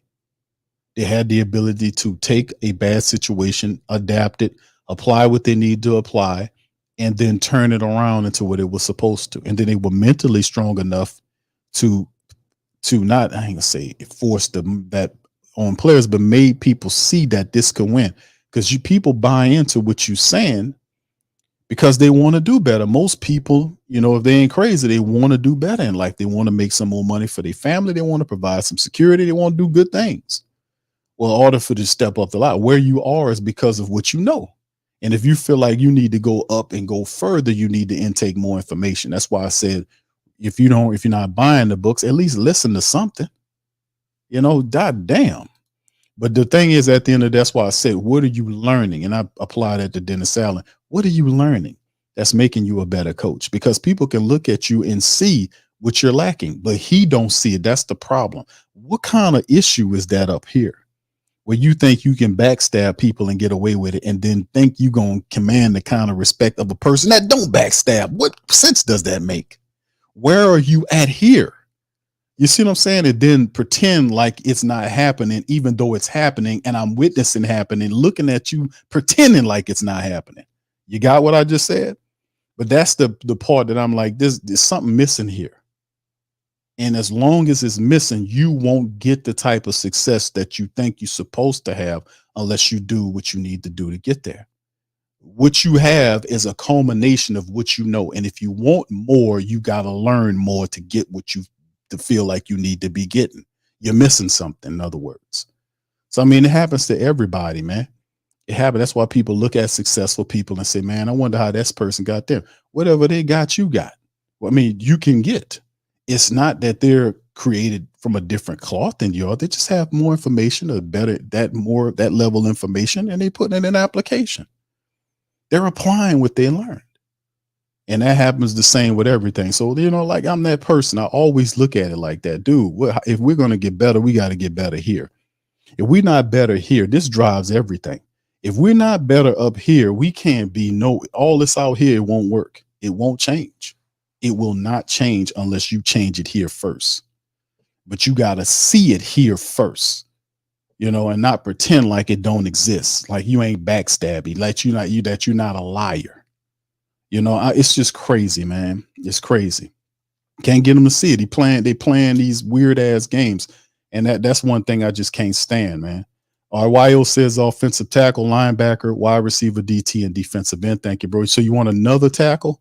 YO, brother Byron says defensive tackle, wide receiver, tight end, or guard. Arch says Lions pick the 2 cornerbacks. Yeah, the Lions loading up, man. Saints for Life says a defensive tackle, safety, wide receiver, and a running back. What's up, RG? How you doing, bro? Says we need a tackle, linebacker, safety on defense. Pelican Nola says wide receiver, safety, running back, offensive guard, and the QB. Thank you, fam. Brother Darwin says defensive tackle, wide receiver, QB, and another offensive lineman. Yeah, I seen that, brother Byron. Arizona got Tip Ryman. Yeah, I mocked him, bro. I think he's going to really be good for him. He said, RG Sabrez, bro, I don't think Ram may not recover. It's a good chance that he won't, bro. Because this is something that's been happening for some time with Ryan Ramczyk. That, and remember, and I made a big stink about it, about him getting paid all that money and the Saints refusing to move him to the blind side tackle to justify the money. Then Dennis Allen comes out with the type of stuff that he says to me as a coach, as a coach is like, yeah, well, right, left tackle and right tackle, blind side and the right tackle is overrated to me. What? It's over because the defensive lineman, a guy can move the defensive lineman around the line. That's true. But you're supposed to know better than that because you're supposed to be a defensive coordinator. You know that you're going to line your best pass rusher over the blind side offensive tackle. Why? Because it's the quarterback blind side. He can't see over there unless he turns around and looks. When he snaps the ball, he's looking in the direction where he's naturally inclined to do. When he snaps the ball and squares up, he's looking, he's going to cycle through the progression. He's going to look right and probably cycle to the left. That's just the natural thing. So when he squares up in the position to look, the blind side, he can't see nothing over there.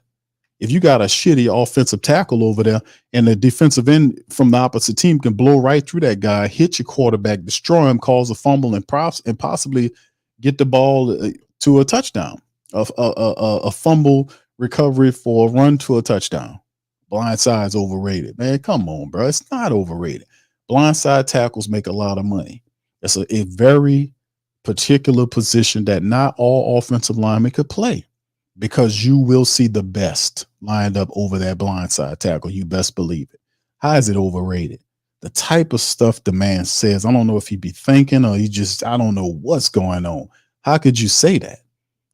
A blind side, it's dude, just crazy. All right, Dottie family 100 says defensive tackle, QB, and running back. Yo says, yeah, man, Ryan deeply hurt this offensive line. Brother Byron says Ram can't lean on football because but healthy, very important. Whenever dealing with situation injury, you got to focus on that.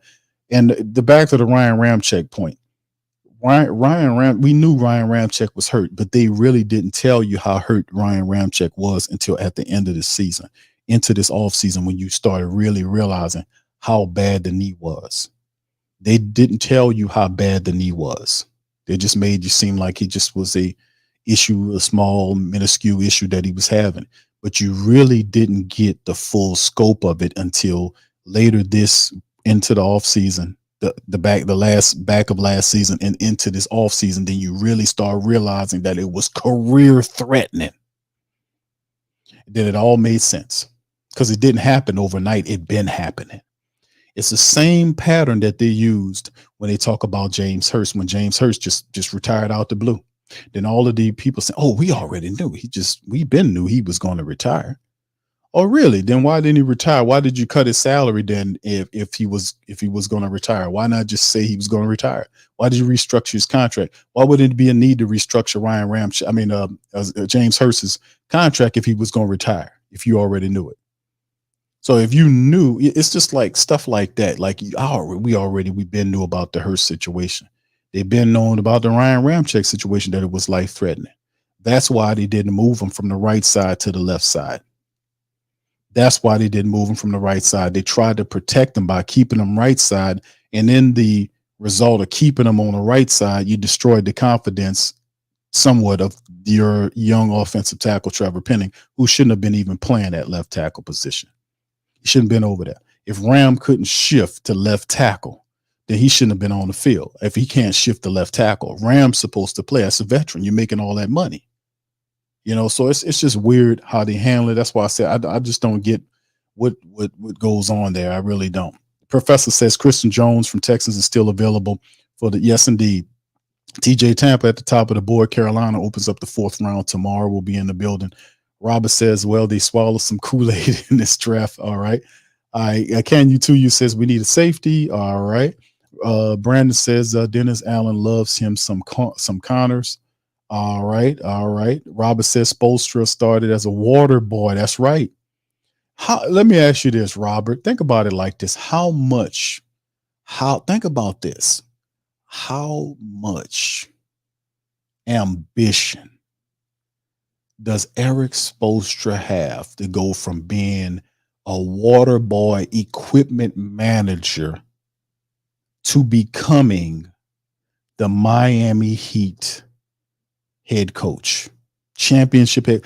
Do you imagine the amount of ambition, drive, and determination to go from being a water boy equipment manager to a championship winning head coach of a professional basketball team?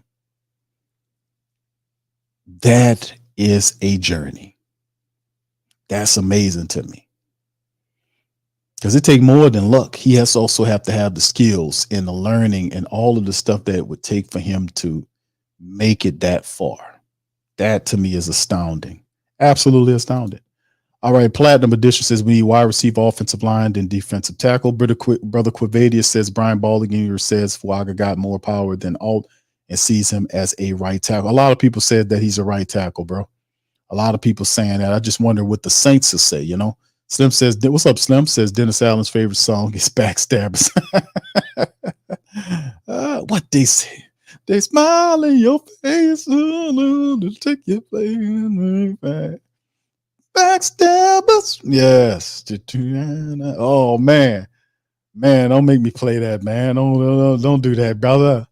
I got it up here now, man. All right. Yeah, that's the jam now. Brandon says Dennis Allen, one of the best on the NFL in the X's and O's department, just not a player's coach and a motivator. Yeah, that kills us. Brother Wallace says defensive tackle and safety. Thank you, Brother Wallace. Shout out to you, bro. RG says, bro, we got to have a watch party for the Q squad. Bro, I'm telling you, this year we're gonna do some stuff, bro. I'm in position. I've been working on some stuff. I'm in position. We're gonna do some watch streams and some live get-togethers. Y'all just wait. It's going down this year. Even though I ain't gonna be going to the dome, but I'm gonna be hanging with my family. We're gonna be doing some stuff. I'm in position. RG says, bro, we gotta have. Okay, I just read that one. Thank you. Arch says McCaffrey to the Commanders. All right, Bron says Wyo and Willie defense. He gets the culture. Though fam. True says Jaden went from son of one great now to throwing to the son of another great. How about that, right? Platinum says there's no receivers left. T-Rob says Luke McCaffrey went to the Commanders. He should be a good fit. I know that's going to be phenomenal, man. Credit to Chicago and Washington for having a good drafts so far.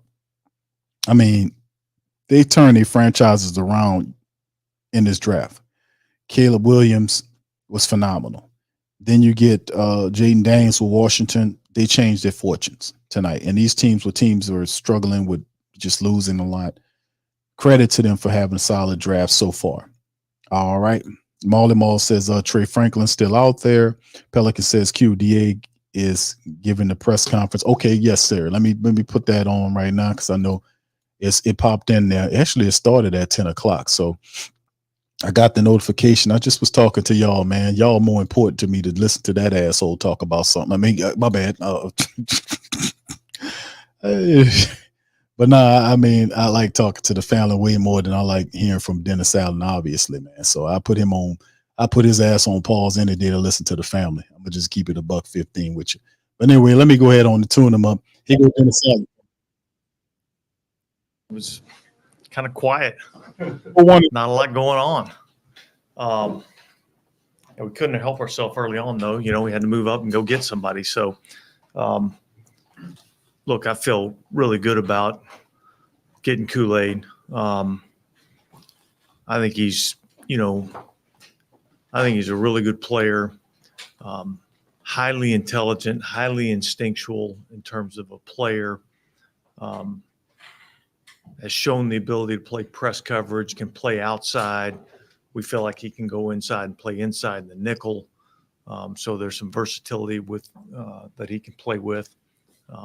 And so, we really liked the player and felt like, getting him at that value was the right place to get him. Obviously, the first thing that comes to mind is, is this related to? No, look, listen. You can never have enough good corners in this league. And with the amount of man-to-man snaps that we play, it's a valuable position. And look, we've had to have our third or fourth corner play a ton of snaps for us the last couple of years. And I think the corner position has been one of the things that's been one of our better positions. It's allowed us to play defense the way that we like to play. So, look, I went into this draft thinking, I'd love to get a corner, to add some depth. We lost, Ike last year and through free agency. So, I felt like it was a place that we wanted to try to see if we could find somebody. Again, we weren't going to force anything, but there's a couple of players that were still on the board at the start of the second round that we had targets on that, if the value was right, we were looking to trade up, and Kool-Aid was certainly one of those players. DA, do you feel like, I'm not putting words in your mouth, but he was rated pretty high. Do you feel like he got first round value in the second round? Well, look, it depends on who you ask, I guess. We feel like where we got this player, we thought it was really good value for us. And so, yeah, I thought there was a chance that he could go in the first round, and certainly when he was sitting there, to start the second round, and you're kind of watching it, the way the draft was going, and I felt like kind of the top half of that second round, you started to see some defensive tackles going off the board. You saw some corners going off the board. So early on in that, you just saw it was yesterday seemed like there was a lot of offensive guys obviously going off early in the draft, and I think the first part of the second round there was a little bit more defensive players going off. He plays more on the outside, obviously. What are the traits that you see that make you think that he could be possibly a slot guy if needed? Well, look, I think when you watch him play and you talk to the staff there, you see a highly intelligent and a highly instinctive football player. You see a guy that has the ability to fit in the run game and play physically.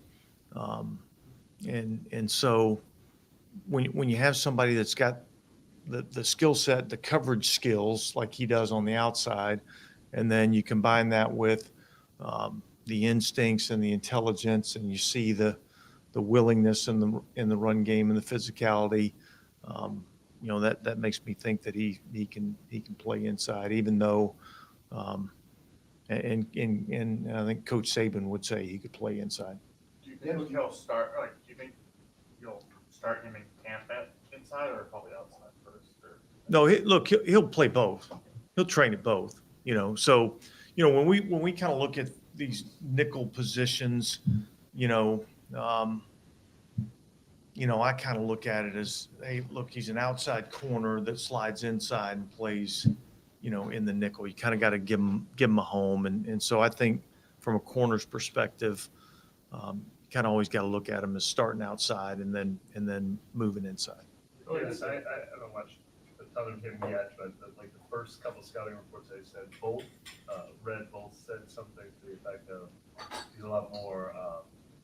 He's not super aggressive in attacking. He's more like controlled and almost like plays it intelligent instead of gambling kind of. I mean, does that sound accurate? And is there something to a style that you see? Well, so he plays a ton of press man, and so when you think of attacking or whatever, you kind of think of the guy that's going to sit off, eyes on the quarterback, jump a route, those types of things. Well, he's not in those positions very often because more times than not, he's up in press coverage. And there's a lot of times he's playing, ultimately with his back to the ball.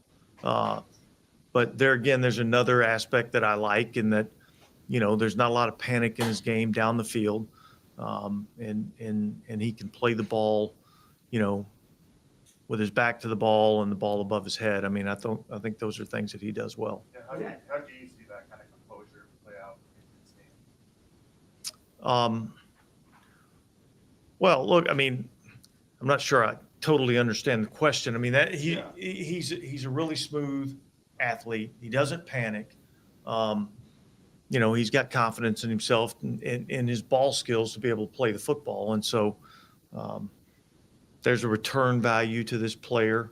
It's something that he has done. So there's just a lot of things that I think he does really well. I think he's just a really good football player. And, you know, he's a tool that I think we'll be able to utilize in a lot of different ways. Yeah, was cornerback a position you guys were targeting, or was he just a guy that you really liked?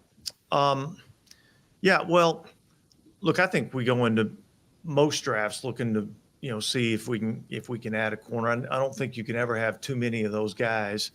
As I was saying a little bit earlier, like, look, our third and fourth and fifth corners really have played a lot of snaps for us the last couple of years. And the way that we play, you know, it's a valuable position to us. It's something that we really that we value a lot. And so, but yet I didn't feel like we needed to force a pick. But I felt like there was a player there that that we really liked, that I wasn't sure was going to be there. And as he kept kind of sliding down the board a little bit, we had enough ammunition to go get him. At what point did he become realistic? Like, at what point did you really start saying, let's go get him? Was it 35, 37? Yeah, I think, look, for the value, I don't remember the exact number, but I think that number was probably somewhere around 36, 38, somewhere in there, where we felt like, okay, we got a chance maybe to, you know, try to move up. I mean, I think we had contact with, you know, a handful of teams, and you know, we were finally able to make a deal that made sense, and we were able to go up and get him. Did the run on receivers influence that at all too? Yeah, I think at that point in time, there was few defensive players that we had better grades on than some of the receivers that were available. Dennis, guys are always going to fall. What positions have depth on the third day tomorrow? That's a good question. It seems to me like, you know, when you think, you know, offensively, you know, they've hit those positions. At one point, I had counted, you know, 15 offensive tackles and 15 wide receivers that have, you know, gone. And typically, there's probably somewhere around 20 to 25 that go total in the draft in those positions. So I think those positions have been hit pretty good. Look, we'll go back and check the board and see exactly where, you know, everybody is. I think at the end of every night, beginning of every day, you're kind of reorganizing a little bit, because there's a lot that goes on throughout the course of the draft. So, without getting into all the specifics. Is there still a lot of depth there? Well, look, there's still some players that are available, but yeah, I think there's been 15 or 16 of them that, you know, come off the board, and typically there's 20 to 25 that get drafted.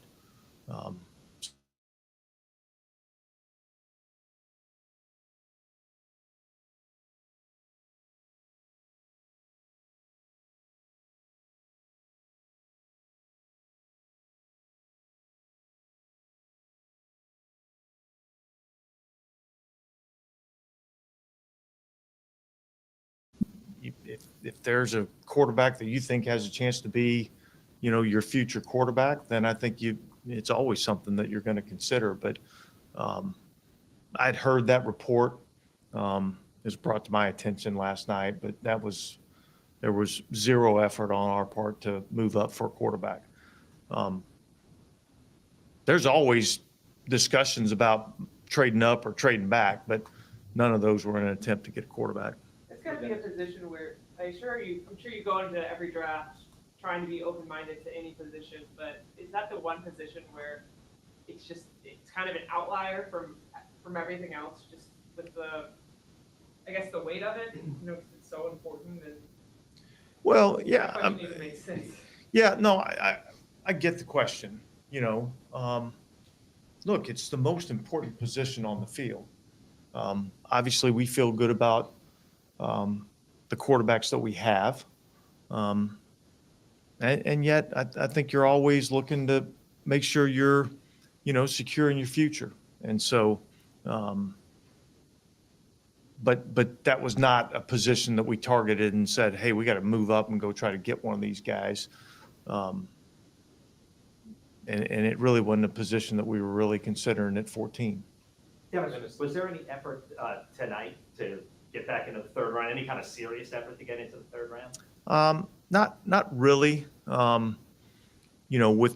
With what we have available to us right now, kind of without, getting into future picks and those types of things, it was just probably too expensive to try to get in there and do anything. Was not trading away a future pick important to you? Yeah, I think ultimately we weren't totally against it, but yeah, I don't think that was really something that we were really looking forward to doing. But if there was a player that was there that, that we really liked, that was valuable. But there was. Not for what we would have had to give up to go get it.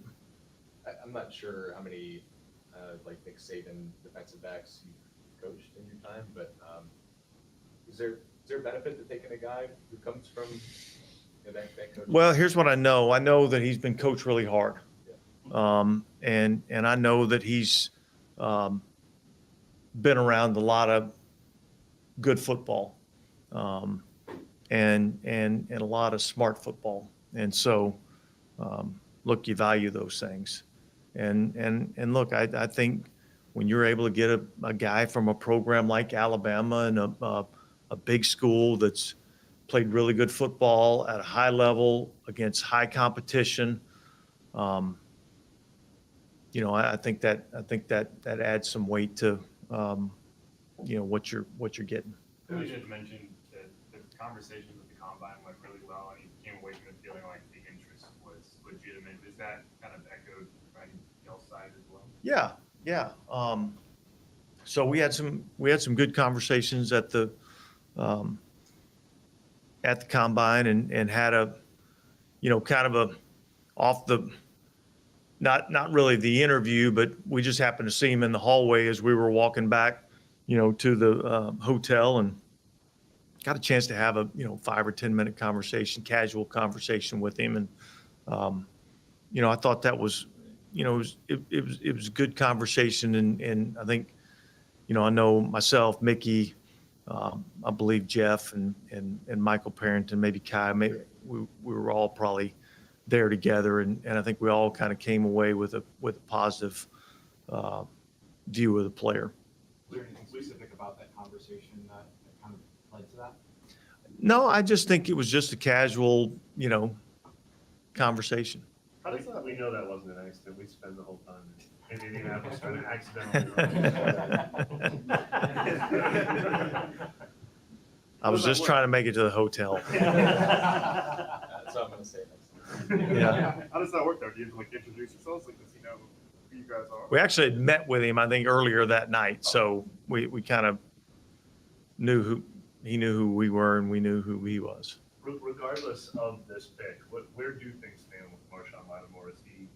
Have you guys talked? I mean, does he seem on board? No, I haven't talked to him in a while. Look, I know he had a conversation with Matt Ray the other day about some. He's not in the building now, but he had a conversation with Matt Ray about sending him some workout stuff, and that's never been something that you really worried too much about him. He's usually come back in pretty good shape, and look, quite honestly, last year in the training camp, I thought he had one of his better training camps. So, look, Marshawn's part of our team. He's been a valuable part of our team, and we're looking forward to him being a part of our team. Has anyone else not made it to the building yet for the start of the offseason? Yeah, there's a handful of guys that haven't been here for various reasons. Some personal choice, some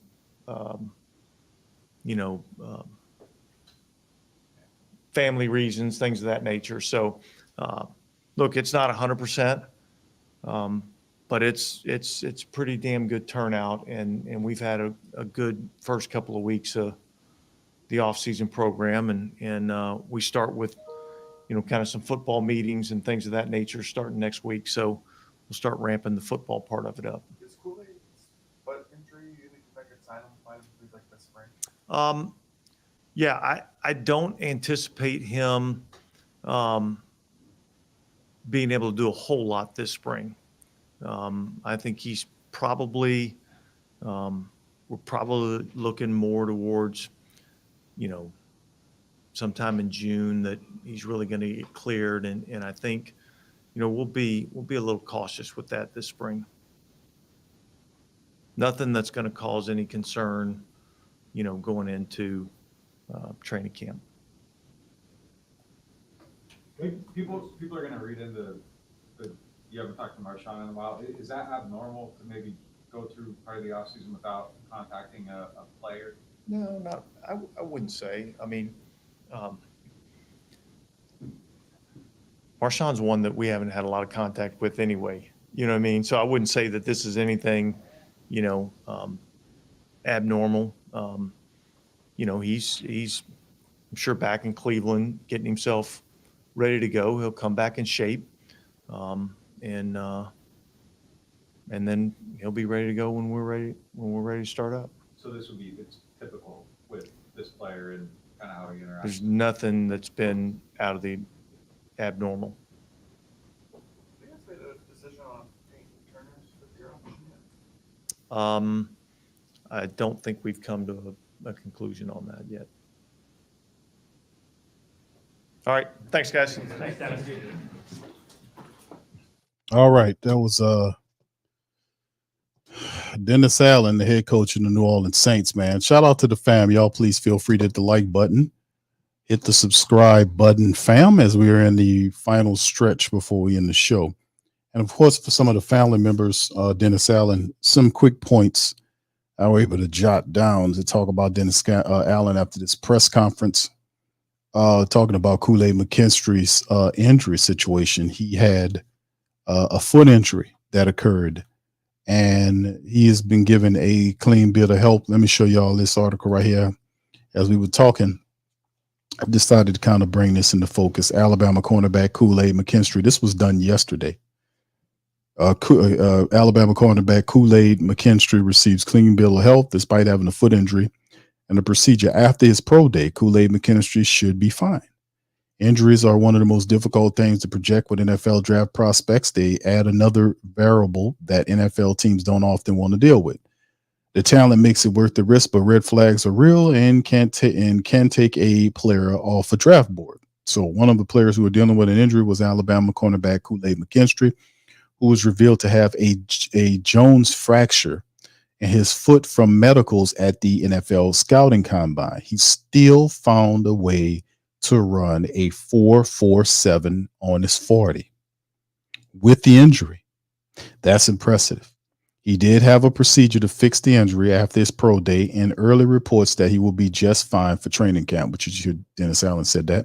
James Palmer tweeted, Alabama cornerback Kool-Aid McKinstry foot procedure after his pro day was very clean and relieved the injury wasn't maybe, he said, and relieved the injury wasn't maybe as bad. He'll be fine by training camp and should be able to do some stuff light impact in the off-season program. Positive news for a real versatile player.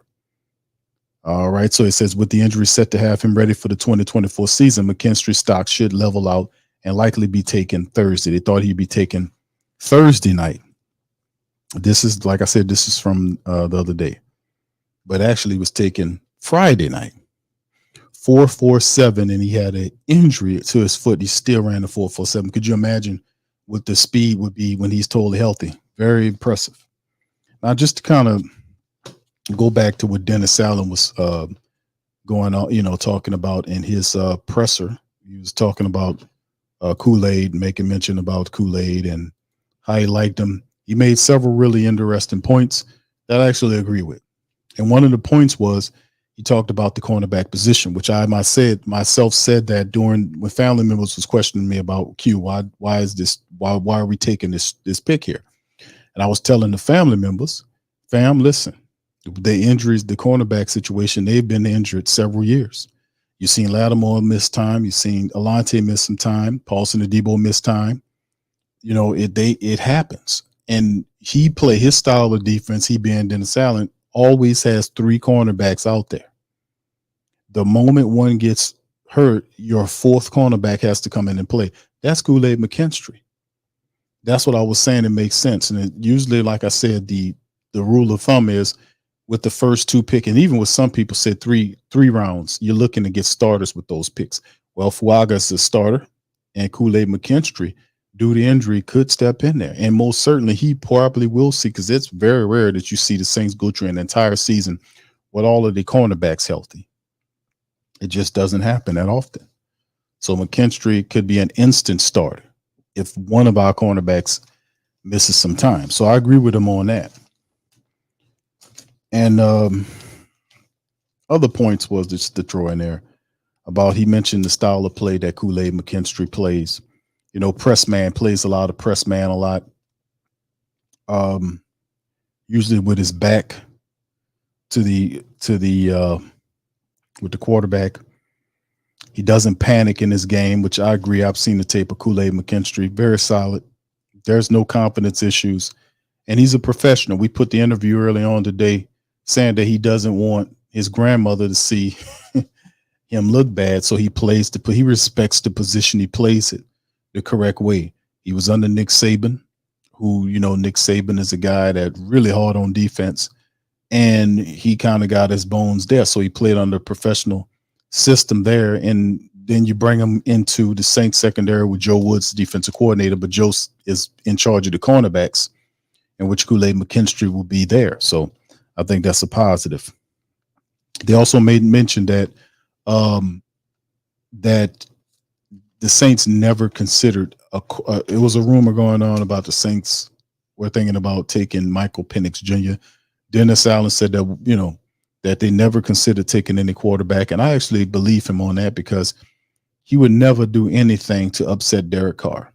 We got one of the weakest quarterback rooms, no disrespect to our quarterbacks, but in the NFL, if Derek Carr sustains an injury, we will hope that Nate Peterman can step in and guide the team, or Jake Hain, or whoever it'll be, in the interim until we get him back. So very agreeable QB room for Derek Carr. I don't see none of those guys actually pushing him to take his job. And I think that was purposely set up. I don't think Dennis Allen would ever go out and try to get a quarterback to bring in here to compete with Derek Carr to push him. They believe in coddling this guy. And I think that's a punk move. I think that's stupid. I think that's weak, because we don't play coddling games. Either you belong or you don't belong. And if you're there and you need to step your game up. We shouldn't be protecting these guys. So he mentioned that, and I actually accept that. I actually believe that he'll never upset Derek Carr. That's for certain. And of course, he mentioned the fact that he hadn't communicated with Lattimore, and people said, well, why are they at odds? Because of Dennis Allen, how he is. That's why they're at odds with Dennis Allen. Dennis Allen is a backstabbing weasel. And a lot of these people, and this is nothing that people didn't know. This is what it is. He has certain attributes that are unfavorable to certain guys in the building. That's why it was a split, and it talked about it during the season. And word on the street was it was a split in the locker room of people that had faith in this guy. And then it culminated really bad at the back end of the season, when he basically threw his whole team under the bus and apologized to the Atlanta Falcons, when the whole matter should have been handled in-house. And I've documented many different times of really off-code, weak team destroying behavior by Dennis Allen. The thing with Jameis not allowing him to play when he was healthy a couple of years ago. a player losing his job to injury, which is a unwritten rule that a player is not supposed to lose his job to injury. But Jameis never seen the field after he got healthy a couple of years ago. And he said that he lied to him. He told him that he would let him back, and then he didn't let him back. And then when all of that hit the fan, he still didn't let him back. So, I mean, it's a lot of stuff that I don't like about this guy. And as long as he harbors these type of weak, garbage emotions, the team it's not going to, come on.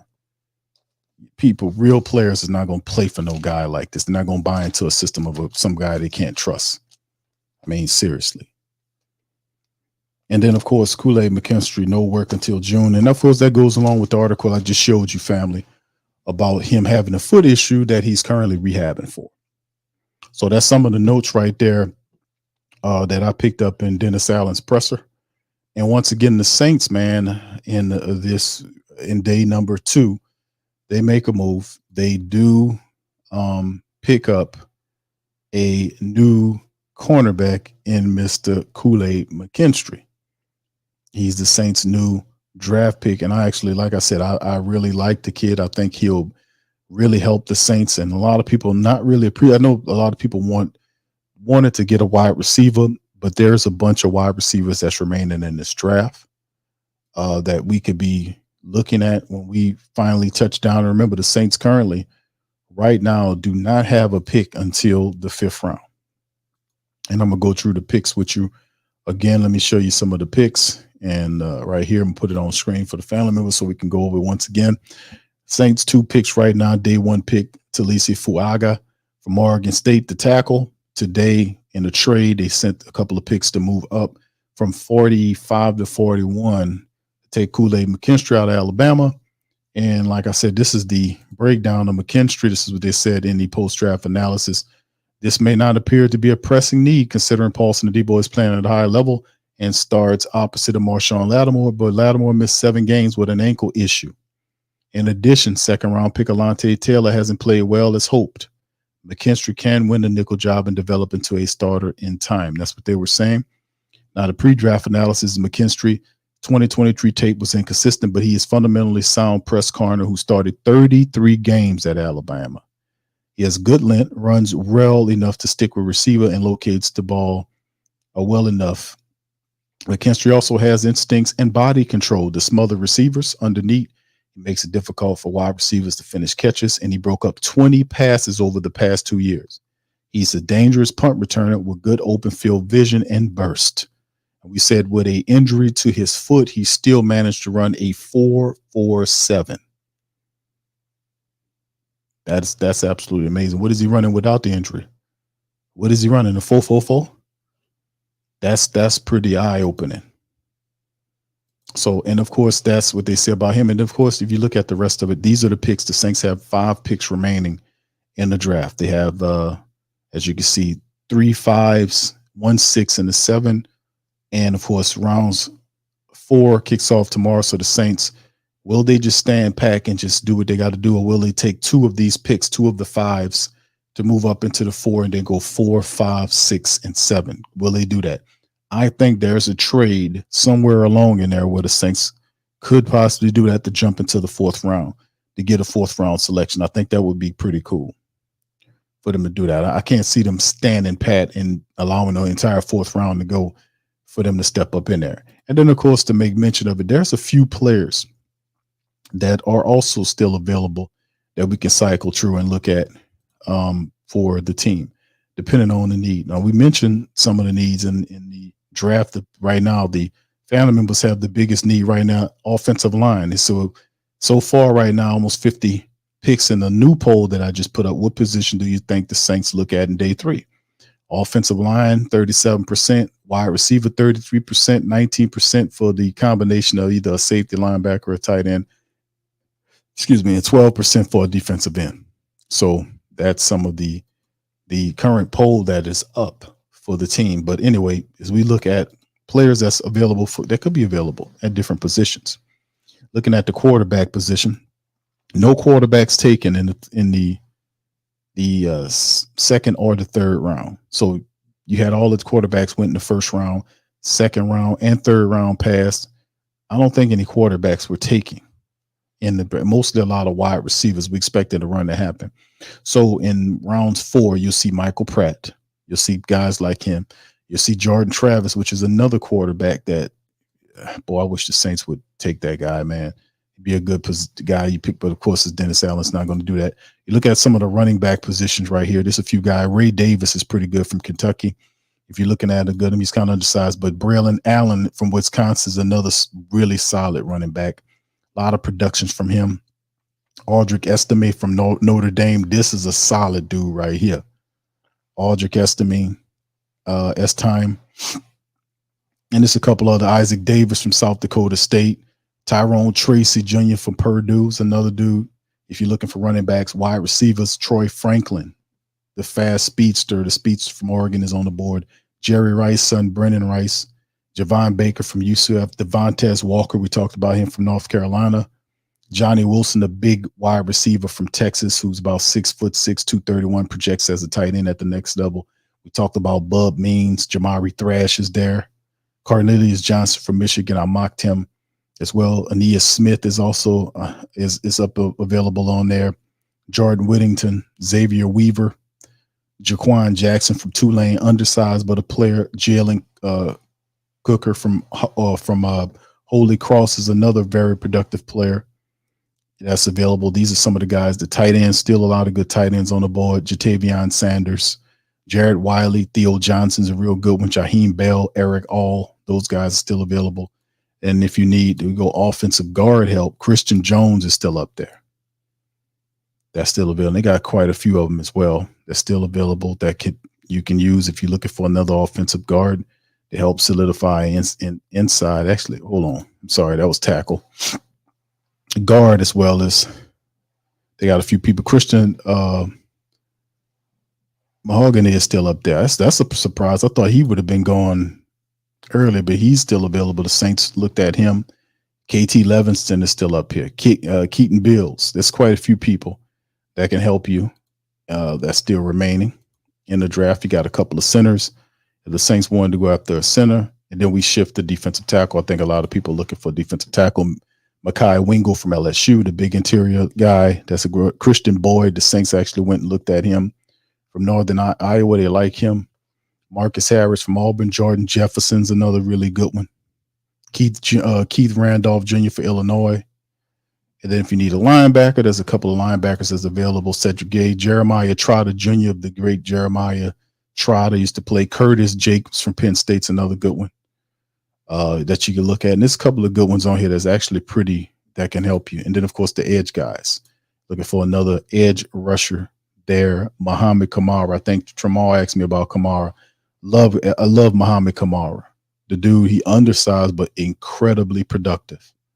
Incredibly productive. Muhammad Kamara, I like him a lot. Incredibly productive. I think I like Javon Solomon a little better, than him, but those, you can't go wrong with either one of those guys, to be honest with you. And that's pretty much it. If you look at some of the safeties here, Jaden Hicks is still up on the board. Katan Oladipo, the big safety from Oregon State.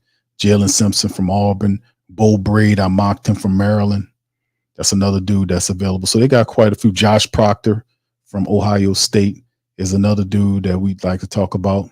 Vaki from Utah is another dude, kind of a solid dude. Mark Perry, man. Mark Perry from TCU, man. That dude is a baller.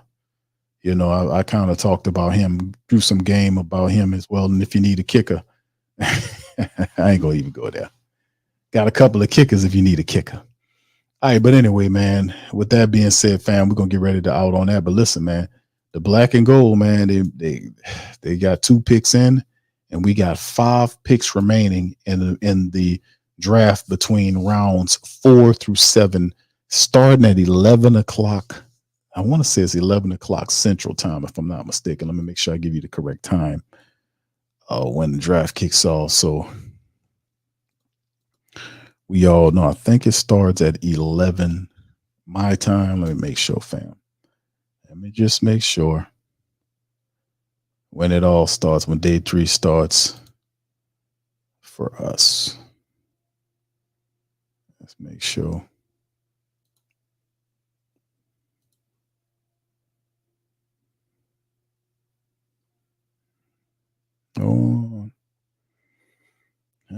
It starts for it actually starts pretty early. It starts for 10 o'clock. Yes, 10 a.m. So it starts at 10 a.m. and it goes all the way to 6. So tomorrow, 10 a.m. kickoff time for day 3, picks 4 through 7. Starts at 10 o'clock. Yeah, 10 o'clock Central, 9 a.m. Eastern Standard Time. I'm in the 10 Central Time Zone, so that'll be 10 for me. All right, so anyway, with that being said, fam, we're going to get out on that. Listen, man, I appreciate y'all chiming in. Shout out to all the callers. Shout out to the super chatters and all the family members in the chat. We're going to come here tomorrow and we'll finish off the draft. And, of course, later on that same day, the Saints will be signing and draft the guys. We'll cover that as well. We'll get your full reaction for the family members that won't chime in. We'll get all you guys full reaction on the entire summation of the draft. How you think the Saints are handling business, man? The Saints stepped up and did some positive stuff in the draft today in terms of trading up to go and get the cornerback that they want. What do they do tomorrow? Do they fortify, get them a defensive end? Do we add another wide receiver? They got quite a few good ones that can help us as well. Do we get a tight end and for the future? Do we get some more help at the offensive line? What do we do? 5 picks remaining in the draft. Do the Saints trade up into the 4th round and keep it pushing? All that'll be answered tomorrow, man. We'll be here kicking off the show at 10 o'clock in the morning. We'll get it going. So with that being said, man, y'all enjoy your night. Appreciate y'all for chiming in. Y'all, please feel free. If you hadn't already did it, hit the like button, hit the subscribe button, and by all means, feel free to share the show on your social media feed. If you're listening to us on Twitter, hit the retweet button. Please retweet us. It helps out the stream. And once again, we appreciate y'all for chiming in, man. I'm going to open up the phone lines again for the final time for the draft weekend tomorrow to get all y'all analysis and breakdown on how you think the Saints did. So with that being said, I'm going to holler at y'all on the next one. Much love. And who that to you? Yeah. Boogie like Benson, I'm a who that. I'm a who that. Long as I'm living, I'm a who that. Lose or winning, I'm a who that. Sports Coma, yeah, this is where we do that. Where we do that, where we do that, where we do that, where we do that, where we do that, huh? Boogie like Benson, I'm a who that. I'm a who that. Sports Coma, this is where we do that. Where we do that. Welcome, welcome, welcome. Somebody please better help. Running this thing like elf. I thank God every day I'm not a felt. Go to YouTube live with Big Q and the guys. If you ain't ride or die, the bandwagon get flipped. Been marching in, that was way for the ring. I was yelling out your shame for the championship. Bucking on town, duck down. Falcons, pluck, get shut down. Panthers ain't much touchdown. The vision really belong to us now. So much hate on the Saints, you could probably tell. Ever since Bounty Gate hit the NFL, when things seem fishy, then you probably smell the crooked referees on Roger Goodell. Yeah, bugging like this, and I'm a who that. Every day I'm living, I'm a who that. Lose or winning, I'm a who that. It's the Sports Coma, this is where we do that. Where we do that, where we do that, where we do that, where we do that, where we do that. Boogie like Benson, I'm a who that. It's the Sports Coma, this is where we do that. You're listening to the Sports Coma with Big Q and the guys on the PRO Media Network.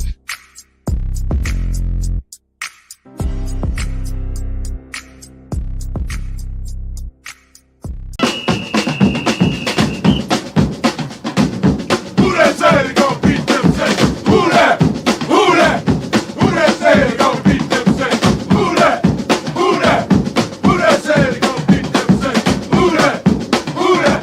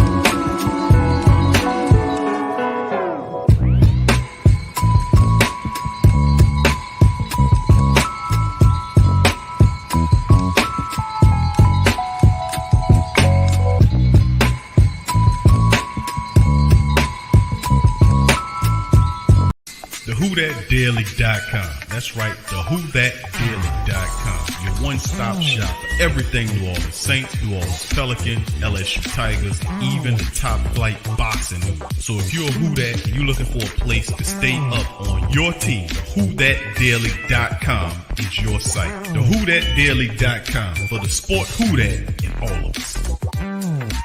That's right, the Pro Shop is the platform's store where you can go and buy all the latest merch to support the platform. Available at the Pro Shops, we have dozens of hundreds of products available for you and your family. Unisex tees for men and women, hoodies and sweatshirts, tank tops, kids and baby items, long sleeve tees, mugs, pillows, wall art, bath bedding, face masks, phone cases, stickers, bags, fanny packs, socks, hats, and many other items. Please feel free to check out the Pro Shops. The link is in the description section below. And remember, it helps the platform continue to grow. Check out the Pro Shop and Who That too.